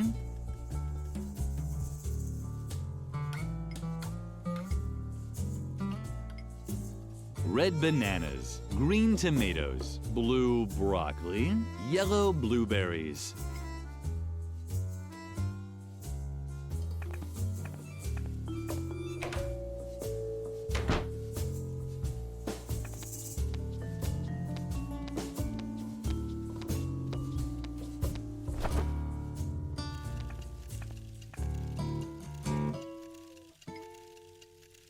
Ah, the pizza. Well then. Superb, superb. Great! I wish I were as good on the phone as you. Struggle jug. And Peter is satisfied too. Satisfied? How could I be satisfied in such a world in which the only moments worth living for are those when the pizza arrives with the right toppings? That means yes. We owe you one. Peter almost starved to death. It's not that bad. I've already lost all hope of dying honorably anyway. Struggle jug. Well said. Now that the food is taken care of, let us begin the game. Don't you want to play too, sweetie? You'll see. It'll be incredibly fun. If you take pleasure in such excessive self-degradation. That and a dice cup. Struggle jug. Uh-huh. So be it. Then follow us into the world of Hoth Motigor. Your group has set up camp near the infamous Goblin Gorge. Lily found herself in a clearing. The campfire was crackling, and the wind whipped through her clothes. You can hear the war drums of the goblins in the distance. This is your last rest before the great battle. Lily did in fact hear drums. An enormous army seemed to be waiting for them in the nearby mountains. Wait, are you telling the story or am I? What? It's just that I see that you don't have the Dungeon Master screen in front of you. And I'm pretty sure that the Dungeon Master is recognized by his Dungeon Master screen. That's ridiculous. I'm the narrator. I don't need a... Well, then why don't you be the Dungeon Master then? I'm curious how you'll do without any battle value tables or source books. What? But that's... That's what I thought. And now, move over. Ow! Hey! You can't just... Where was I? Oh, yes. You're here on the orders of the king to drive the goblins from the gorge. There are rumors that the goblins have dammed up the Pink River. This has turned Hothmotagor's most important memorial into a reservoir, the Valley of Unpleasant Memories. Also sitting at the fire is a mysterious local guide. You're tired from the journey, but sleep is far from your mind. Goblin scouts could be lurking anywhere. The black magician Petrula, the noble Sir Drogalot, and the amusing juggler Snippo. I want a different role. Shush! Are gathering their strength for the battle. Only the Amazonian barbarian warrioress Lilligrim. Huh?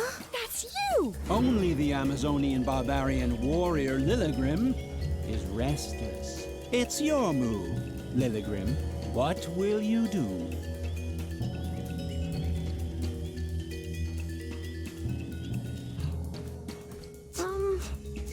Well, well. Is that the legendary army of Hothmortigor? A little girl with braids?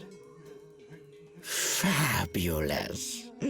Oh, why so angry, little girl? You're not here to declare war, are you? It would almost make a pleasant distraction, putting your feet up and drinking tea all the time. In the long run, it's not good for my goblin army. But why should I sound the horn for battle? My scouts told me about your lazy companions. You can't possibly think you can defeat my army with those dopes. I hardly think so. As long as we are not being attacked, I'll stick to the advice of this friendly traveler. Wait and see and drink tea. Lilligrim was boiling with rage. She was very close to throwing a tantrum, but something was holding her back.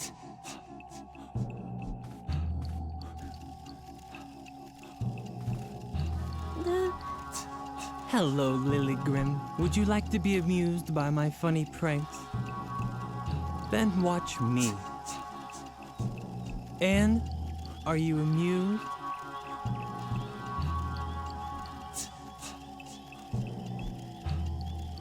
I didn't think I'd ever say such a thing, but I'd wish we'd go into battle instead of just hanging around here. I'd much prefer a quick, bloody death to this endless humiliation. No matter what you say, you're wrong. The Traveler is a completely harmless companion who has no evil intentions at all. He won't cut our throats once we've gone to sleep. Those kinds of stories belong in the realm of fantasy, not in a fantasy world. Oh. I'm not afraid of the goblins, if that's what you mean. I'm not worried about being cut into little pieces by mighty goblin swords. And I'm not bothered by the rumors that they wrap the intestines of their victims around thorny spears. For I am Snippo, the funny prankster of the group. Yes, it doesn't just look like it. I am actually juggling only one ball, and I know how ridiculous that must seem. My character sheet said that I, the comical Snippo, have the marvelous ability to juggle 55 balls at once. But as much as I would have liked to imagine what such a thing would look like, the mysterious traveler thought I should just juggle one ball instead, because it's much more contemplative. And as long as my shame or boredom doesn't cause me to spontaneously combust, then I'll stick to that. If you have a better suggestion.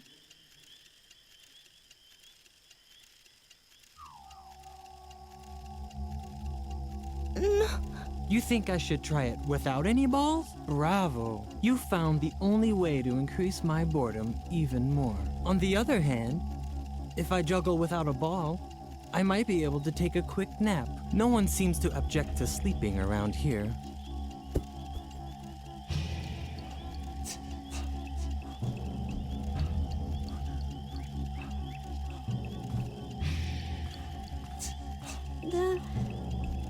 Don't startle me like that. Can't you see I'm watching the kettle?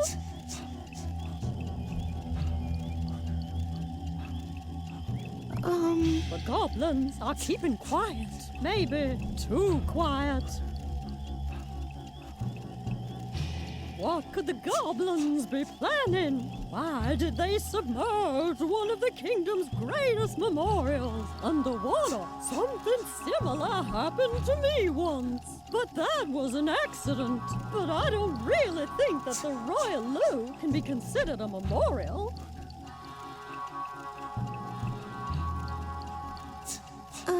If you're wondering what I'm doing here, I'm brewing a diabolical magic potion, of course.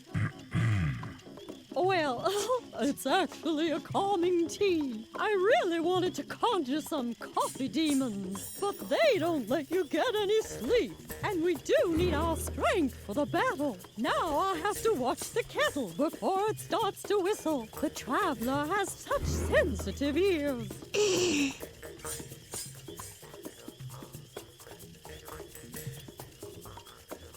Don't you want to sleep? I wonder why. Because I'm really exhausted. Oh, if you're staying up anyway, do you think you could watch the kettle? Oh, great. Then I can finally get some sleep. As you know, we need our strength for the battle.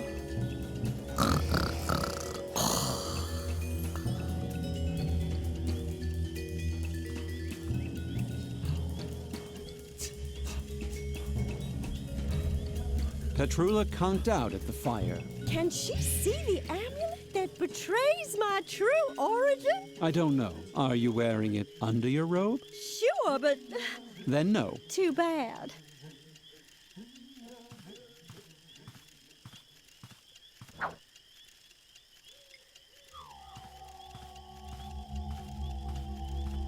Good!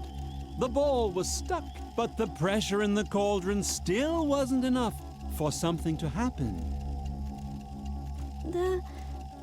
Hello, Lilygrim. You're still up? You should get some rest. I'll keep guard and make sure the fire doesn't go out. Don't look so grim. Your thirst for action is honorable, but the mysterious traveler is right. Strength lies in tranquility. Lilygrim felt like screaming at the brave Sir Drogalot. She hadn't traveled all the way to Goblin Gorge just to sleep, but something kept her from losing her temper. Fuming, she turned away from her companion. Her eyes fell on the quiet traveler who had listened to the entire conversation. Was that a smile she saw beneath the hood?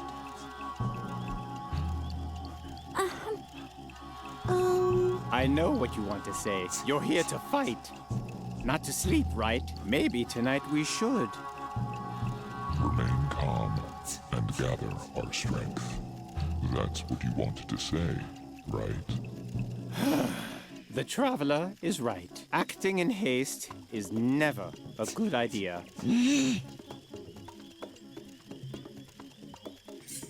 Don't worry, I'm sure the goblins won't attack us tonight. They're guarding their reservoir dam in the gorge. But I do wonder what their plans are, damming up the Pink River and flooding the Valley of Unpleasant Memories. Why? It's all very mysterious. Why are you so worked up, Lilygrim? Did you find out something about our companion? There's no reason to get worked up. As long as we keep calm and don't lose our nerve, we'll remain a step ahead of the goblins. The traveler is right. Nothing is so urgent that it can't wait until tomorrow.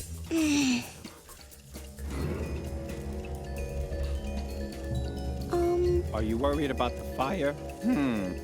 Usually, I'd agree with you. Those few logs are certainly not enough to keep the fire burning through the night. Plus, the best things always happen to you when you go into the forest looking for firewood. You find treasure maps, fall into enchanted wells, or meet merchants with magical amulets. Maybe I should. Relax a little and call it a day. That's what you wanted to say, right? The traveler is right. There doesn't always have to be an adventure, and the night is pretty warm. I'll wait up to put the last log on the fire. Then I'll turn in too.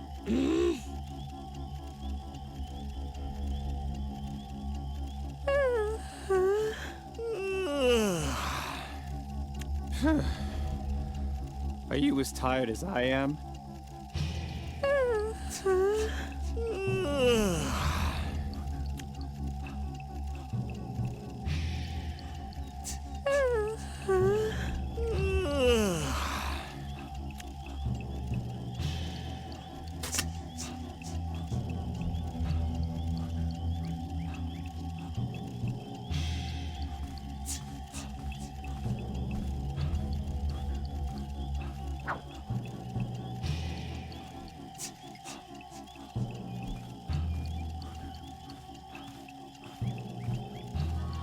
You try to plug the valve with a log that's way too big. Roll for dexterity.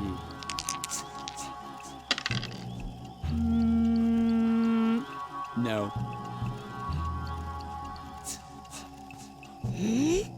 But, what's got you so worked up?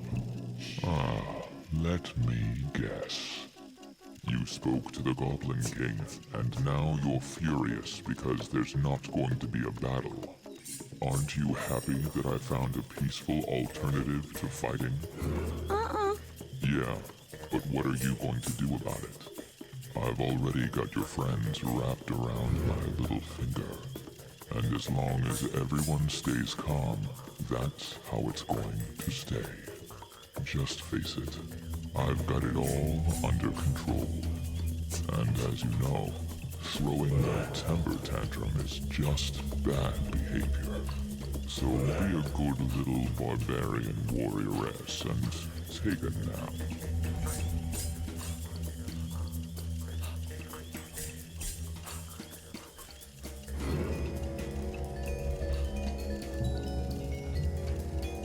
You don't need to roll to figure that out. They're logs. You try to plug the valve with a log that's way too big. Roll for... You try putting the logs on the fire. Roll for sneak and hide so Sadragalot doesn't wake up. Done! The logs were in the fire. But child, what are you doing? This noise can't possibly be good for the group harmony. Without wanting to rush you, maybe now is the time for controlled, well-considered action. If you proceed with the required calm, I'm sure you'll be able to defuse the situation before there's a disaster. I really must insist you stop making that sound. Can't you see that you're threatening to destroy the idyllic calm?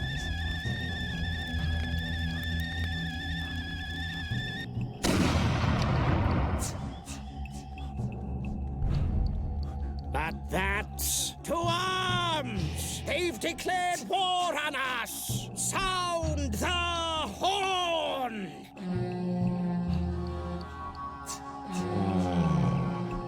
That sound.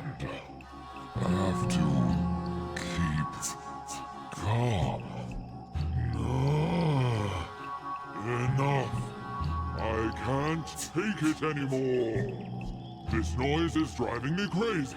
I'm losing control. To arms.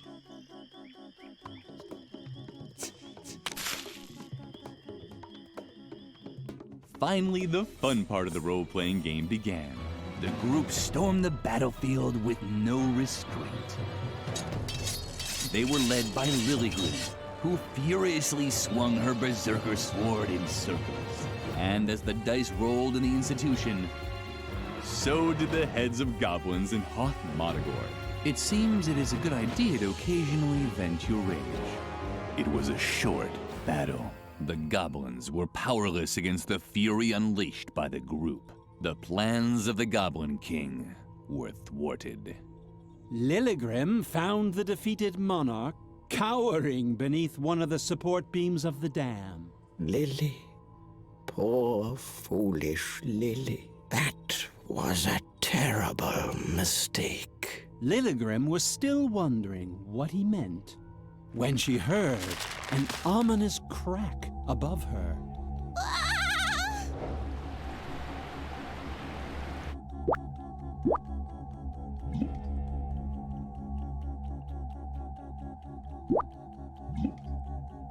When the pink floods had subsided, our heroes were faced with an incredible sight. The Valley of Unpleasant Memories. Will you look at that? I have to admit, I'm really blown away. We shouldn't be here. Ha! You've always been quite the comedian, Snippo. No, I mean it. This valley is cursed. I heard that. Wait a second. Lily? What's wrong with her?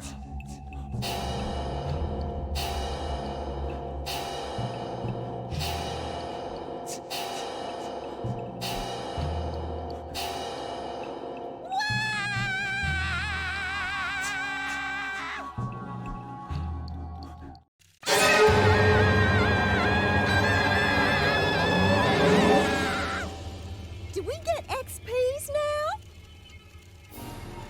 Lily had seen the truth.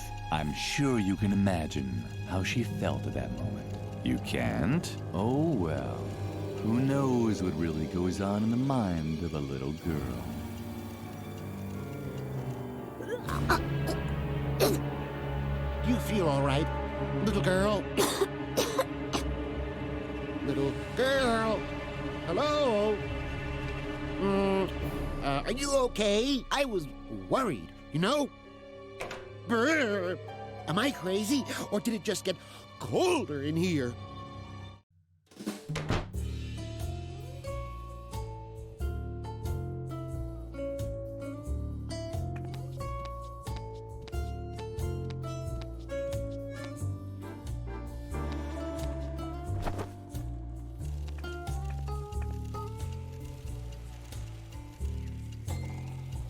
That was fun! You really have to play with us again sometime.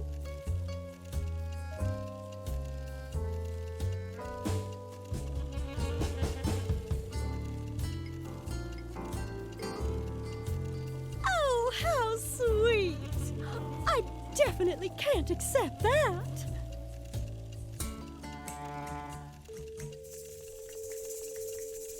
That's not very helpful. Will you please let me distribute my experience points in peace so I can sit down in a corner and cry? You? It's so depressing. I'm supposed to award experience points to improve a talent. Expressive dance, making music, lockpicking. I don't actually want to be able to do any of those things. Isn't there a talent such as accepting one's fate?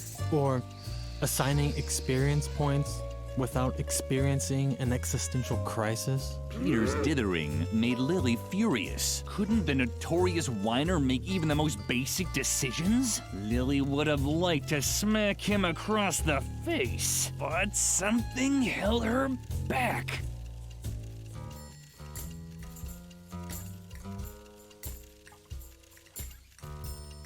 I'm supposed to award experience points to improve a talent. Expressive dance, making music, lockpicking. Aren't there any talents such as making decisions? Peter's dithering made Lily furious. Lily would have liked to smack him across the face, but something held her back.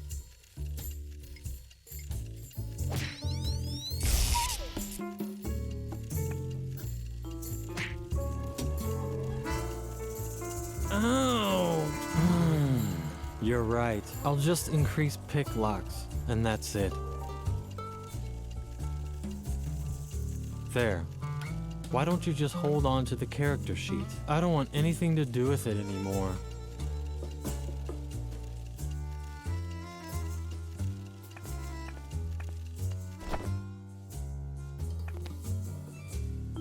Lily wished she was as skilled as her new role-playing character.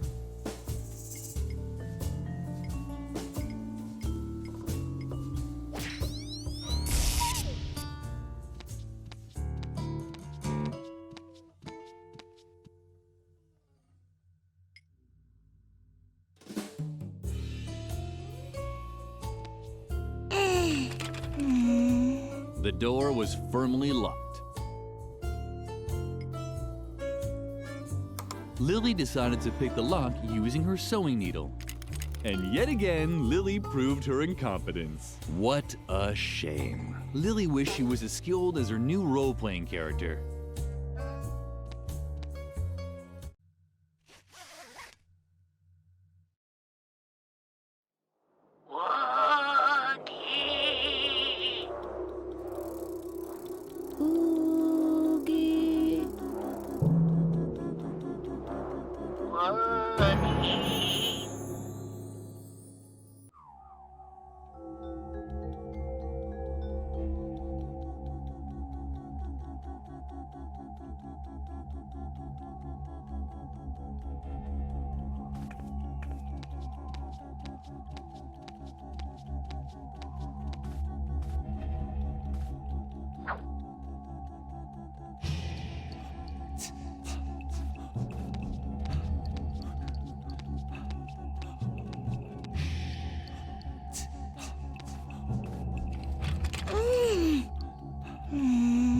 The door was firmly locked.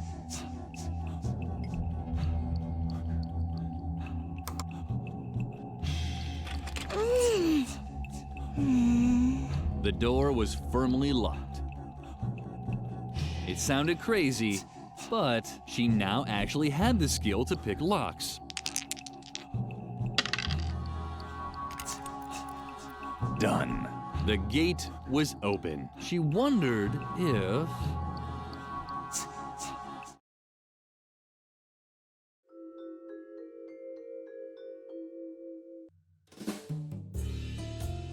It was true.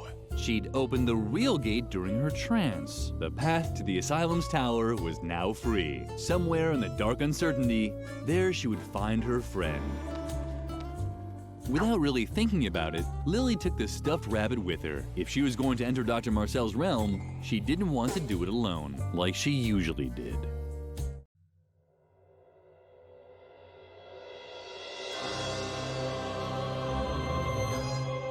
What an ugly boy. Why someone would put up a picture like that baffled Lily.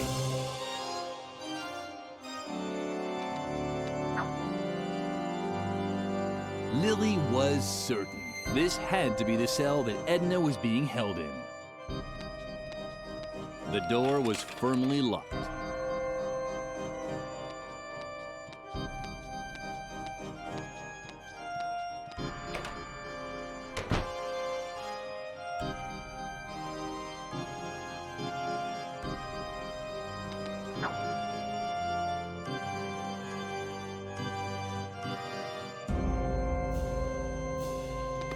How awkward. Lily had destroyed the termite farm.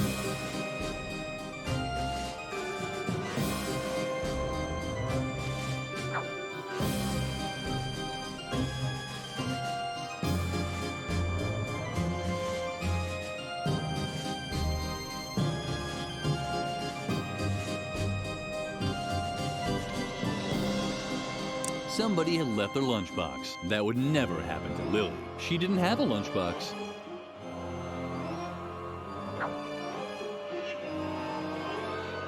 The clothes rack reminded Lily of the old man from the school. Did that really happen today?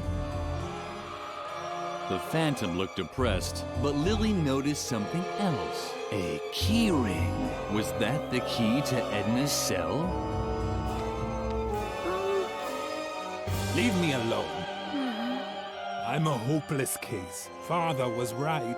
Yes, you heard correctly. I'm Reuben, Dr. Marcel's secret second son, Alfred's older brother. Lily didn't know who Alfred was, but she still thought it was appropriate to catch her breath in shock. We were supposed to have the perfect upbringing. Pops thought traditional methods were inadequate. That's why he began developing his own, while Alfred responded to his practices. I developed conspicuous behavior. I was a failed experiment. Pops was so disappointed that he kept me in the asylum cellar, hidden from the outside world. Alfred, on the other hand, was presented as a shining example of his parenting methods. I never had a chance to make him proud of me. Since Alfred died, everything just got worse. I'm invisible to him. A ghost, a bad dream. The strange circumstances surrounding Alfred's death showed him that childishness is a disease that needs to be eradicated. I should have died back then. If I could only see my brother one more time. I never got to say goodbye to him.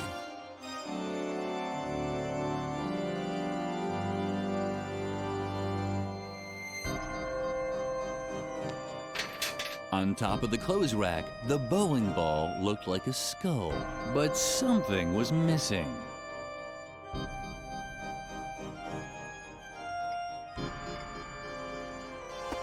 Lily shuddered. Suddenly, there was a ghost in the storeroom. What's that? A ghost? Hey, listen here. If anybody's gonna do any haunting here, it's me. Beat it. If you see Alfred,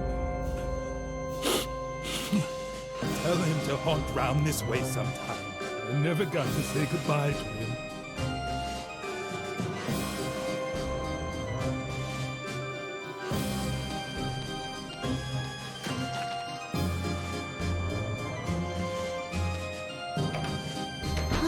Noteworthy, the termites scarfed all the pancakes and ate a hole through the door in the process.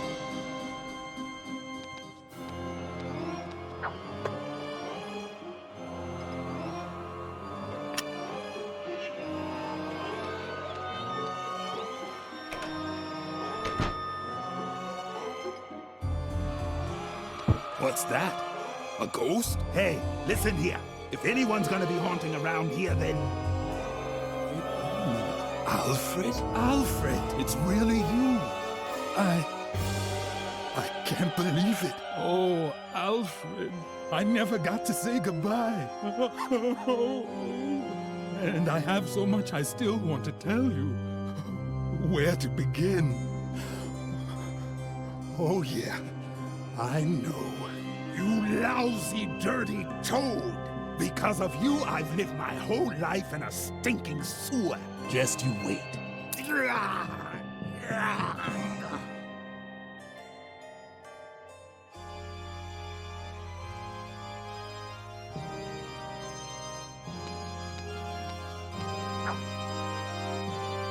Reuben was finally able to say goodbye to his brother.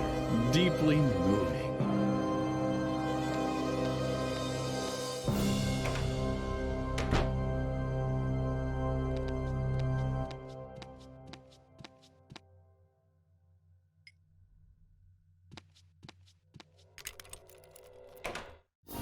Lily! Oh, thank goodness. We were so worried that they had gotten you too. The doctor has completely lost his mind. He wants to turn us all into mindless puppets. Just look at what he's done to Mother Superior. Oh, hello, Lily. Nice to see you. But what are you doing here in the middle of the night? Did the other students make you do this? They are such naughty children. You, on the other hand, were always so good. So good. I'm sorry that I was always so strict with you. But now, thanks to Dr. Marcel, I'm a good child too. Come, Lily. Sit down. You can help me embroider the dolls for the doctor. Just ignore her. Please concentrate on finding a way to get us out of here. We have to split before the doctor... Uh-oh. I finally caught you. I was hoping you'd show up here. I can use all the help I can get to speed up production of my hypnosis dolls. Soon, I'll be delivering them across the entire world. And then, naughty children will become the stuff of fairy tales. Once I've subjected you to my improved hypnotherapy, Nothing can stop me.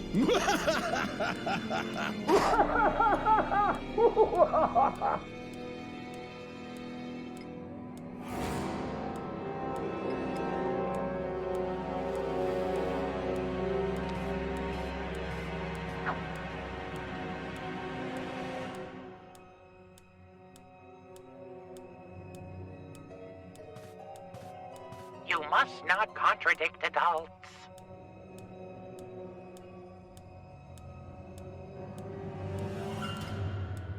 You must not use sharp objects. Let them use you instead. Perfect. Lily now had a needle and thread. Lily hesitated. Usually she waited until Mother Superior was gone before she rummaged through the garbage. But Lily was running out of options. But what was that? Were they eyes?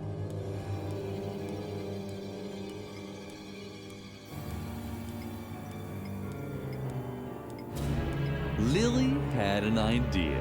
She knew she couldn't sew very well, but maybe it was good enough to give Harvey back his old eyes. She made her first stitch.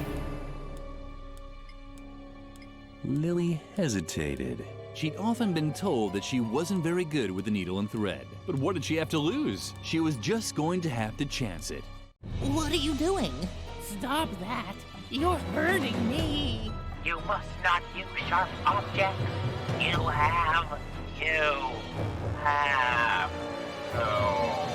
have to scratch my fuzzy butt. I'm back! I can hardly believe it. I'm my old self. Harvey? Is it really you? And there's Edna! Come on! Go, go, go! Let's set fire to something and fly to the moon! Just so we can eat it up! Go for it, Lily! What are you waiting for? Let's tear this joint apart! Yippee!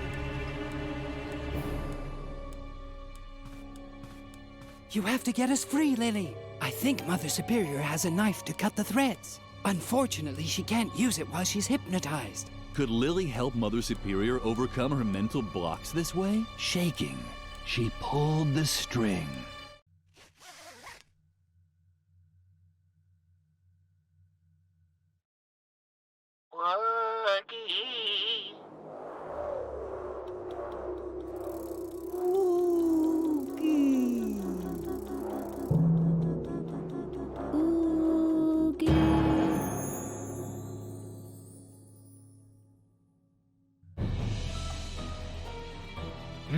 Hey, Lily! You're here too! Cool! What's that? Some kind of fight? Less talking, more fighting.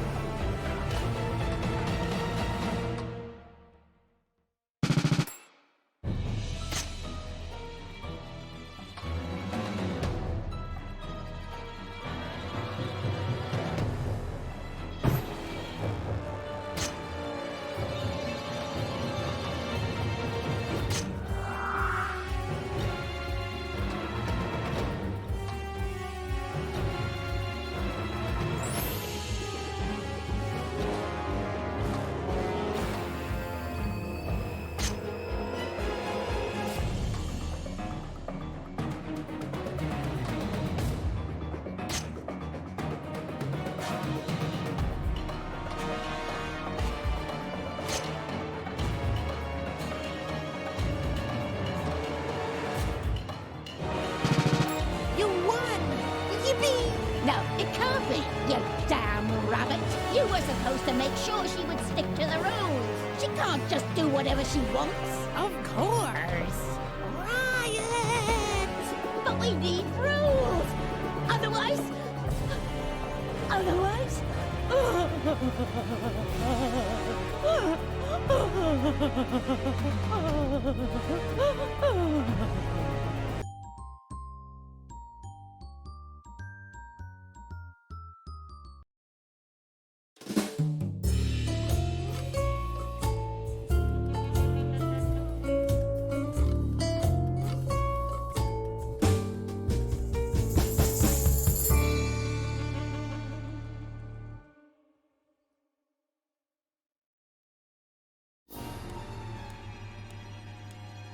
Mother Superior's behavioral blocks had been removed. Had Lily made a mistake? Was Mother Superior once again as strict and vindictive as before? But even as Lily thought about such things, Mother Superior started weeping uncontrollably. Thank you, Lily. I'd completely forgotten what it's like to be a child. All the unfair rules.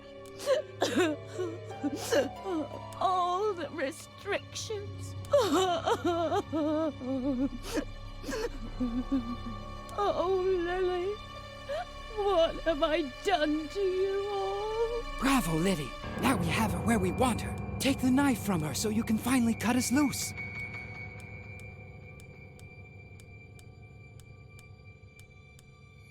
Lily had often seen Mother Superior desperate, but never crying.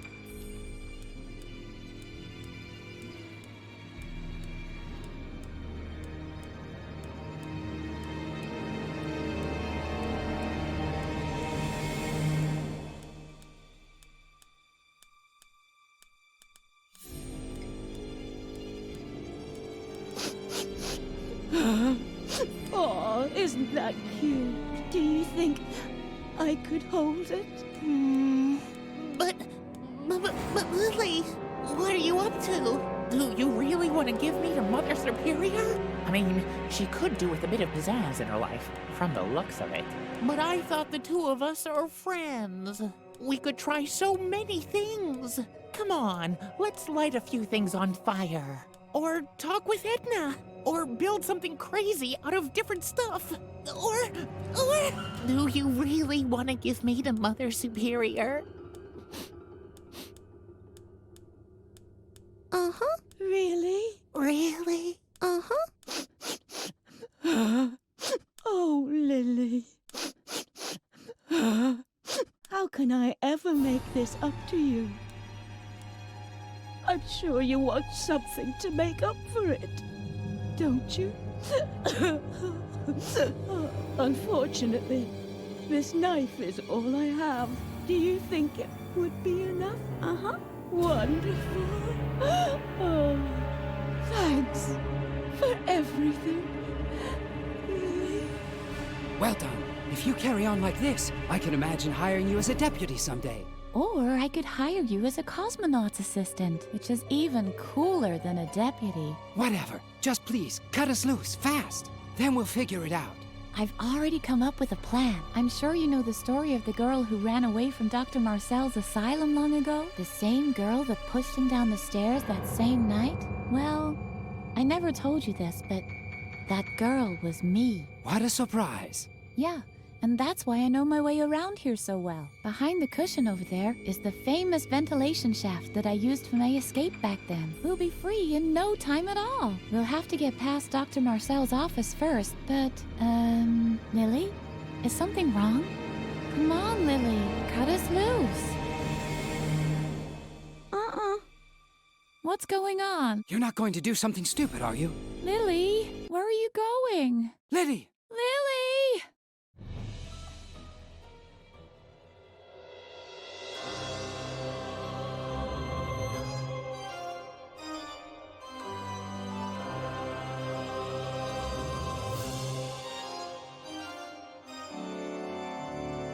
Are Are you sure that's what you want to do? Excellent. I knew right away that you're dangerous. The other children, those were accidents. But now, you're here with a sharp knife, ready to kill a helpless old man. You might feel well, but the truth is, you're sick. Very sick. You need my help. You don't believe me, do you? You think you're doing all this for Edna's sake. Oh, Lily, there's something you should know about your friend. She doesn't exist. There was a girl called Edna once. You probably once heard about her. But the girl that you know is nothing more than a figment of your imagination. An attempt to escape your friendless life at the convent. You think I'm lying, right? Because there's someone else who can also see Edna. Let me guess. A priest, perhaps? No. A policeman, right? The manifestation of a higher authority. When you thought that Edna was in danger, your subconscious invented him, too, to legitimize defying Mother Superior's rules and helping your friend. Just ask her yourself. They're here. They're a part of you, Lily. Oh, Lily, I'm sorry. The doctor's right, Lily. You're just imagining us. Now put the knife away. The game is over. Wonderful. Finally. You see the truth, all the reasons that brought you here in the middle of the night, armed with a knife. None of them were real. Now put the knife on the desk. I'll hypnotize you immediately. Only my therapy can heal you. Unfortunately, he's right, Lily. Don't do it. Put the knife away, Lily. Be a good girl and do what you're told. Lily was close to tears. She had only just learned not to always do what she's told. And now it was supposed to be all wrong? While the others were talking to her, another voice kept getting louder. A voice that told her, continue, continue. Don't do it, don't do it, don't do it. Put the knife away. Do what you're told.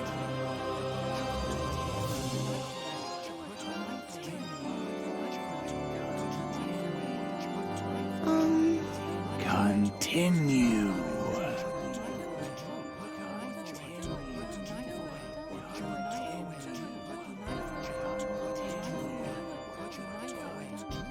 Don't do it, don't do it, don't do it. Put the knife away. Do what you're told.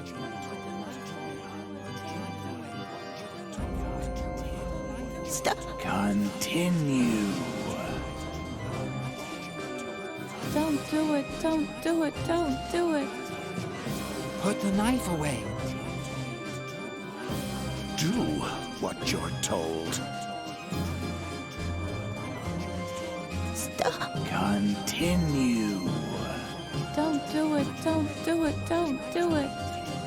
Put the knife away. Do what you're told.